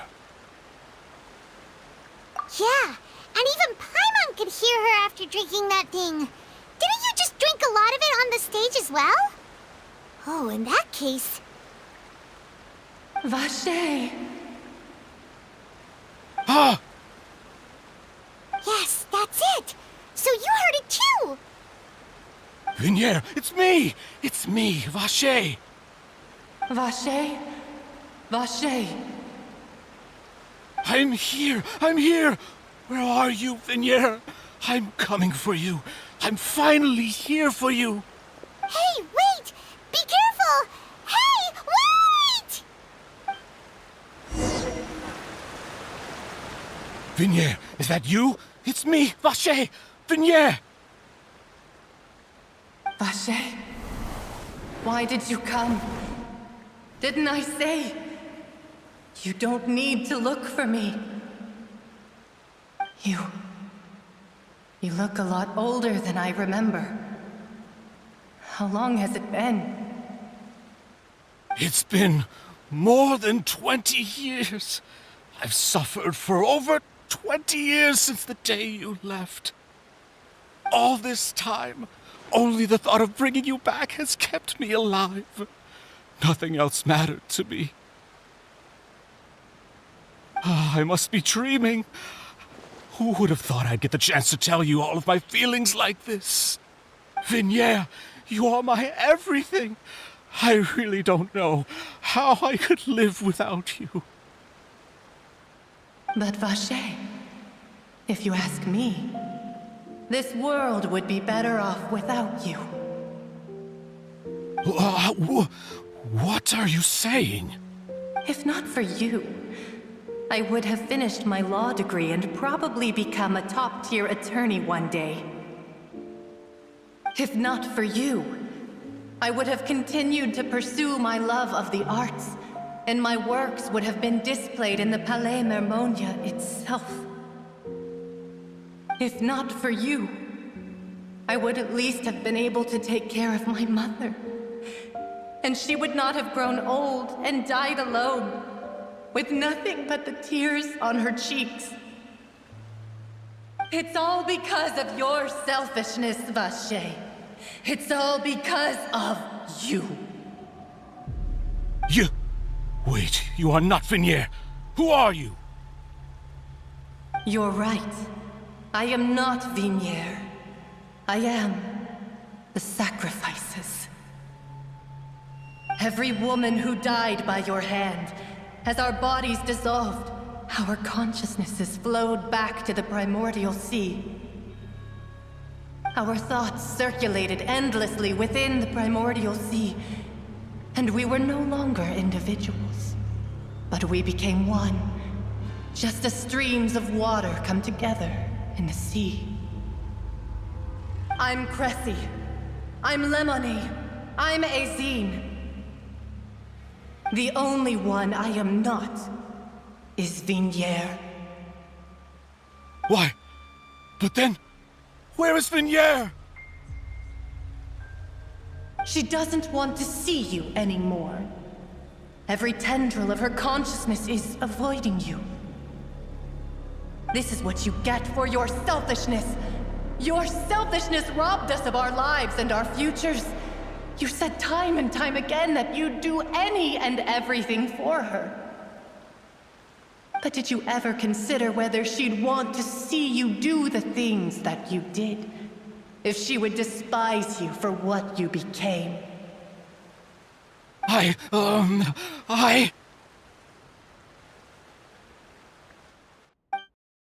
You are a liar, a heartless murderer, and a cowardly narcissist.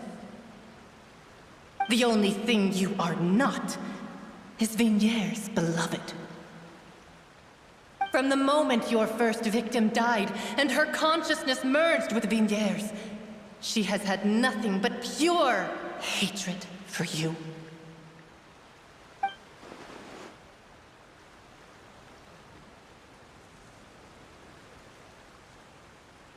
No! Vinier! She can't hate me. Let me see her, please. Have mercy. You still don't understand. When I said don't look for me, that came from the real Vignier. She really doesn't want to see you anymore. But on top of that, she also said that because it's her final drop of pity for you.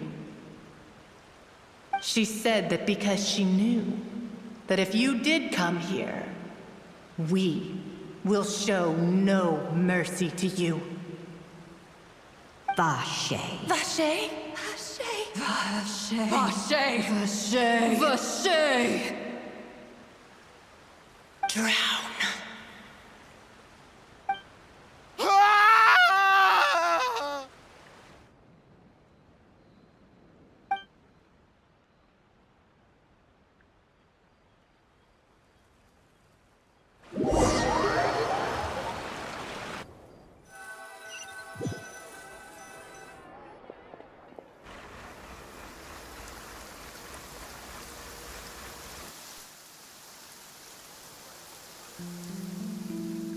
Finally, we have some time to do shopping.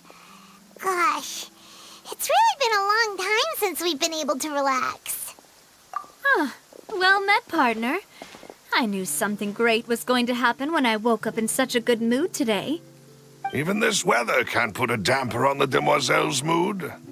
It's a pleasure to see you both again. Oh, hey, Navia! It's been a few days. Paimon's already started to miss you. Oh, now that I believe. I'm easy to work with and always bring home the bacon. Who wouldn't treasure having a partner like me? Sounds like you're really enjoying life these days, Navia. What have you been busy with since the trial? It's just been one thing after the other. I've been making non-stop trips between Poisson and the courts in Sen. Everyone from Spina di Rosula organized a memorial for my father. We never held a memorial when he first died, since everyone knew that even if we held one back then, no one was going to come. This time, though, everyone in Poisson, and even many people from the court, all attended. So his name's definitely been cleared now. That's what we like to hear. It's been the dearest wish of Demoiselle all along. That blasted stubborn fool. I was right to put my faith in him. Oh, by the way, I ran into Charlotte just after I left the memorial service. Well, maybe it'd be more accurate to say I knew she would be there, and there was no way she'd just let me go. Huh? So you know Charlotte too? The Charlotte? Journalist from the Steambird? Yeah, way back when I first became the president of the Spina di Rosula, she was all over me. Wouldn't take no for an answer. I believe the story was called The True Heart of Darkness, Secret Tales of the Yellow Rose. To be fair, though, it was a really flattering feature. So, we've been on pretty good terms ever since. She was trying to lean on our friendship to get me to do an exclusive piece on the serial disappearances case. Oh yeah, she told us about that. She's always been super interested in that case, so now her wish has finally come true too. Anyway, I told her to make sure that when she writes about you guys entering the opera house with the critical evidence, that you both sound really cool. Now that's another thing to look forward to. We trust Charlotte's skills with a pen for sure. Oh, and in other news, I also took Clarand out for a meal. Oh, are you two on better terms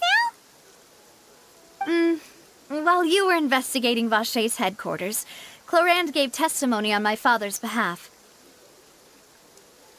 It was thanks to her that we were able to turn the tide. I wanted to thank her. I mean, there's also no point in being awkward all the time, so we took the chance to reconcile with each other. Oh, that's great. Paimon also thought Clarand wasn't actually a bad person. It's always good to have more friends. Anyway, now that the case has finally been solved, perhaps it will slowly begin to fade from the public consciousness. Oh, actually, there's still one last thing I need to do. What is it? I should pay a visit to my father's grave and tell him the truth of what happened, as well as how it all ended. And on top of that, just how much people still look up to him to this day. That includes me, too. Miss Navia. Indeed. We want to go too! We also think Callus is a really admirable person. Sure thing. I'd like you two to share the moment with me. After all, without you, there might not have been such a positive ending. And in that case, everyone, let's be off. Considering the recent weather, we'll be lucky if we can reach Poisson before dark. Yeah, you're right. It's been raining non-stop for a few days now.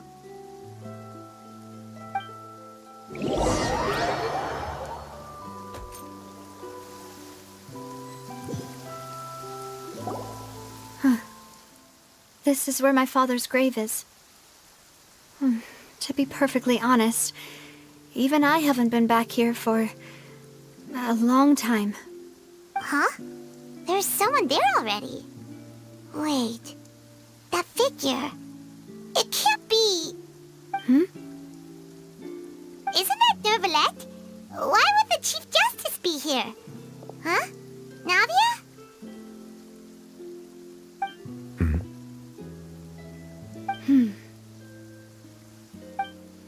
My apologies. I should have asked before coming to pay my respects. Don't say that. Sorry about that. Oh, I was trying to say there's no need for you to apologize. I wanted to show my father how much I've grown, but still, I doubt I've grown to the point that even the Chief Justice would feel compelled to apologize to me over and over. In that case, I will stop apologizing for now. You really could use some pointers on understanding human emotions, Monsieur Neuvillette. In any case, why did you come to Poisson? Well, ever since that day, I've been turning a question over and over in my head. Just what is justice anyway? There was once a time when I didn't want to believe that there could be anything more important to humans than life itself. Oh, rather than that, it's probably more truthful to say I didn't believe humans were capable of resisting the most basic instinct of living things. That they could rebel against their own nature, or consider certain things to be more important than their own lives.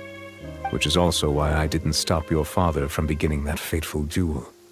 I believed that a truly innocent man would never throw away his life like that. That there was nothing, should have been nothing more important than one's own continued survival. But Mr. Callus proved me utterly and decisively wrong. If not for his sacrifice, the serial disappearances case would have remained unsolved to this day. Mr. Callus made the choice he did for his daughter, for his associates, and for many people completely unrelated to him. And in the end, from a certain perspective, one could say that he did it all for the sake of justice. A justice that's higher than life itself. So, you asked me why I came here. I just wanted to say my apologies to Mr. Callus in person. I should have noticed all of this much sooner. This regret has filled me with a sadness that has haunted me for days. That high and mighty chair in the Opera Epiclese indeed insulates one from many important things. Spina di Rosula, thank you so much for your hard work and perseverance. I'm sorry for being mad at you before. So, you're actually one of those types that's cold on the outside, but pretty thoughtful on the inside, huh? That reminds me of Silver, one of my guys. Sorry about that. Self-expression is not one of my strong suits. Didn't I just say you don't need to apologize? Ah, so Navia and Neuvillette seem to have made their peace as well. Let's not disturb them for now. We can wait till after they're done.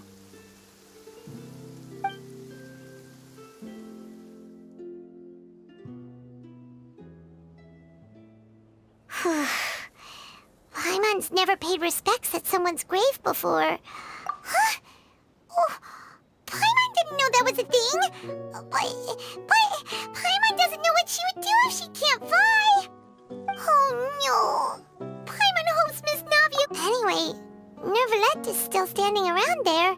It's not often that we can catch him alone like this, so why don't we go talk to him for a bit? If we can't talk to Lady Farina, we can at least talk to him, right?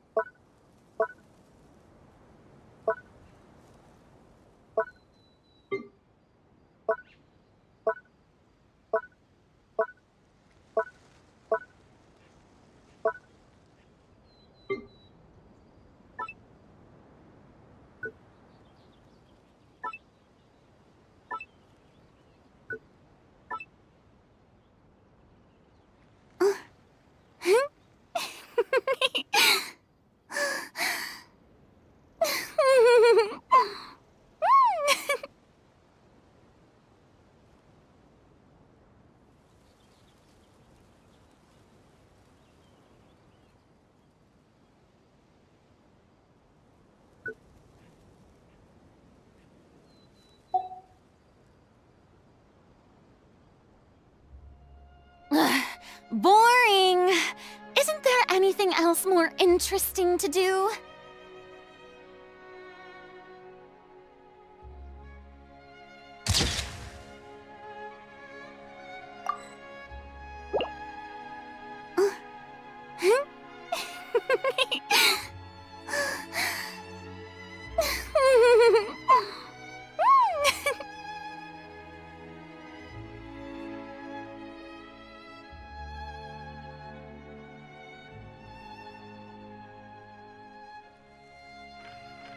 Tea parties are a must for the well-mannered. If you'd like to learn the proper etiquette, I'd be happy to teach you.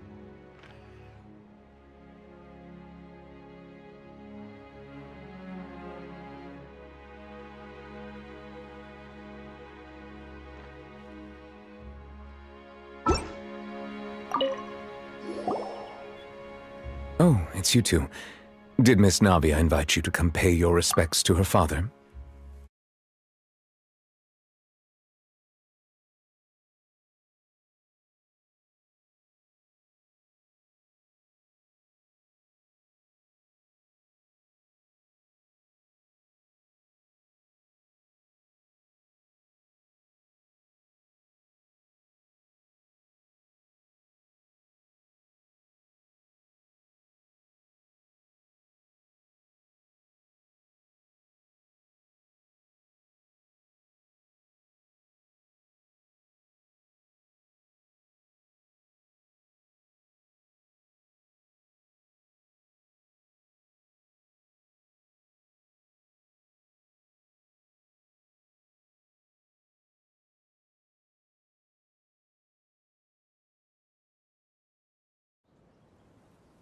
We ran into Navia on the streets today, so we just followed her here. I see. Then is there something that I can help you with? Well, it's pretty hard to run talking to you like this since you're usually super busy. So we figured we could try to ask you a few questions, if that's okay. Please feel free. Though outsiders, you helped us solve one of the greatest mysteries in Fontaine, and it would be my pleasure to return the favor.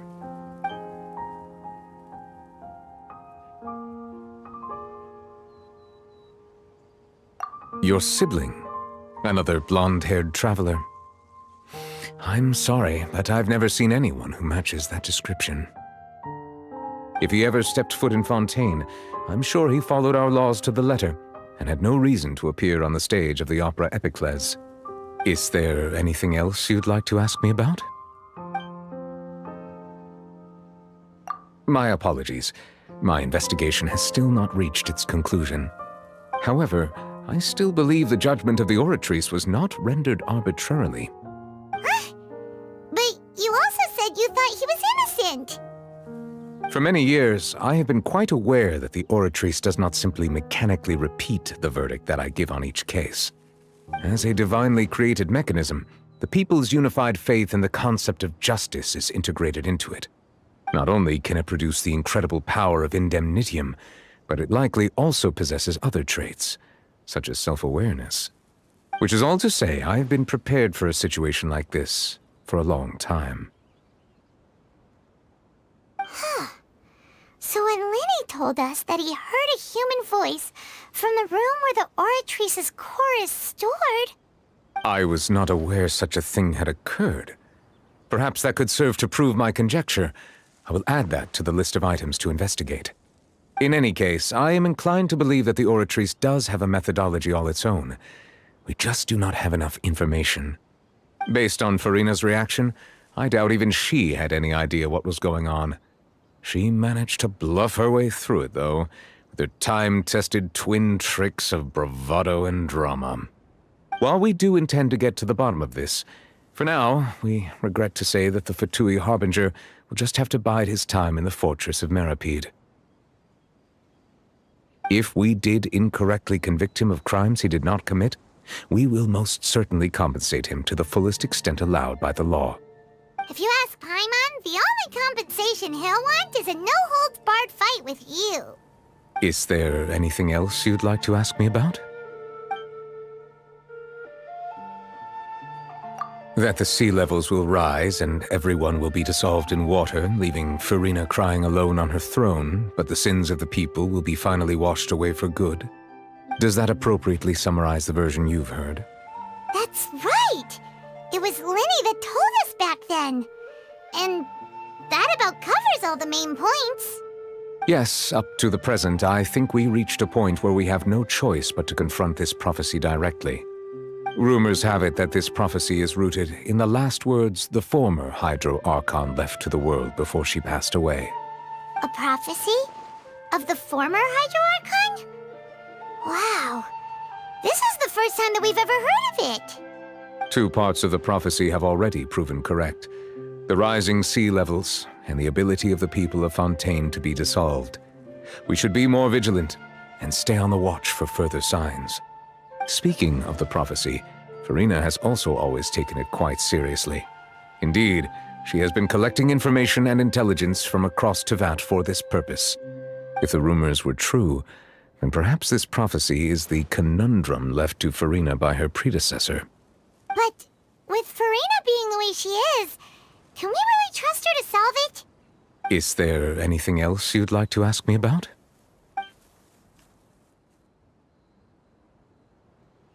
So, at court, the bad guys referred to that special water as water from the primordial sea, but what is it really?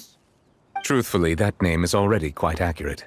I can only surmise that Vacher and his ilk only learned of its nature and existence after extensive research. There used to be a special sea on the surface of this planet. The nature of its seawater was rather different from that of the sea we know today. Most of Tevat's life forms were first born in that special sea. You could say it nurtured much of the life on this planet. Huh. So it really was where everything began. It makes sense to call it primordial then.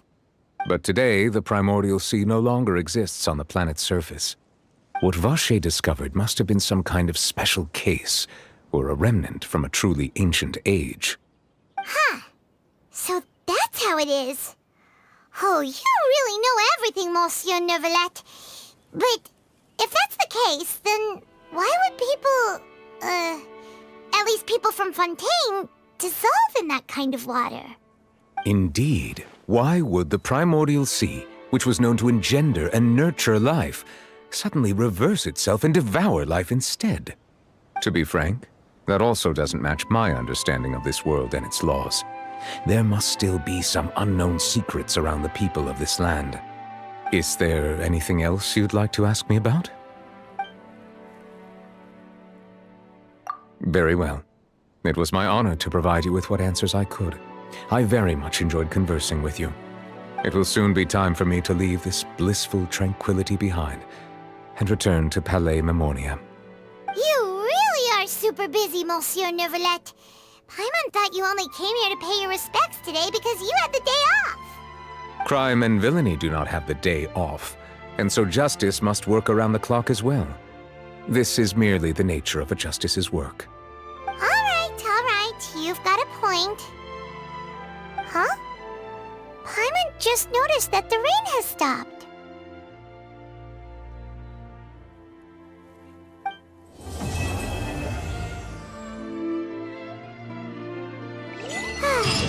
You know, we've been walking around for a while now. Why don't we go back to the Spina di Rosula base in the court of Fontaine and have a rest? Navia said something about having a place ready for us there, didn't she? Come on, let's go!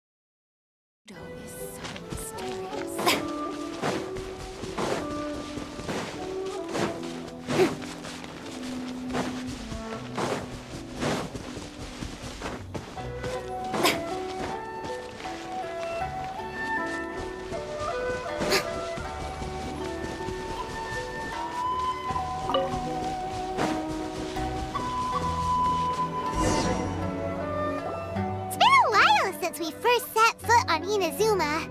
So many things have happened since. Yeah, we've definitely made some progress on her. So, where should we go today? Huh? What's up?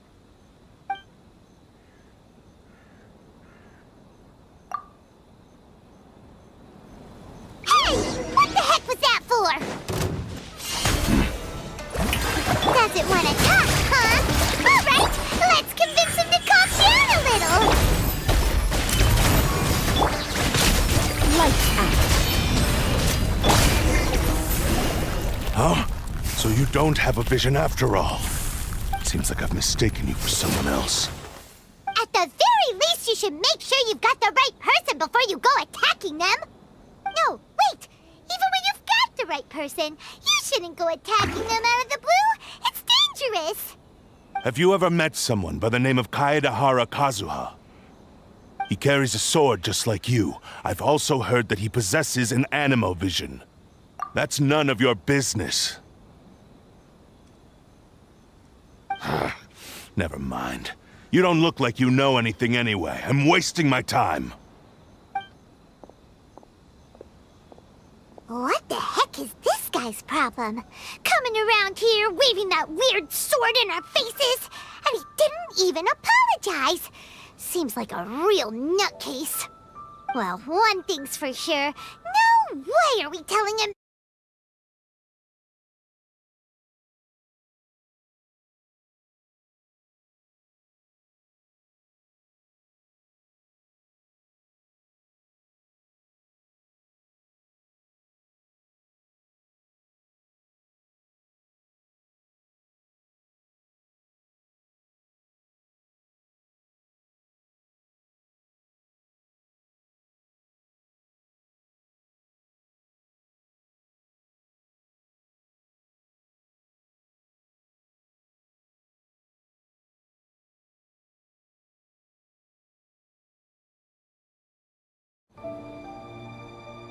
Hey! Don't be mean! Paimon's smart lots of the time! Anyway, just to be on the safe side, we should go find Kazuha right away and tell him... Oh? What kind of hunch? A special connection? You mean beyond already knowing each other? Yeah, maybe a little. But then people look pretty much the same once they start fighting, so that doesn't really prove anything. Anyway, there's no time to lose. Let's go tell Kazuha so we won't get into any danger. Paimon heard that the Crux fleet is stocking up in Rito at the moment. Let's look for him there.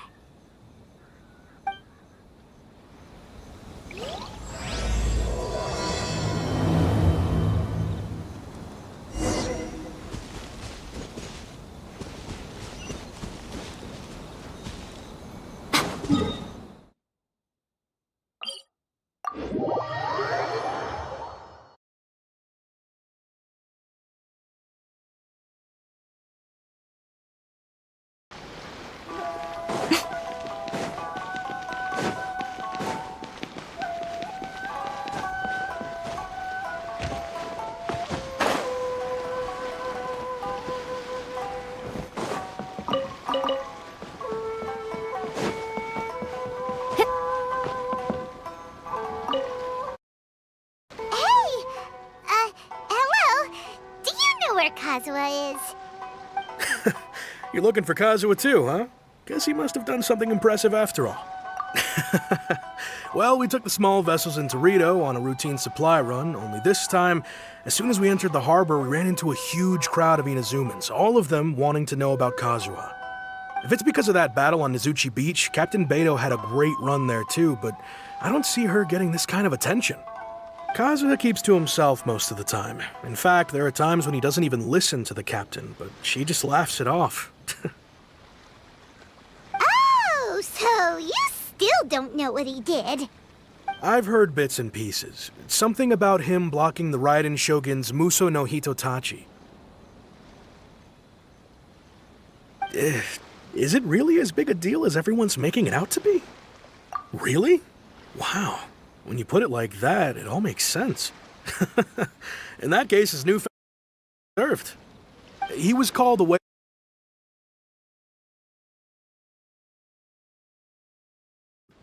I thought they'd come to arrest him at first. Turns out they couldn't have been friendlier to him. Seems like they really respect the guy. Just a little while ago, this would have been completely unimaginable. Thank you! Guess we'll go pay a visit to the Tenryou Commission. All right then. I'll just stay here and carry on trying to fend off the crowd.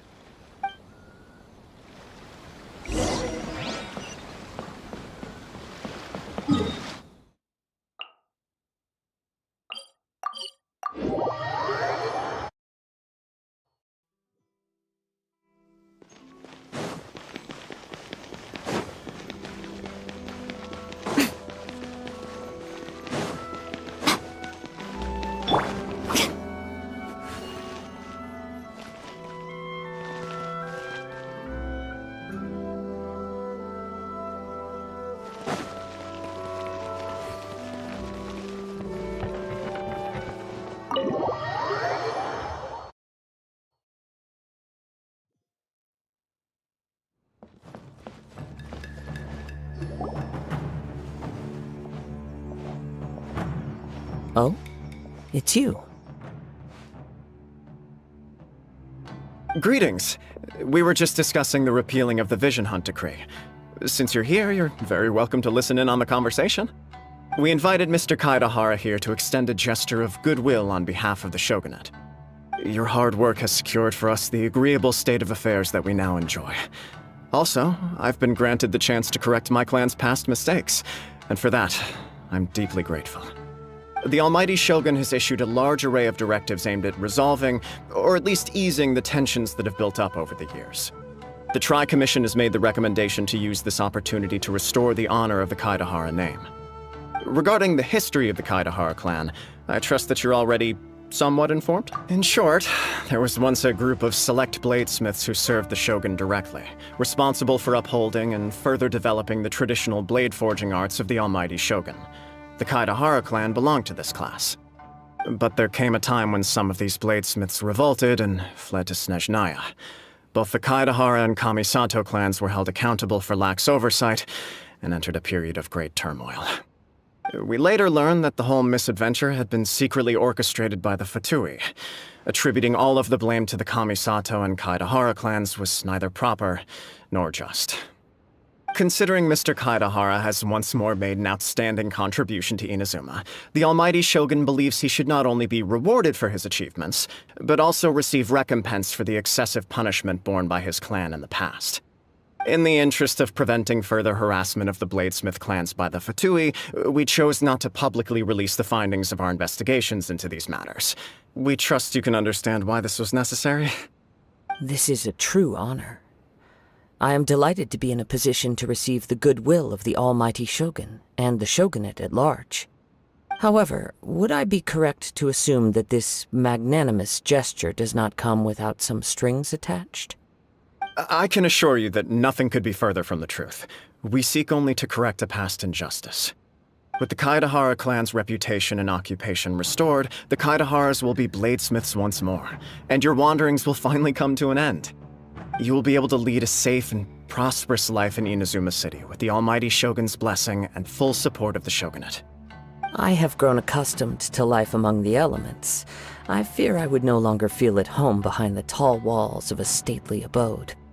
Yet my ancestors did indeed take great pride in the name of Kaidahara, and the art of blade making for which it stood. I do have a responsibility to restore their honor.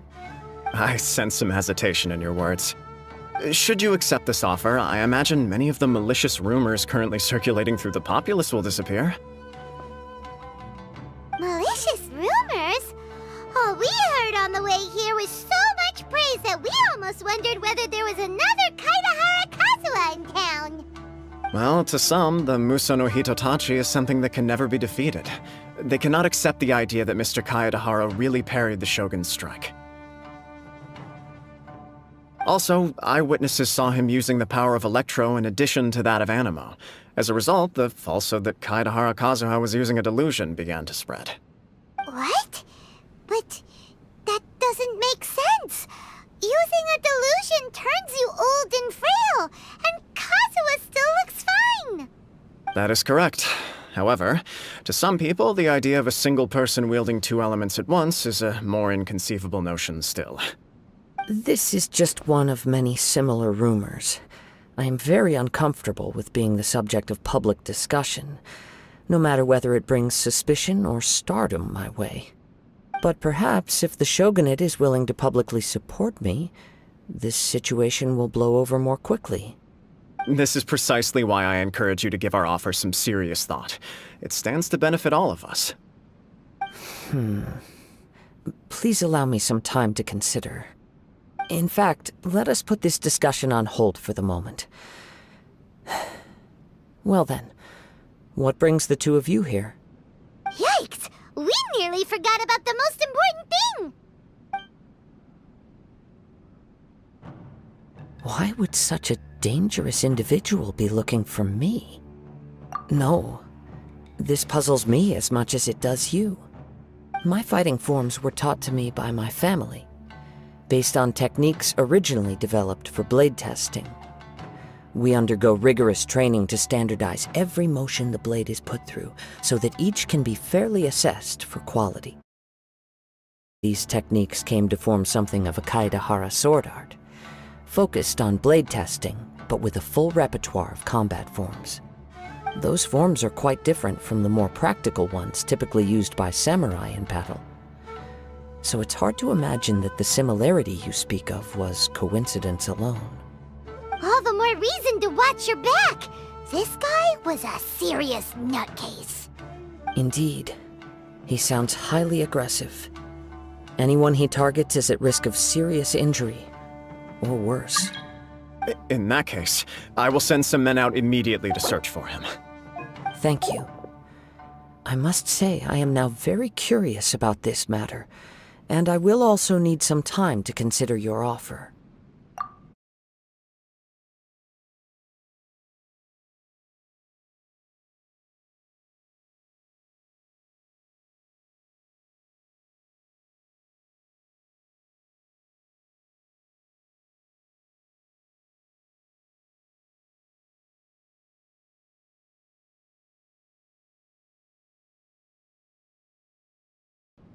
I will first join the Traveler in investigating the one who attacked her.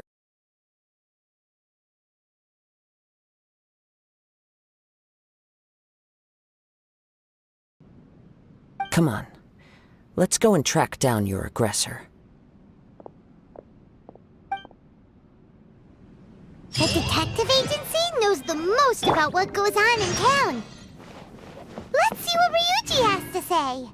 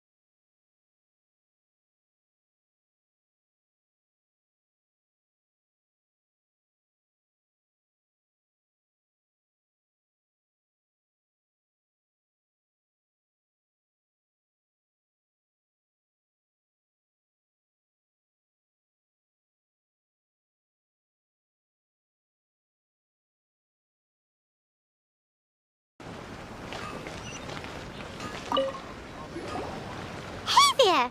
We'd like to ask you a quick question. Do you know if anyone around here has been looking for him? For Kaidahara Kazuha, we mean. Aha! So this is the renowned Mr. Kaidehara. I've heard a lot about you. It is an honor to finally meet you today. You are too kind. We are currently investigating an assault and would appreciate any help you can offer. Oh? You were targeted in an assault? Let me think. I can't seem to recall anything of immediate interest.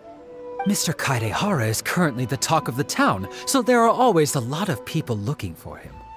To be honest with you, our detective agency has recently been receiving many inquiries from people wishing to obtain Mr. Kaidehara's personal information. Some of them were offering us millions of mora just to gather the information they want. If these were more legitimate commissions, Sango would have snapped them up in an instant. Millions? Of mora? Whoa! Oh, wait, even at that price, you probably still shouldn't. Please, accept my thanks for looking out for my privacy. Of course. No matter what, we only take on legitimate cases. We don't make our money by revealing details of other people's day-to-day life just for the sake of it. Sorry, I got a little off topic. What I'm really trying to say is, it doesn't surprise me that a complete stranger is looking for Mr. Kaidehara. But I wouldn't know where to begin if we want to connect this with an assault. Then let's put that connection aside for now. Have there been any other attacks or similar incidents recently that stand out as particularly unusual? The Tenryou Commission had very few leads, and I thought you might have some information from different sources. It's true that the commissioners aren't clued up about every little thing that goes on out in the streets. But typically, it's only the most trivial events that manage to escape their attention. If anyone had been out there attacking people, that would be assault, in which case the Tenryou Commission would absolutely get involved. That does make sense. Uh-oh. Looks like the trail's already run cold. I still find it difficult to believe that whoever attacked you hasn't been causing any trouble elsewhere. Few people possess your prowess in battle. So unless you were the first person he targeted, someone is certain to have been hurt by now.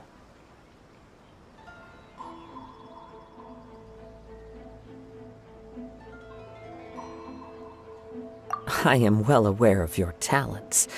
There is no need to be humble around me.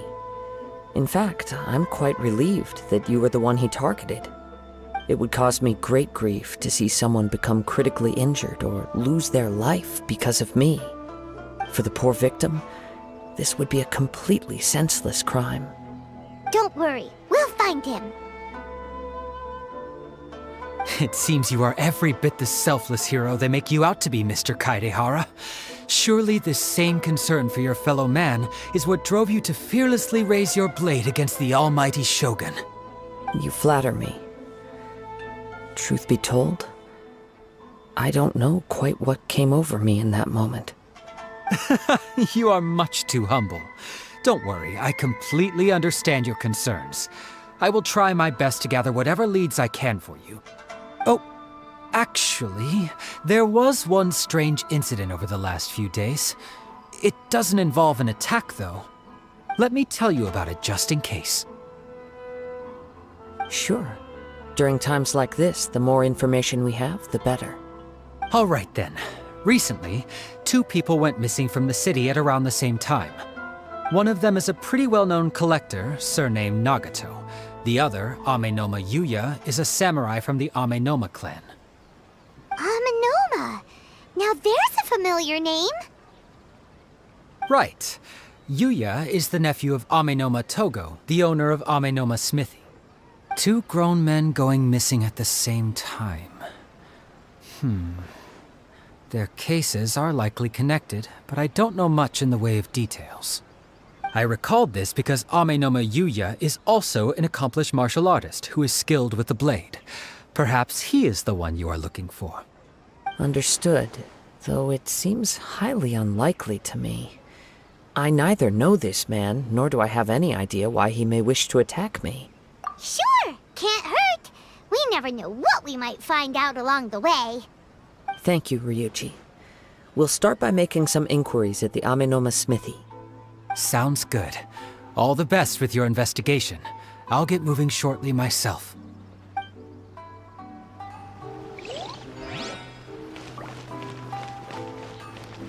I want to try too.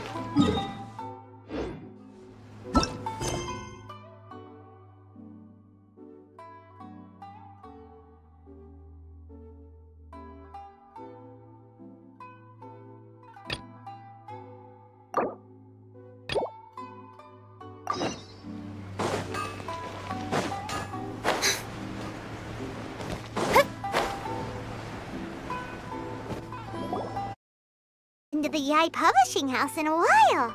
Paimon wonders if they have any new books in. The one we read with A that time was pretty cool. Come on, this is a no-brainer, man. There's only one thing worth wishing for, and that is a ton of Mora. But the exam's next week. If I fail again, I'm seriously done for. I'm better off wishing that my exam goes smoothly.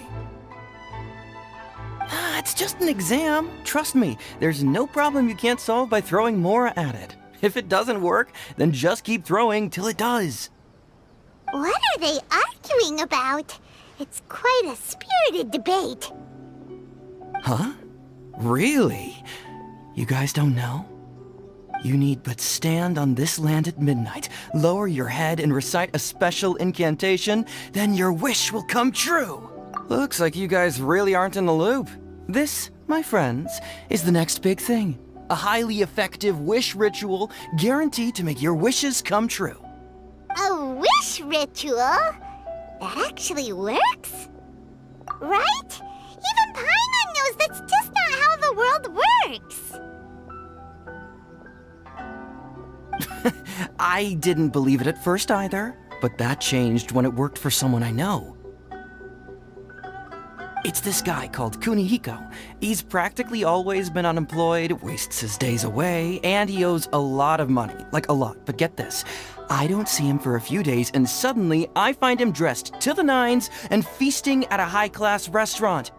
I heard it directly from him. He used this wishing ritual, and the next day he woke up to find his whole bed filled high with Mora.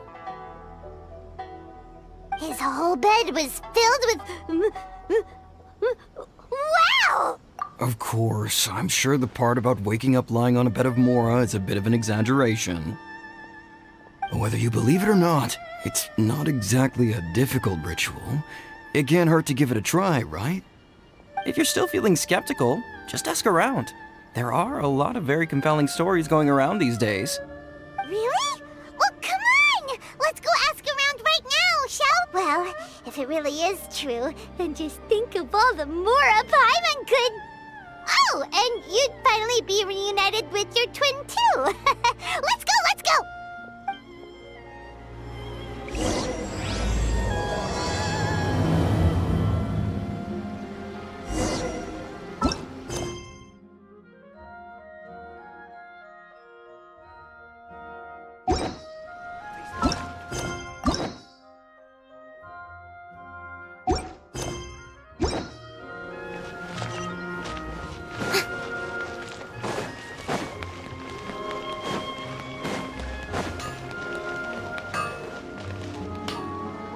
Okay.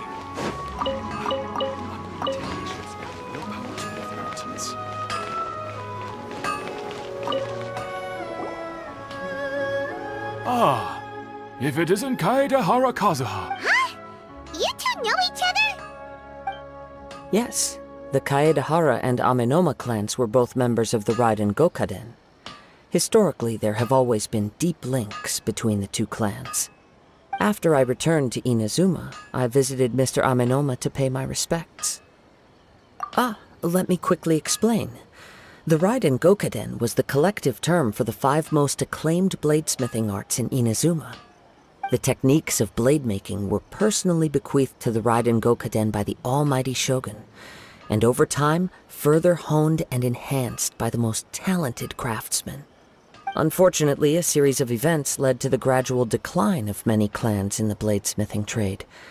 Today, only the Amenoma clan has kept its art alive. So sad. sad. It is a great pity indeed. In the old days, we each had our specialties, and just as iron sharpens iron, so too did we learn much from each other. As an example, the Amenoma art strives to emulate the abiding patience and determination of water as it turns stone to sand. There is nothing mystical to our work. There is only practice, day in and day out, until both body and mind have memorized the craft, turning each motion of every technique into an intrinsic part of the bladesmith's life. As for the art of the Kaedehara clan, I believe it's called the Ishin art. That's right. Ishin art strives for complete harmony between blade and mind from the moment that forging begins. For only a blade thus forged can capture and convey its maker's thoughts and feelings, and eventually become an extension of its wielder's will. Indeed. Most samurai choose their blades, but an Ishin blade chooses its owner. You are, without a doubt, the most worthy wielder of an Ishin blade. It gladdens my heart to see that although the Kaedehara clan has fallen on hard times, its ideals and virtues are alive and well. You overestimate me. My actions are guided by my own personal sentiments, not by any noble aspirations on behalf of my clan. But let's get back on topic. The purpose of our visit today is to gather some information on your missing nephew. We hope to assist with the investigation. It may turn out that this case is connected to another we are pursuing. Ah, yes. My nephew. I reported the case to the Tenryou Commission, but I haven't heard anything back so far. He didn't say a word before he left, which is very unlike him. I'm still completely at a loss on what to make of it, but I've done what I can so far. Worrying is futile. All I can do now is wait for the news from the Tenryou Commission. We heard that there was a collector involved in the disappearance too. Know anything about that? Yes. On the morning that Yuya went missing, he gave me a very cryptic look and said that he was going to give me a great gift. I believe he went to collect the item from Mr. Nagato after that. The next thing I heard was that a fire had broken out at... Yes. Strange, isn't it? I wonder what could have caused it. Unfortunately, there was very little evidence left behind, so nobody knows what really happened. Do you have any thoughts on what Yuya may have wanted to give you? If I had to guess, it must have been some kind of rare weapon. Otherwise, there would have been no reason for him to get my hopes up. He's never been particularly interested in blade forging, but has always had a fondness for blade testing, and can sense even the most minute differences in blade quality. He is extraordinarily talented in martial arts, particularly when it comes to the art of the sword. Truth be told, we have some information that you may find to be objectionable.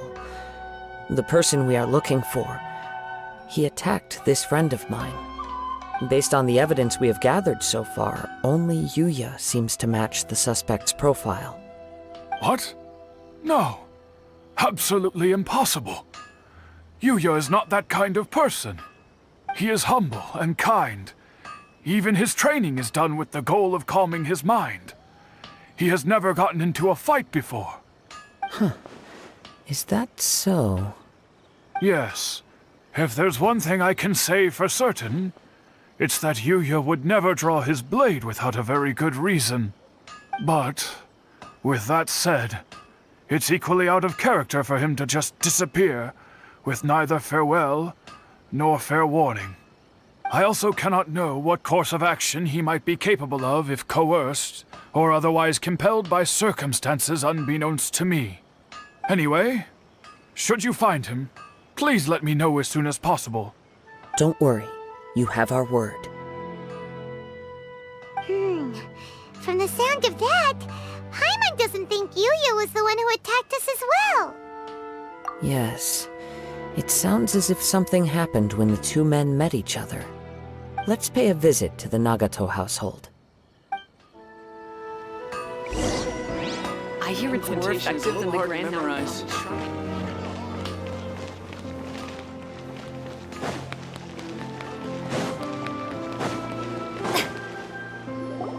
On closer inspection, it seems like there really are a lot of people talking. Grasp the thought in mind. Clear like... No, it's not here. Hey! What are you guys up to? Whoa! Sheesh, you skipped! Incantation? Are you guys trying out this new wishing ritual stuff too? Junkichi is trying it out, to be specific. He's hit a bit of a creativity block recently, so... I mean, I obviously don't. But Junkichi never listens to an outside opinion, so all I can do is go along with it. Mr. Shigeru, can you please be a little more accommodating? This is extremely important to me. People have had all kinds of wishes come true. Become more attractive, get rich quick, ace their studies. I'm just a poor, struggling writer looking to get over a creative hurdle. Is that so much to ask? Anyway, I just know this is going to work. I have a gut feeling about it. Didn't you say the same thing when you went to make your wish at the Grand Narukami Shrine? Oh, I just know this is gonna work. I have a gut feeling about it. The Omamori from the shrine take too long to have any effect on your luck. All right, enough of that. Help me get this incantation down. My new book depends on it. Look, to be completely honest, I think you need to sit down and have a good think about what kind of story you want to write. Where's all that self-confidence you had when you first started out? Look at you now, trying dubious methods from any old light novel. Wait. What? This wishing ritual comes from a light novel? Yep, it's from the one called A First-Hand Guide to Summoning Spirits. No, it's most likely a self-published title. It just appeared out of nowhere and took Inazuma by storm.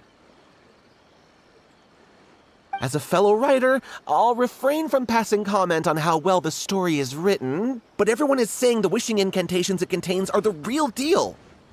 Look, Junkichi, yes, everyone's saying it's real, it works, but that's only half the story. I've also heard lots of people saying that everyone who's had their wish granted using this method starts behaving strangely. What's so surprising about that? They're probably just giddy with joy at having their wish come true. This is starting to sound a little suspicious. Why don't we go to the Grand Narukami Shrine and ask Yaimiko about it? She's the expert when it comes to both light novels and the supernatural. Just as I planned. The new book from Yai Publishing House. Come take a look.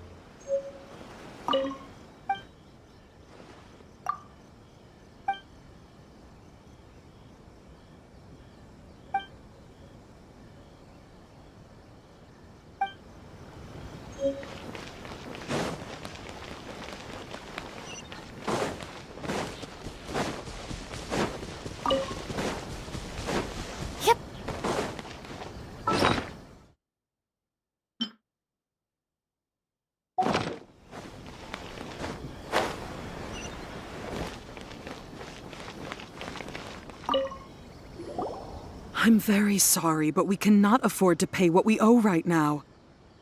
My husband has gone missing, and I'm still trying to find him. No, you misunderstand us. We are here to help with the investigation.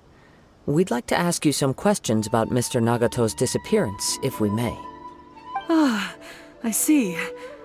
I thought the debt collectors had come to visit again. I'm sorry you have to see me in this dreadful state. Has some new information come out? Do you know where he's gone? I'm afraid we don't have any new information at the moment. We're still trying to find out as much as we can to inform our search. With this in mind, can we perhaps ask some questions about your family's current situation? For example, Paimon's struggling to understand why a collector would be strapped for Mora. That's a long story. Ever since I've known him, he's been an avid collector of all sorts of things. He'd always get so animated when he was showing them to me. I knew nothing about the items myself, but seeing how enthusiastic and excited they made him, I was happy to believe that they were just extremely important to him.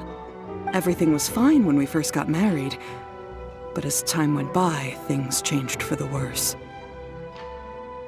Uh-oh! What happened? He lost his sense of restraint. He started buying more and more things, and even resorted to borrowing money just so he could pay for them. Our expenses really spiraled out of control when he started getting interested in weapons. It was awful. There were days when he'd spend hours down at the warehouse, admiring his weapons even as debt collectors were descending upon our house. He wouldn't sell them, wouldn't even touch them. Just sat there staring at them like he was in a trance. I'm happy he has a hobby, and I'm willing to support him, but making ends meet has to come first. I've tried talking to him about it so many times, but he never listens. On the last day that I saw him, I gave him an ultimatum. I said, if he refused to sell his collectibles and pay off his debts, I would divorce him and take the children with me. Whoa! And that led to an argument. Actually, it didn't. Generally, he's a quiet man who likes to go with the flow. On most things, he leaves the decision-making to me. You must understand, I never would have dreamed of threatening him with divorce if the debts hadn't pushed our family to the brink. After I said those words, he froze and was silent for a long time. When he finally spoke, he awkwardly mumbled that he would pick out a few items to sell. His voice was so meek and pitiful that I felt an urge to take everything back. But then what? If I didn't draw the line, what would happen to our family? Had I not indulged his bad habits, we wouldn't have found ourselves in such a predicament. And I also don't know if he had actually come to his senses, or if he was simply angry with me. The next thing I heard was that our warehouse had caught fire, and both he and the buyer had gone missing. I see. I understand. Ame no Mayuya came to purchase a weapon from Mr. Nagato. During the sale, a fire broke out at the warehouse, and both men disappeared. At first, I assumed they must have gotten into an argument over the price. But my husband has never been one to negotiate. He never even haggles when he's out buying groceries, so it's hard to imagine him getting into a fierce argument. Maybe he was feeling the pressure from the debts? I don't know. He just disappeared after the warehouse burned down. Perhaps he's too afraid to come home now that all his collectibles have been lost in the fire, and he's got no way to pay off our debts. Even though I'm still a little mad at him, we're a family, and I want us to face our family's crisis together. As long as he's willing to turn over a new leaf, I know we can work things out. Please don't get upset. There could be more to this situation than meets the eye. If collecting things is a habit that Mr. Nagato had his whole life, it is quite unusual for this habit to change so drastically over a short period. But the information we gathered from the other side suggests Ame no Mayuya is also a mild-mannered man who would not be likely to start an argument. This situation is getting a little confusing. A little confusing? More like completely mystifying. Let's try a change of scenery and see if we can piece together what we've learned. Rest assured, we'll notify you if we find anything. Thank you so much. I just want him to come home.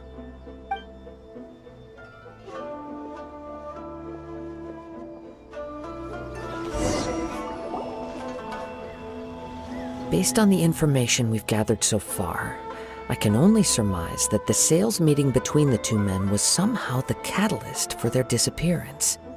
The fire at the warehouse likely played a part in how the situation unfolded, though its exact role is a mystery. Do you have any thoughts?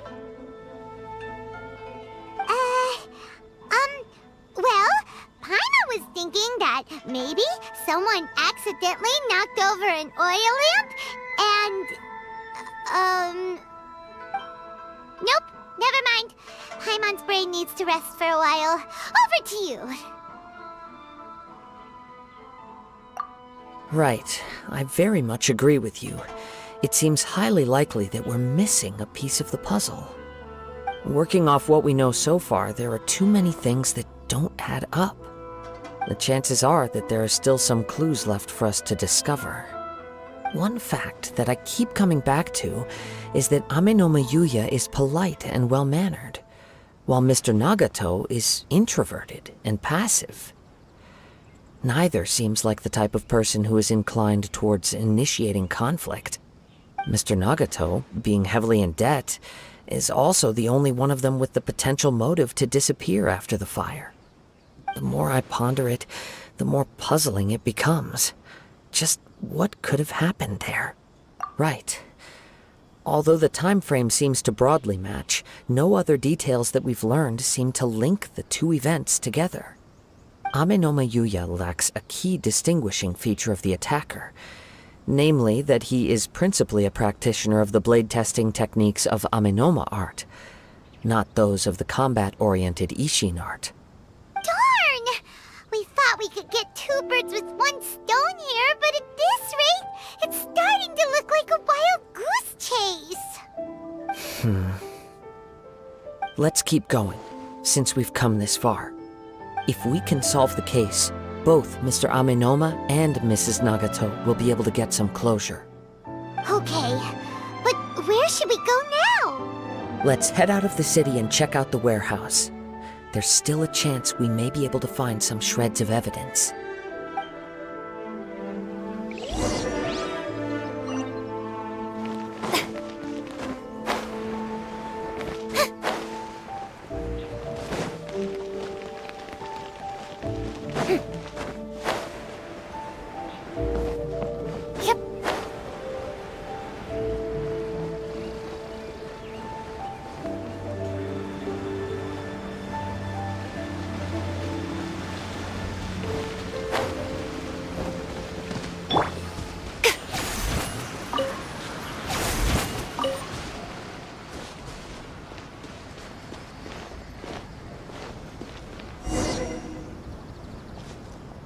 Wait. I hear something ominous in the wind. Oh!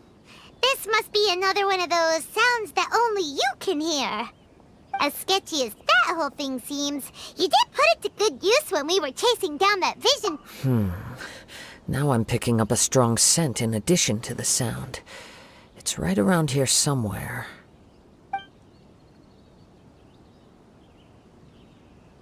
But there's nothing here. It's gone now, but I can still sense the direction it left in. It felt very much like that ancient presence in Inazuma.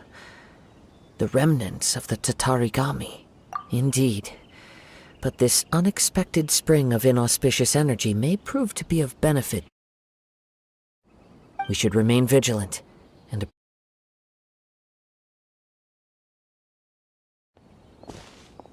Huh! So it's an underground warehouse. The force is definitely coming from down below. The source of the Tatarigami energy has long since left this place.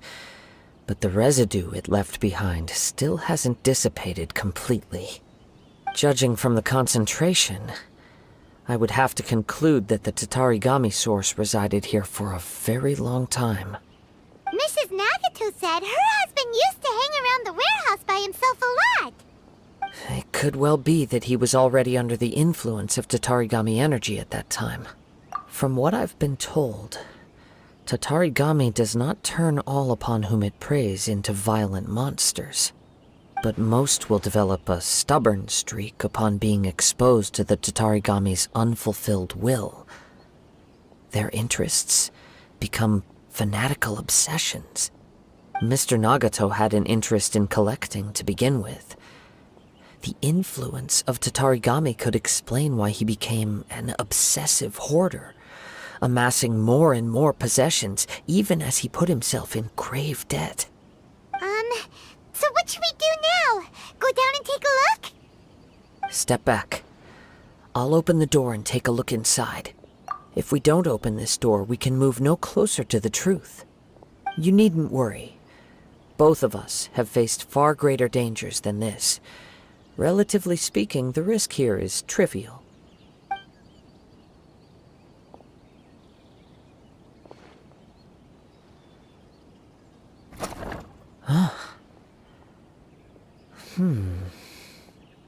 What's down there?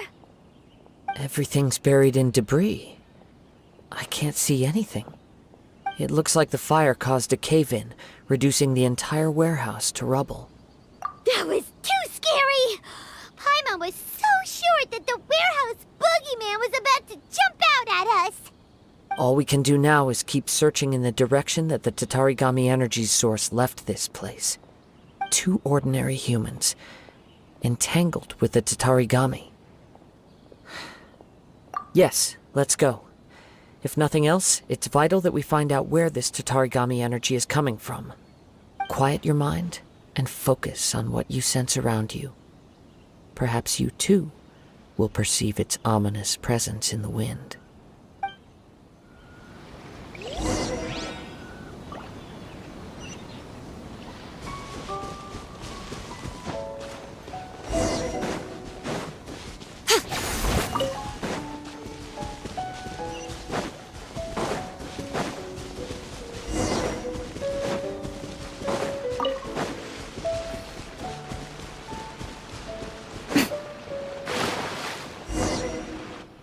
From this point, the trail appears to split into 2. The main source of the Tatarigami energy continued on into the distance, but a small portion remained quite possibly. Let's search the area. Whoa! Look at all those silly churls! They're acting really strangely! Something seems to be drawing their attention. Let's take a closer look. Drop your weapons!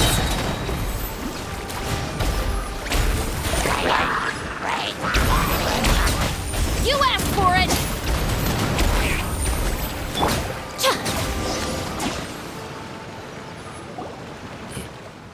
It's... Ugh! Look at this red stuff! What is it? By the looks of it, a letter written on a piece of torn clothing. The ink is bone dry. It must have been written quite some time ago. Well, let's take a look.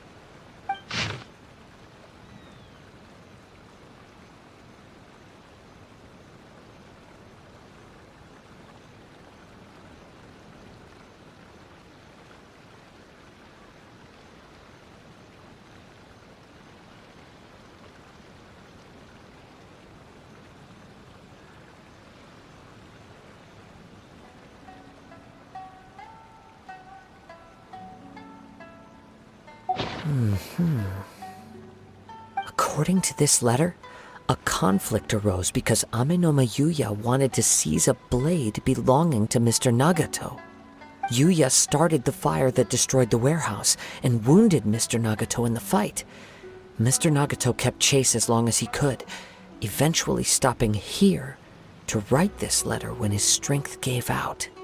So, where is see.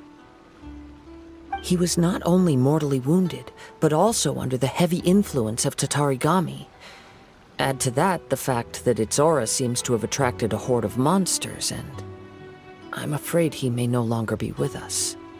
Whatever traces there may have been of his fate beyond after this point, they've since been disturbed by the Hilly. Yes, right now we need to uncover some more important truths. If Ame no Mayuya is attacking other people indiscriminately, then the longer we take to find him, the more people risk meeting the same tragic end. Right, so let's get moving.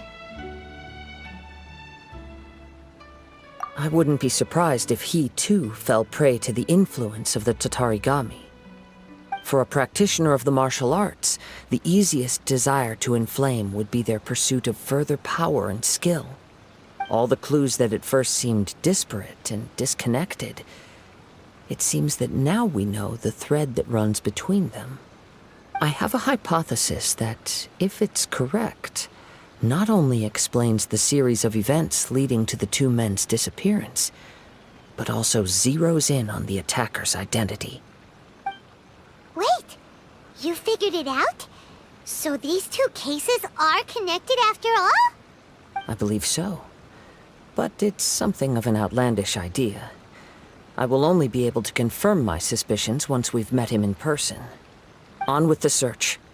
We must stay vigilant. At any point now, we may find ourselves in danger.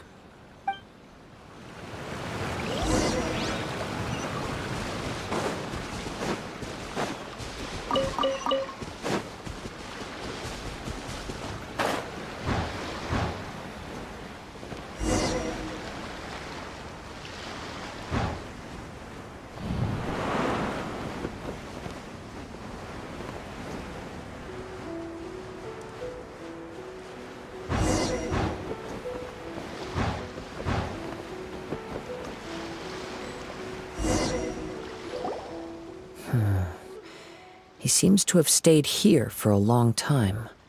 Why here? Is there anything special about this place? I'm not sure. But on closer examination, I sense that the aura may have lingered here at several different points in time. Show yourself! It's no use hiding anymore.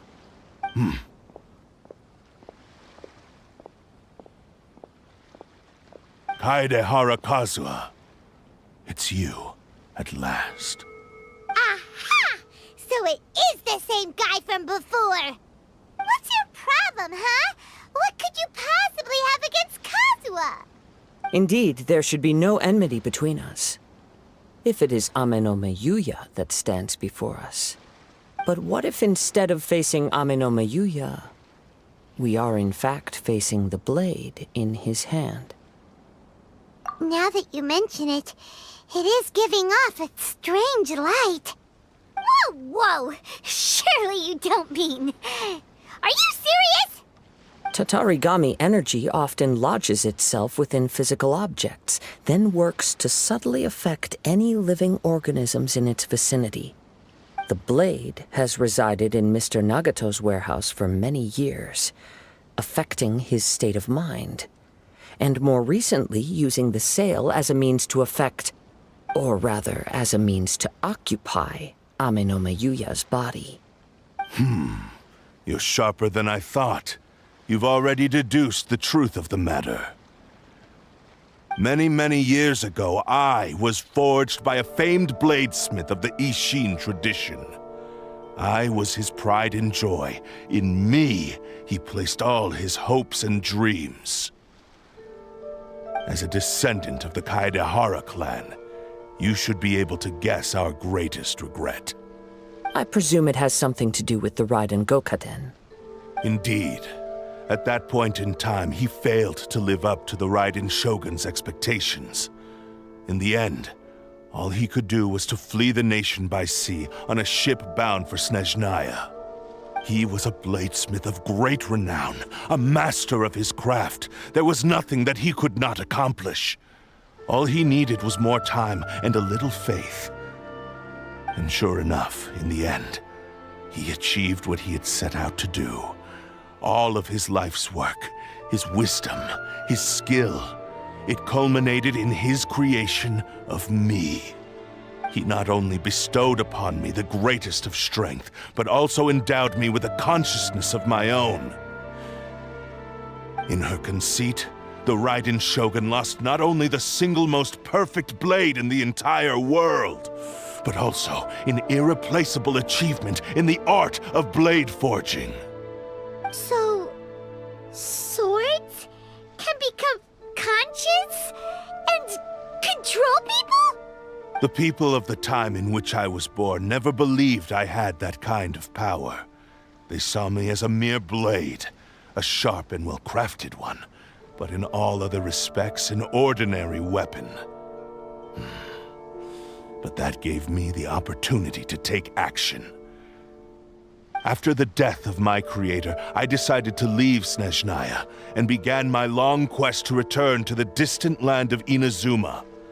Moving from one person to the next, I controlled the minds of countless hosts along the way, each bringing me one step closer to my ancestral home. I seek but one thing: to face the full force of the Raiden Shogun's blade and prove my power, the might of Ishin art! Ah, so Amenoma Yuya was not your first victim. Tell me, what happens to those you've possessed when you've finished using them? My hosts? Who cares what happens to them? They are but tools that serve my mission. When they got tired, or injured, or unusable, I hopped to the next one in line. All I needed them for was to take me back to Inazuma. You're awful!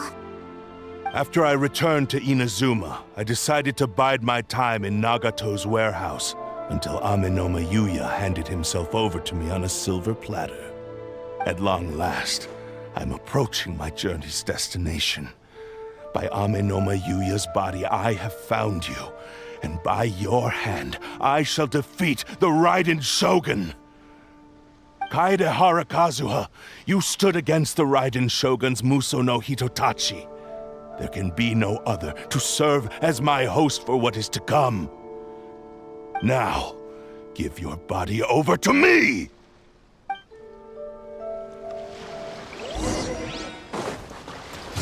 One with nature!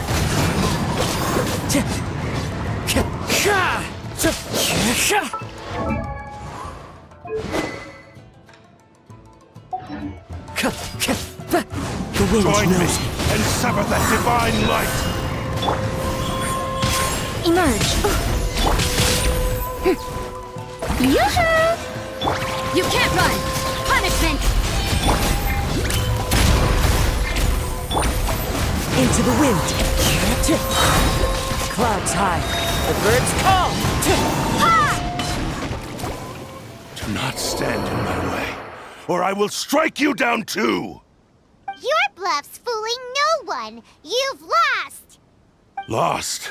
I can never lose. It is this body that has reached its limit, nothing more.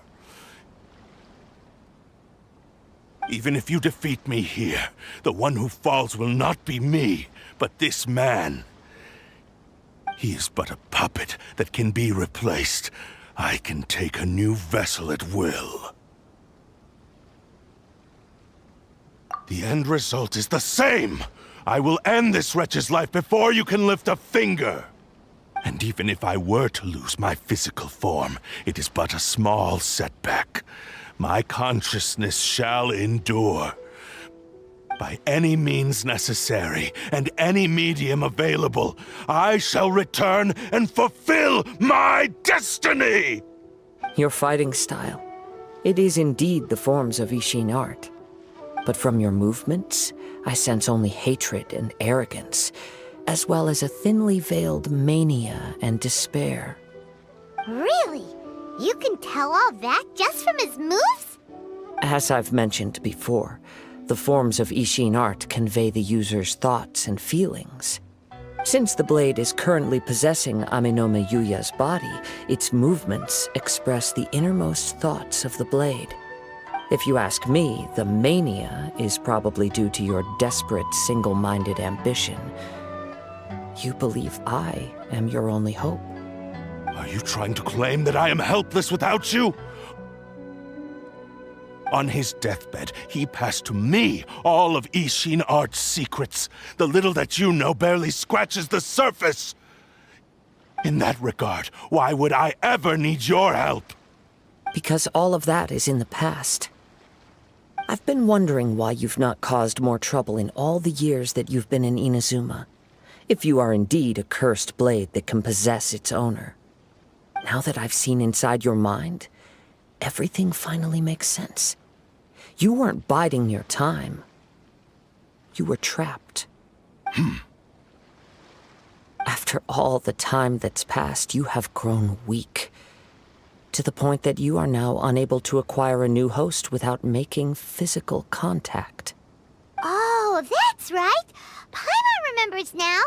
Mr. Nagato had a habit of never touching his collectibles. Only when Mr. Nagato witnessed his wife's distress and decided to sell his collectibles did you finally have an opportunity to reach out to Amenoma Yuya and make your escape.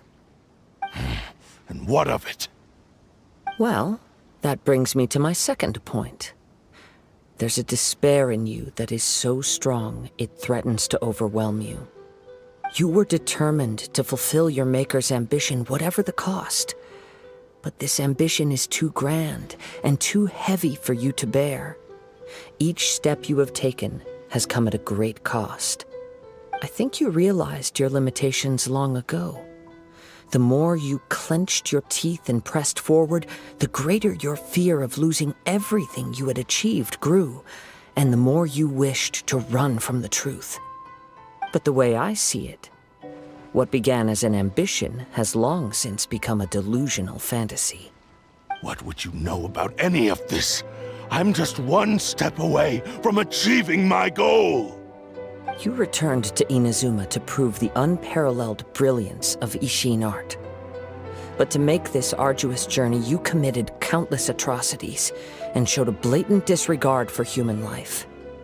Even if you were to sever that divine light, is this truly the outcome that your maker would have desired? You...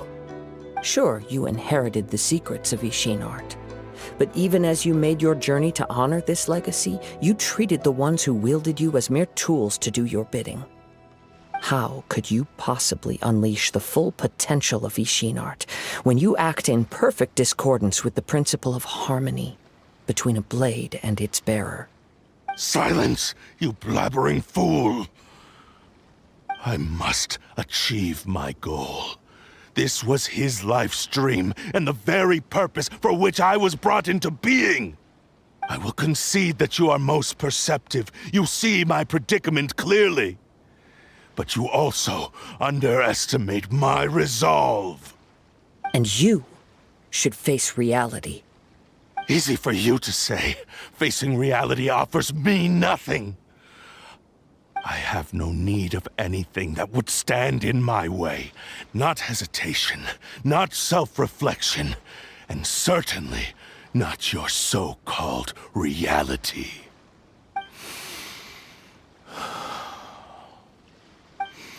It is pointless to argue further, descendant of the Kaedahara clan. If you wish to save this man, then offer me your body in exchange. How stubbornly you stick to your wayward path.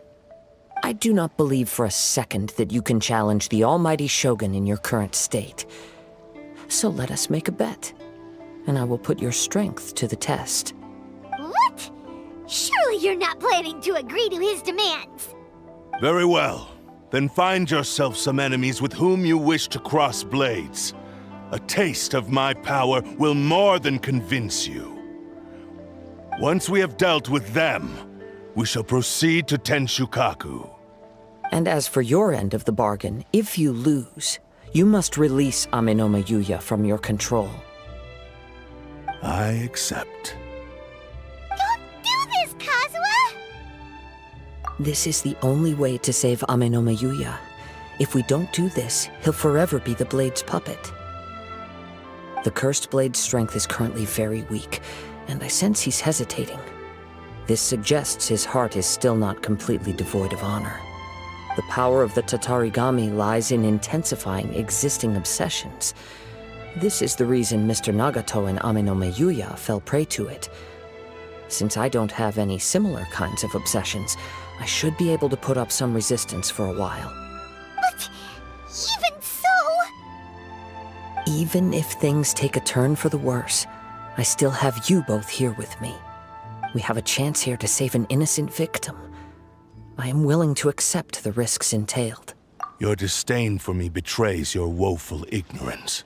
I agreed to this bet because there are things I wish to learn too.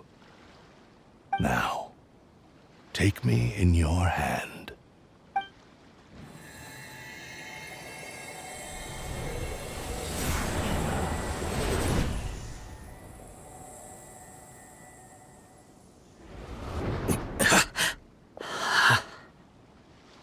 Kazuha? I'm okay. I felt a little dizzy at first, but only for a moment. It's all right. So far, this was as I expected. I will. Thank you. What should we do next? Have you got a plan, Kazuha? We find some enemies. Although this blade has endured much turmoil, it probably hasn't experienced many real fights. If a blade built for Ishin art cannot enter a state of harmony between blade and bearer, it cannot unleash its true power. If he wants to avoid reality, then we need to fight until he has no choice but to face it. He shouldn't last long in an intense combat situation. Wait a minute! Paimon remembers hearing about something from the Adventurers Guild. Since the Takasukasa clan abandoned that secret base, it's been held by Ronin ever since. Ah, all right. Please lead the way. What about Amenome Yuya? What should we do with him? The blade says he'll let Amenome Yuya trail us silently. Although he hasn't regained his own consciousness yet, he is not in any immediate danger. Are we sure this is a good idea? It's a pretty treacherous journey. Okay, fine. Just be careful.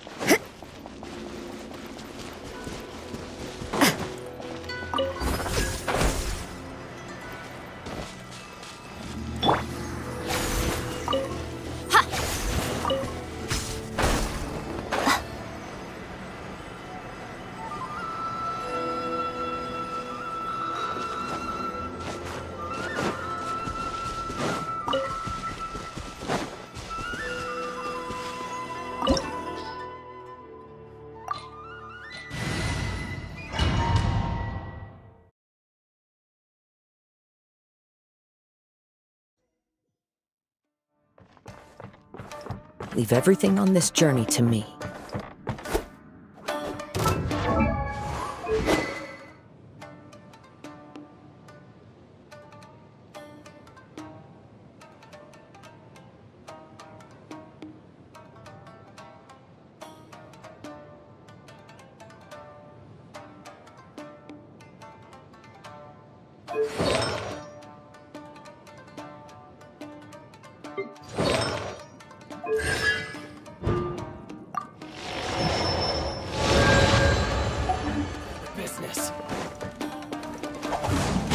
One with nature.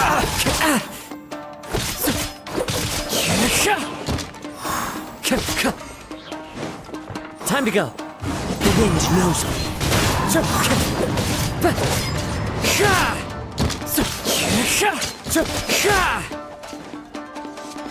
Into the wind.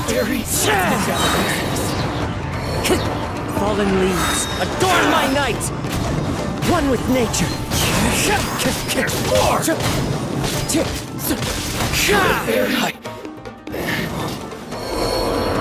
are you feeling? You okay? I'm all right.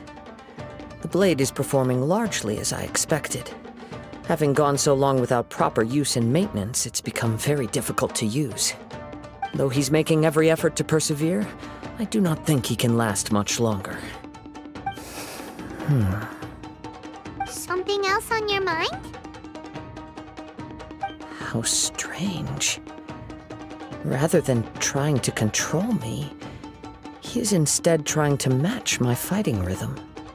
Let's keep going.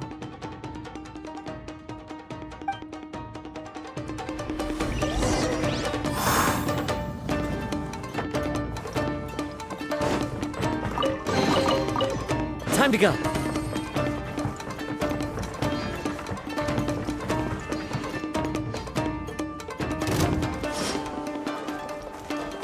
Into the wind!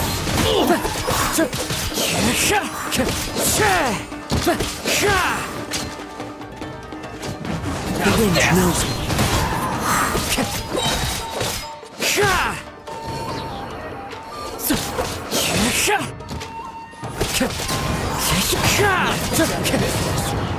As one with wind and cloud. To the fairy.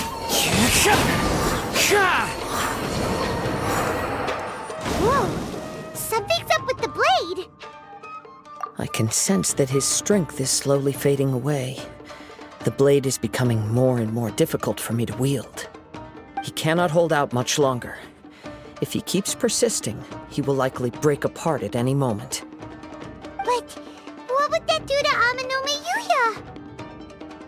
I will be careful with it. He also says he does not have any plans to give up easily. He's still trying to achieve his goal.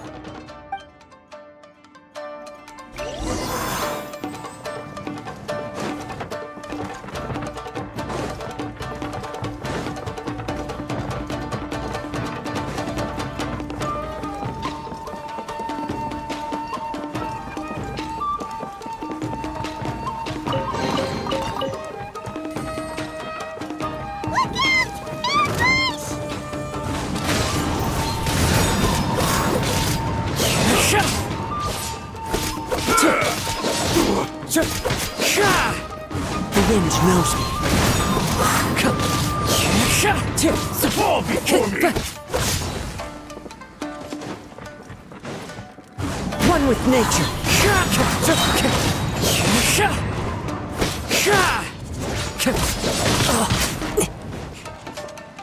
Into the wind.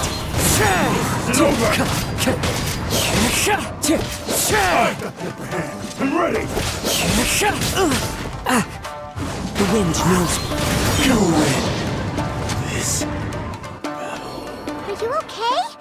It looked like you were really struggling the entire fight! Yes. And it looks like he's reached his limit. The sheen's grown a bit dimmer again. It doesn't look anywhere near as impressive as it did at the start. Perhaps this time, we'll finally have a chance to see his true form. True form? What are you talking about? Huh? What the? Is this the same blade as before? It looks like a piece of junk! If you choose to continue in the state you're in, you wouldn't even be able to beat Samurai and Kairagi, much less the almighty Shogun. Maybe you did truly wield power to rival the Shogun's light when first forged. But the long journey from Snezhnaya back to Inazuma has left you battered and broken. It barely needs stating anymore. Your ambition is a flight of fancy. I've finally figured out why it was that you agreed to my bet. You wanted to reach a state of harmony with me. For perhaps then you would still be able to wield commendable power. But regrettably, we are nothing alike. I will never understand your obstinacy and cruelty, nor can I empathize with the one who made you. The only one who truly understood you had already passed away by the time you were born. Huh? What's that supposed to mean? Here they are! Take them down! Where do they keep coming from? Yup, we can help this time! Don't worry. I'll use my own blade. It's just more of the same. Let's get down to One with business. nature.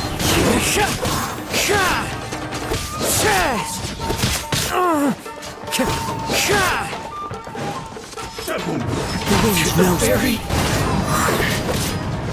This will do! One with nature.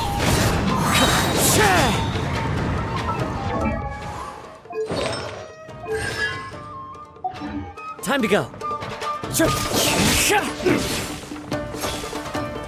Into the wind.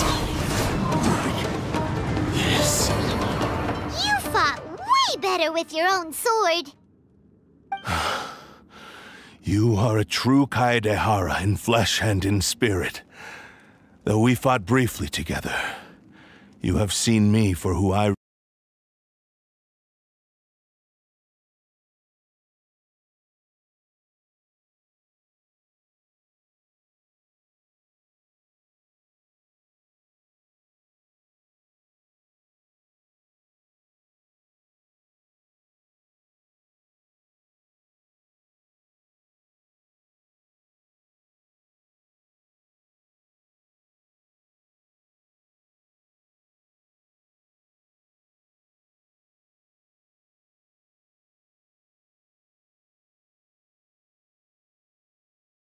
maintenance. I can only disguise my true appearance behind an outer sheen. Yours is the blade that took on the Muso no Hitotachi. And what a magnificent blade it is. Perhaps I shall never reach that level of glory. Actually, this is just a generic blade that I picked up during my travels in Liyue. What? Forging and maintenance are both important for a blade, but they are not everything. This blade has traveled the land with me for many years, and we have formed a close bond during that time. Plus, in the moment that I most needed it, I received aid from another power. Skill, blade, determination, and desire. All these must be aligned in the practice of Ishin art. There is something else I must tell you. Though your maker may not have been aware, your ability to possess your own consciousness derived from the power of the Tatarigami. Tatarigami is a malevolence from the ancient past. It is the source of your mania and savagery. Though you tried to cooperate with me while I was wielding you, the part of you driven by Tatarigami was constantly trying to seize control of my body. I sensed it, but I couldn't change it. It is an integral part of my consciousness. I resisted its temptations because I wanted to save Amenome Yuya. But I do not know whether you yourself have any intention of trying to fight it. I feel a great sense of regret for you. Since you embarked on a journey bound for a destination you were destined never to reach. The moment you embarked on this journey, you lost the only person who could have ever unleashed your true potential. And yet there was no way for you to turn your back on his ambition. You have known this for a long time. It is the true source of your despair. He gave me everything. My life, my form, my consciousness, and purpose. How could I possibly deny him his wish? I said to him, "Do not worry, from here on I shall forge your legacy."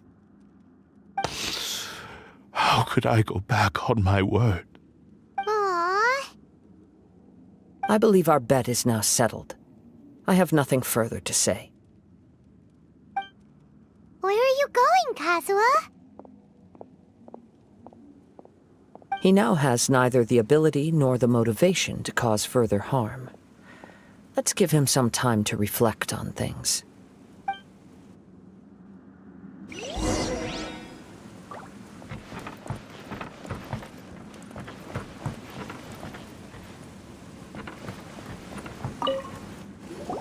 When I touched the hilt for the first time, it's as if I was transported to a strange dimension. It was somewhere I've never been. A bladesmith lay quietly on the bed, his frail face barely visible under the moonlight. His breaths were weak, and his life near its end. A newly forged blade lay by his side, listening attentively to his final words. Wow. That was the blade's memory, wasn't it? Indeed. While in exile in Snezhnaya, the bladesmith eventually learned the truth behind everything that had happened. The Ishin art had been dealt a devastating blow by the desertion of its best smiths. He spent the rest of his life in the forge, not to vent his frustration and hatred, but to atone for his actions. He felt intense regret at being tricked by the Fatui, but he could never again return to his homeland. His sole wish was to one day return his single, proudest creation back to the land of his birth. So he instructed this sentient blade to find a way back to Inazuma, no matter how long or how hard the journey. But he never wished to rival the gods. All he wanted to show was that they once shone brilliantly as blade and smith, that they were still worthy of being trusted. So that's the true story. But after that, the blacksmith's intentions were warped by the Tatarigami, slowly turning his proud creation into the cursed blade of today. Right. I believe the bladesmith might never have known that the power he worked with was that of the Tatarigami. The hatred within that power is what sent the blade down its ill-fated path. This blade has committed unforgivable atrocities, but only because it lost its original master. No one was there to correct its errors when it was losing its way. Shame it's too late now. Yes, it is too late. Time would not wait or stop because of his determination. While the world moved on, his ambition remained stubbornly stuck at that fleeting moment at the dawn of his journey. He seems to have calmed down, though. Let's go and check in.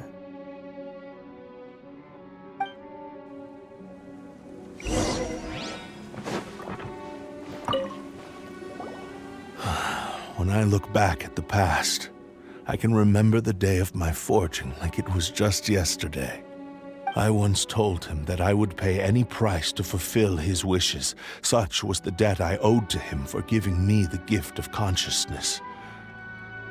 But darkness and slaughter numb the mind. Over time, I lost sight of the difference between gratitude and grudge. Not only did I fail to fulfill his ambition, I also defiled it. You are finally seeing reality clearly. Since we agreed to the terms of the bet, I will honor the agreement and release Ame no Mayuya. But I still cannot bring myself to forsake his ambition. It is the entire purpose for my existence. So, may I ask you to help me fulfill the ambitions of myself and my creator? Hey! Now you're adding yours into the mix, too? Jeez, don't push your luck, mister. It has to be done in this order. At least hear what I have to say. And if you don't agree, I will still release Ame no Mayuya as promised.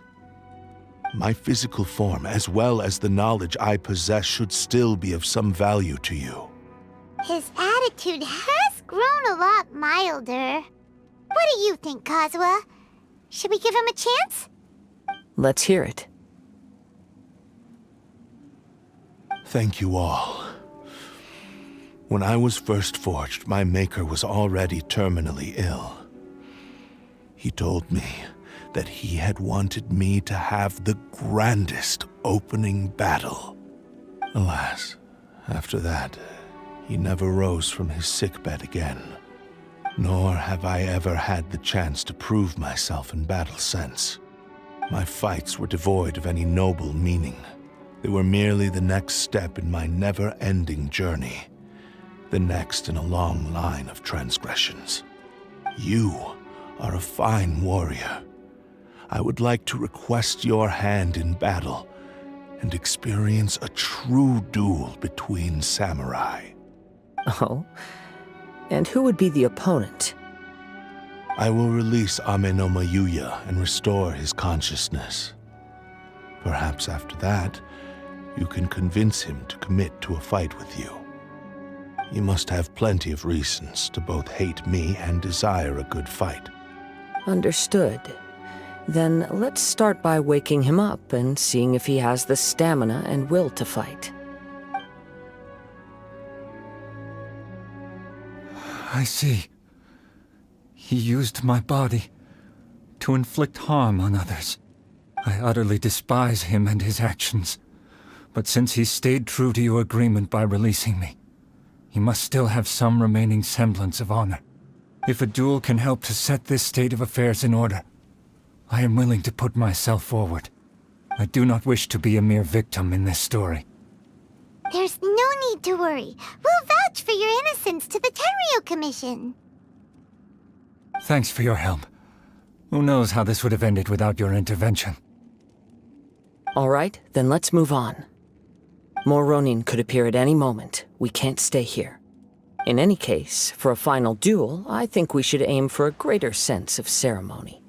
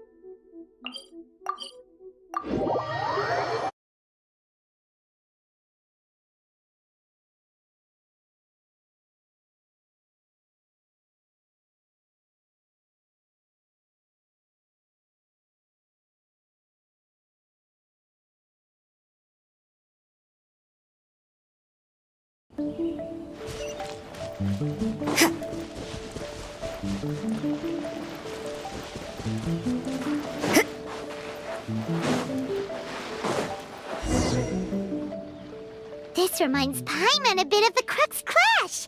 Yep, we still can't let our guard down.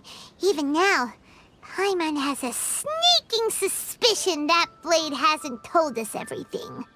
Still, even if he's way past the point of redemption, it's hard not to feel a teensy bit sorry for him. Are you ready? Ready? Okay. All right then. Successor of Ishin Art, Kaedahara Kazuha. Successor of Amenoma Art, Amenoma Yuya. Honored to cross blades with you. It is my honor also.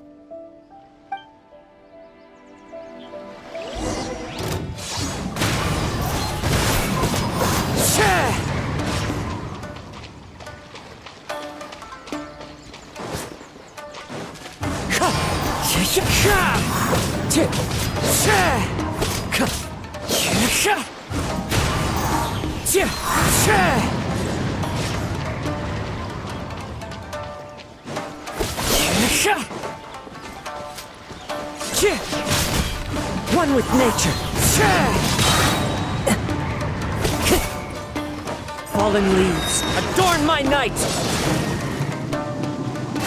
The wind knows me.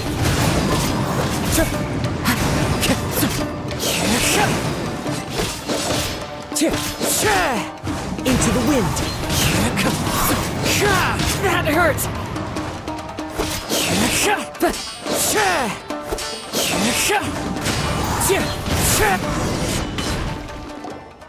Thank you for the experience. Although he appears battered and broken, in your hands it seems he's regained a glimmer of brilliance. His sense of savage cruelty has completely faded away. But that same sense of determination remains strong. You also fought well.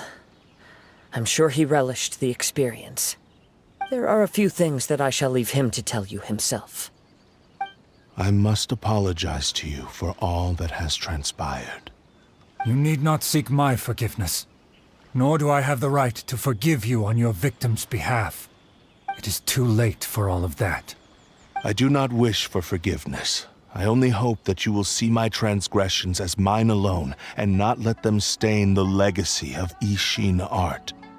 I strayed far from the straight and narrow path, but the Ishin art still has a worthy successor in Kaedehara Kazuha. I beseech you, please understand this. Yes, I too trust Mr. Kaedehara to do the right thing. Thank you, successor of Amenoma art. This blade has also told me that he has another wish. He would like to visit the Amenoma smithy. Maybe we can go back there together. What does he want to go there for? I'm not sure, but I think that all this is about to come to an end.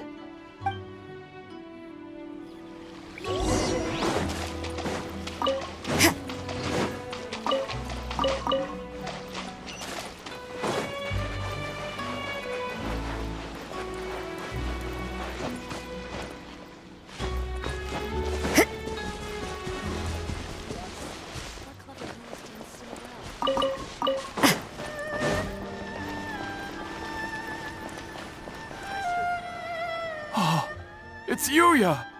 You have returned! I am sorry to have troubled you. It's all thanks to them that I was able to return safely.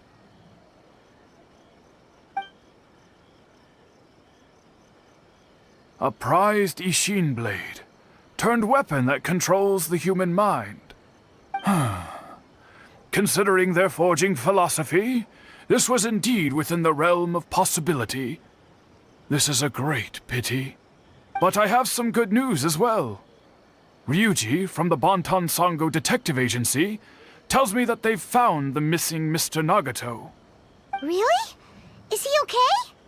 Yes, badly wounded, but he will live. And now that Yuya is back, it seems like the final ending to this story is a happy one after all.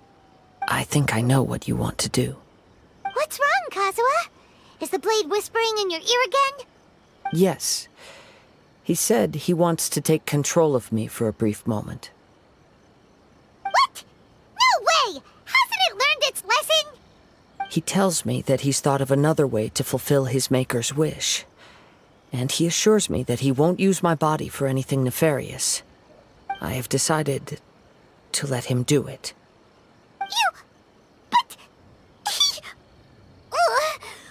Thank you. I will explain my reasons later. Okay. I am ready. Let us begin. Please, stay true to your promise.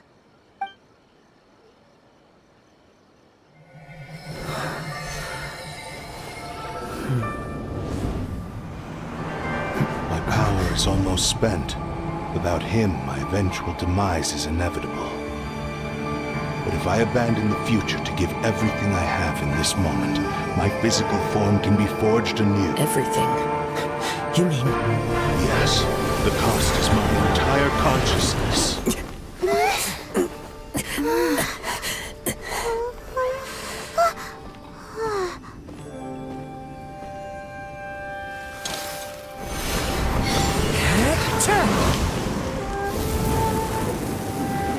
You were right. There's nothing that I can accomplish now. But there's still a chance for Ishin art. Once remade, I will be a valuable resource for your studies. Ishin lives on, and its finest hour is yet to come. Even if I am not the one to prove its might to the Shogun, as long as it is an Ishin blade, crafted by Kaedehara hands, it will still fulfill his final wish. Thank you, son of the Kaedehara clan. Over the years, my real name has been forgotten by all. I'm ashamed to utter it, yet it remains strong in my mind. Kagotsurube Ishin. This name is now yours to keep. Rest in peace.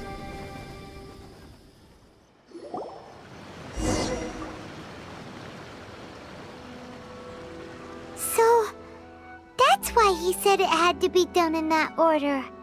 His consciousness will disappear forever after fulfilling the bladesmith's wish. Kagotsurube Ishin. It was the first time I ever heard his name. It seems like deep down he disapproved of his own actions, and thus chose to bury this name deep within his heart. Only in the final moments, before his consciousness faded, was he willing to entrust it to another. Seems like he really, really wanted to fulfill his maker's wish.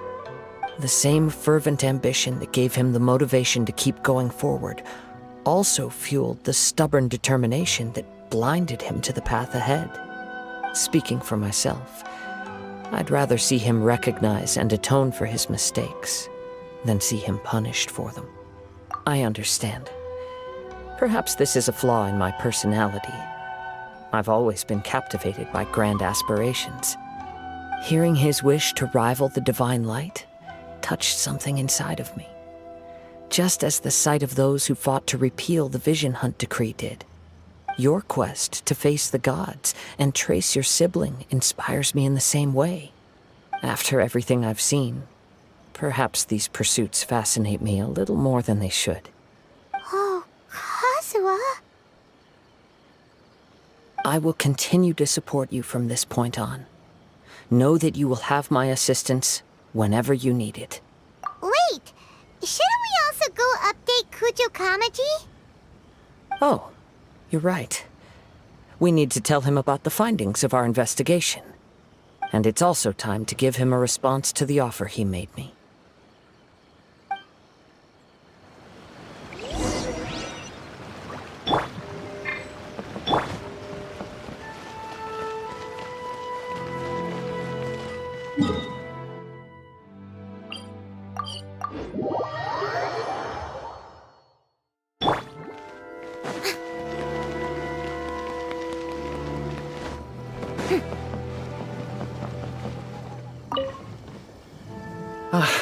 You've returned.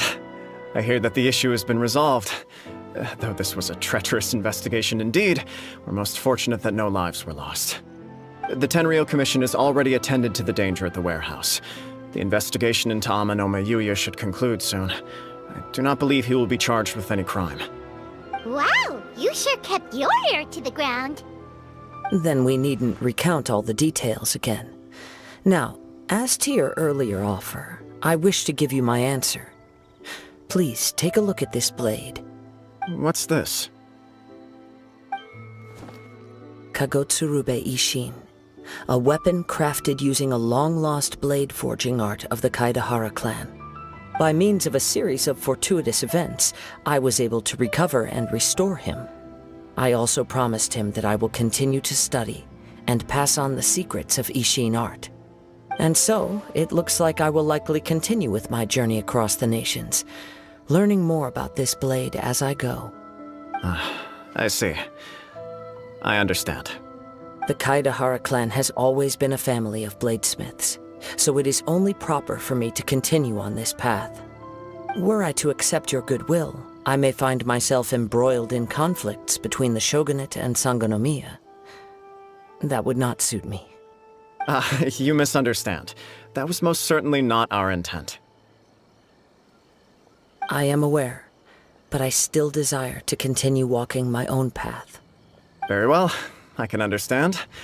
Then let's pretend this offer was never raised.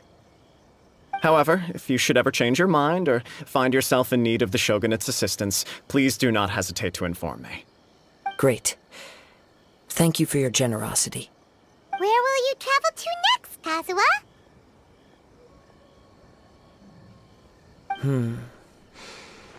I'll probably take to the seas with Captain Beto again for now. As for my next destination, let's see where the wind takes me.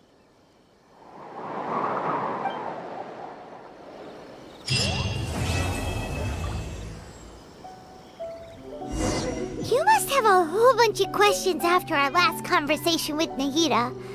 Paimon was ready to ask her a million more questions, but didn't want to seem too pushy.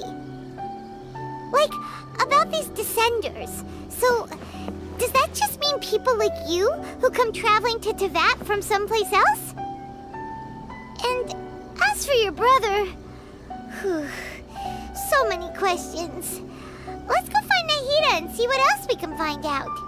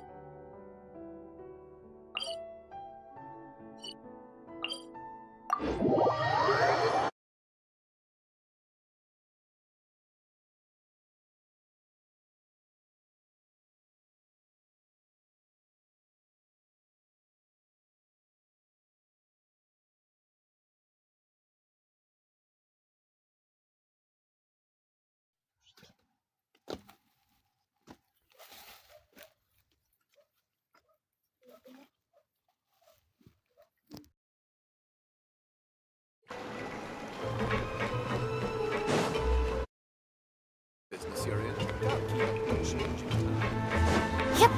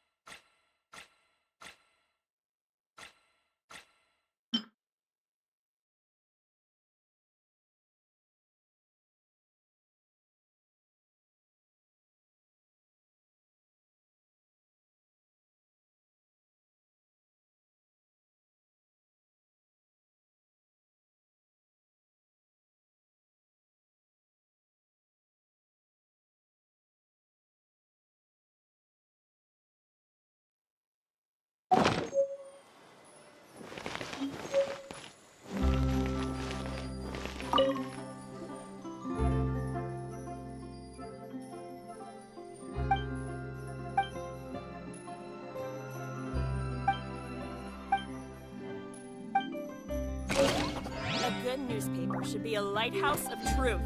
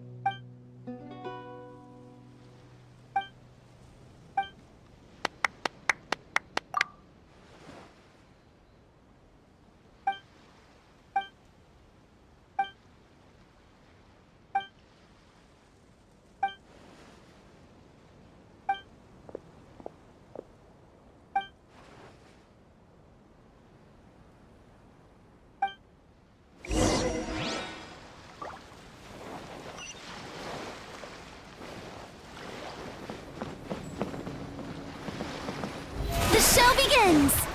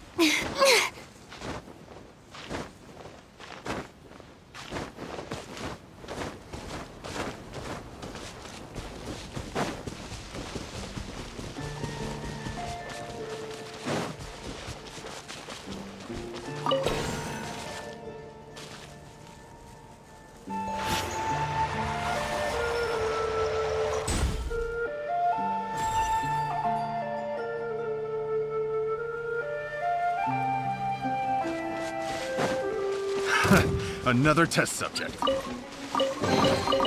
Oh, what a pleasant surprise! Truly an extra slice of joy.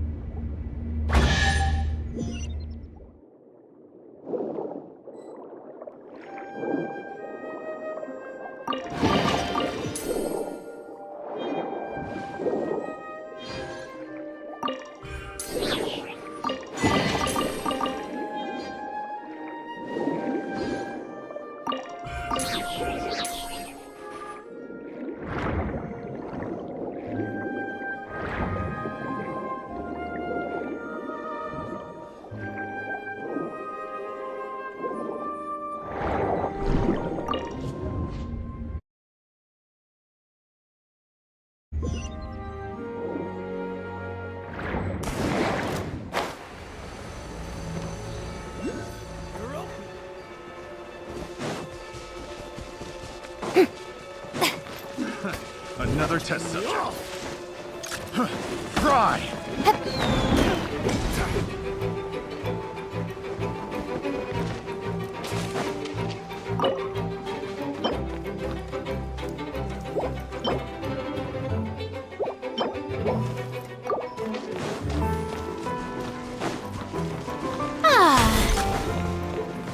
Strike a pose! Stop right there! Yeah!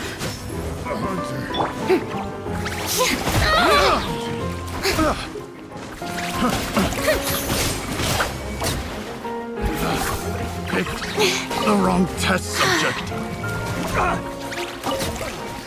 Judgment!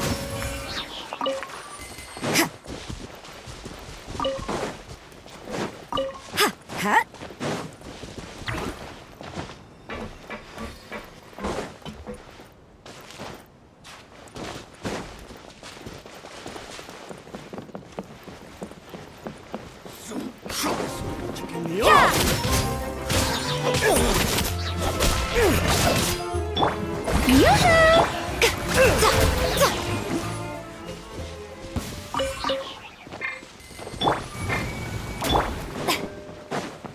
Yep.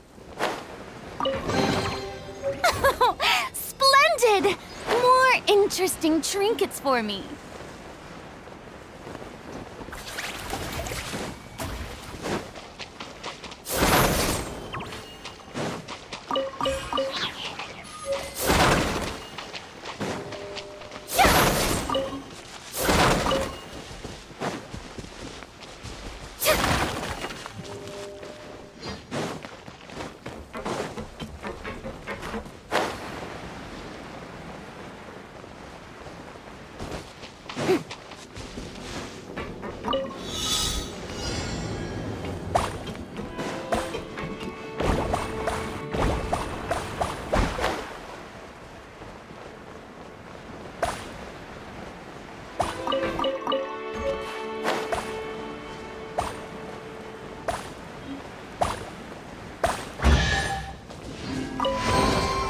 Ticket. Go on. You have my approval.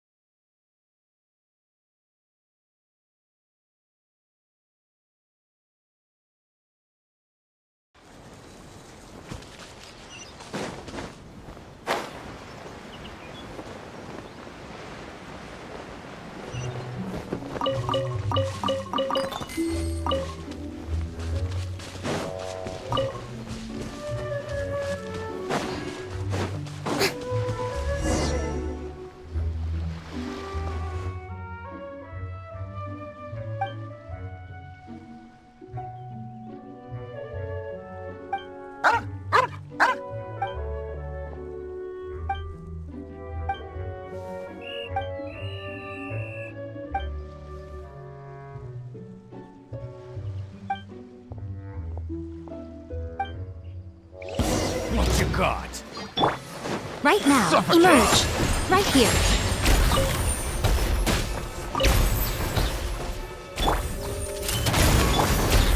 Strike a pose! Time to shine! Justice will prevail!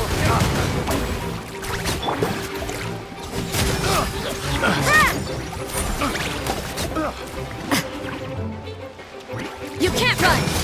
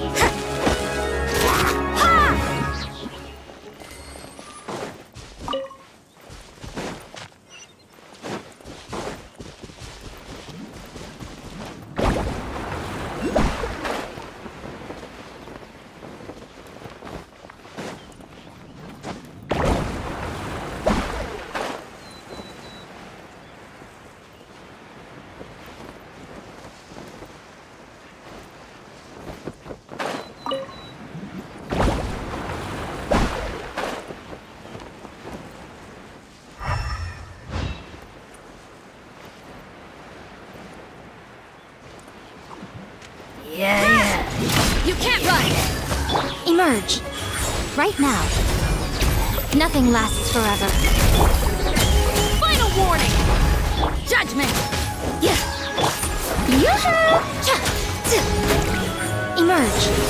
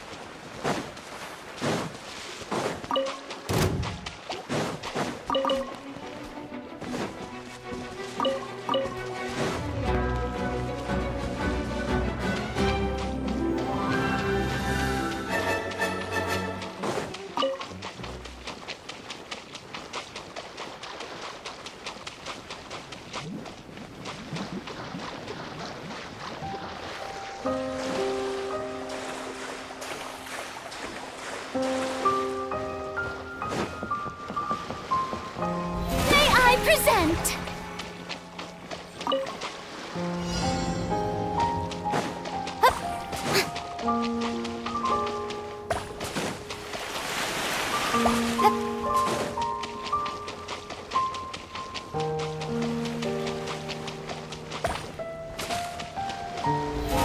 Oh, brilliant!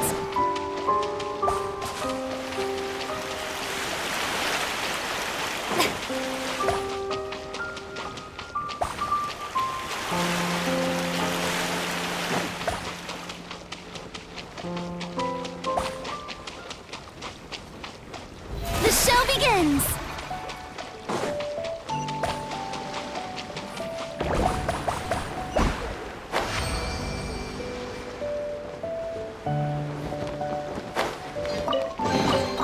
Take it. Go on. You have my approval.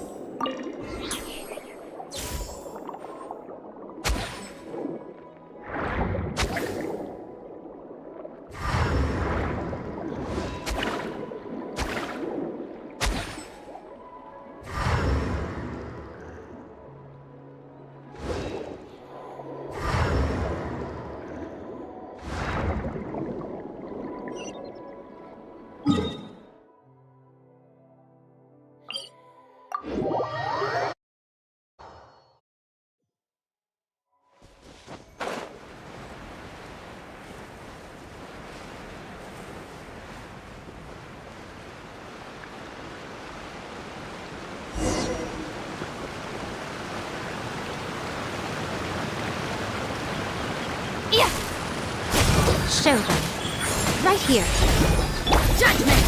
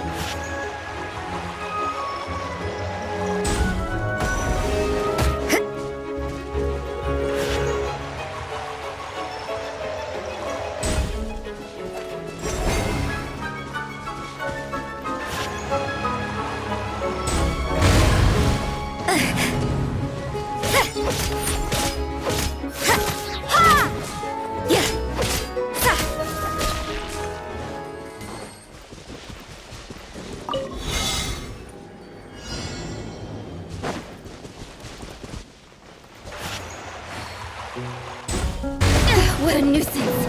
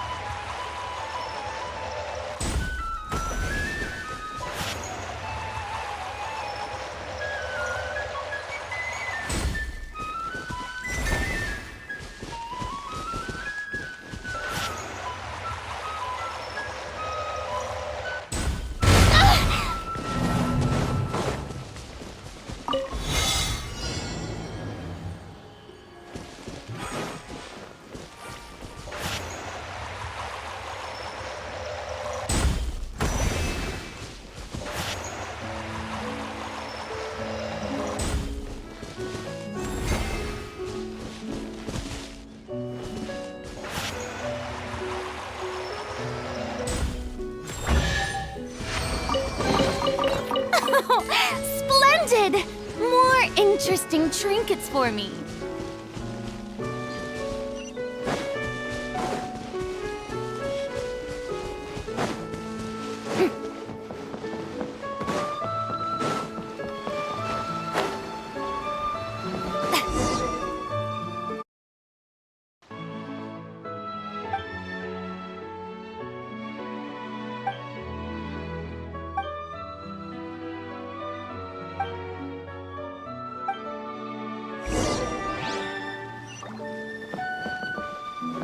The show begins!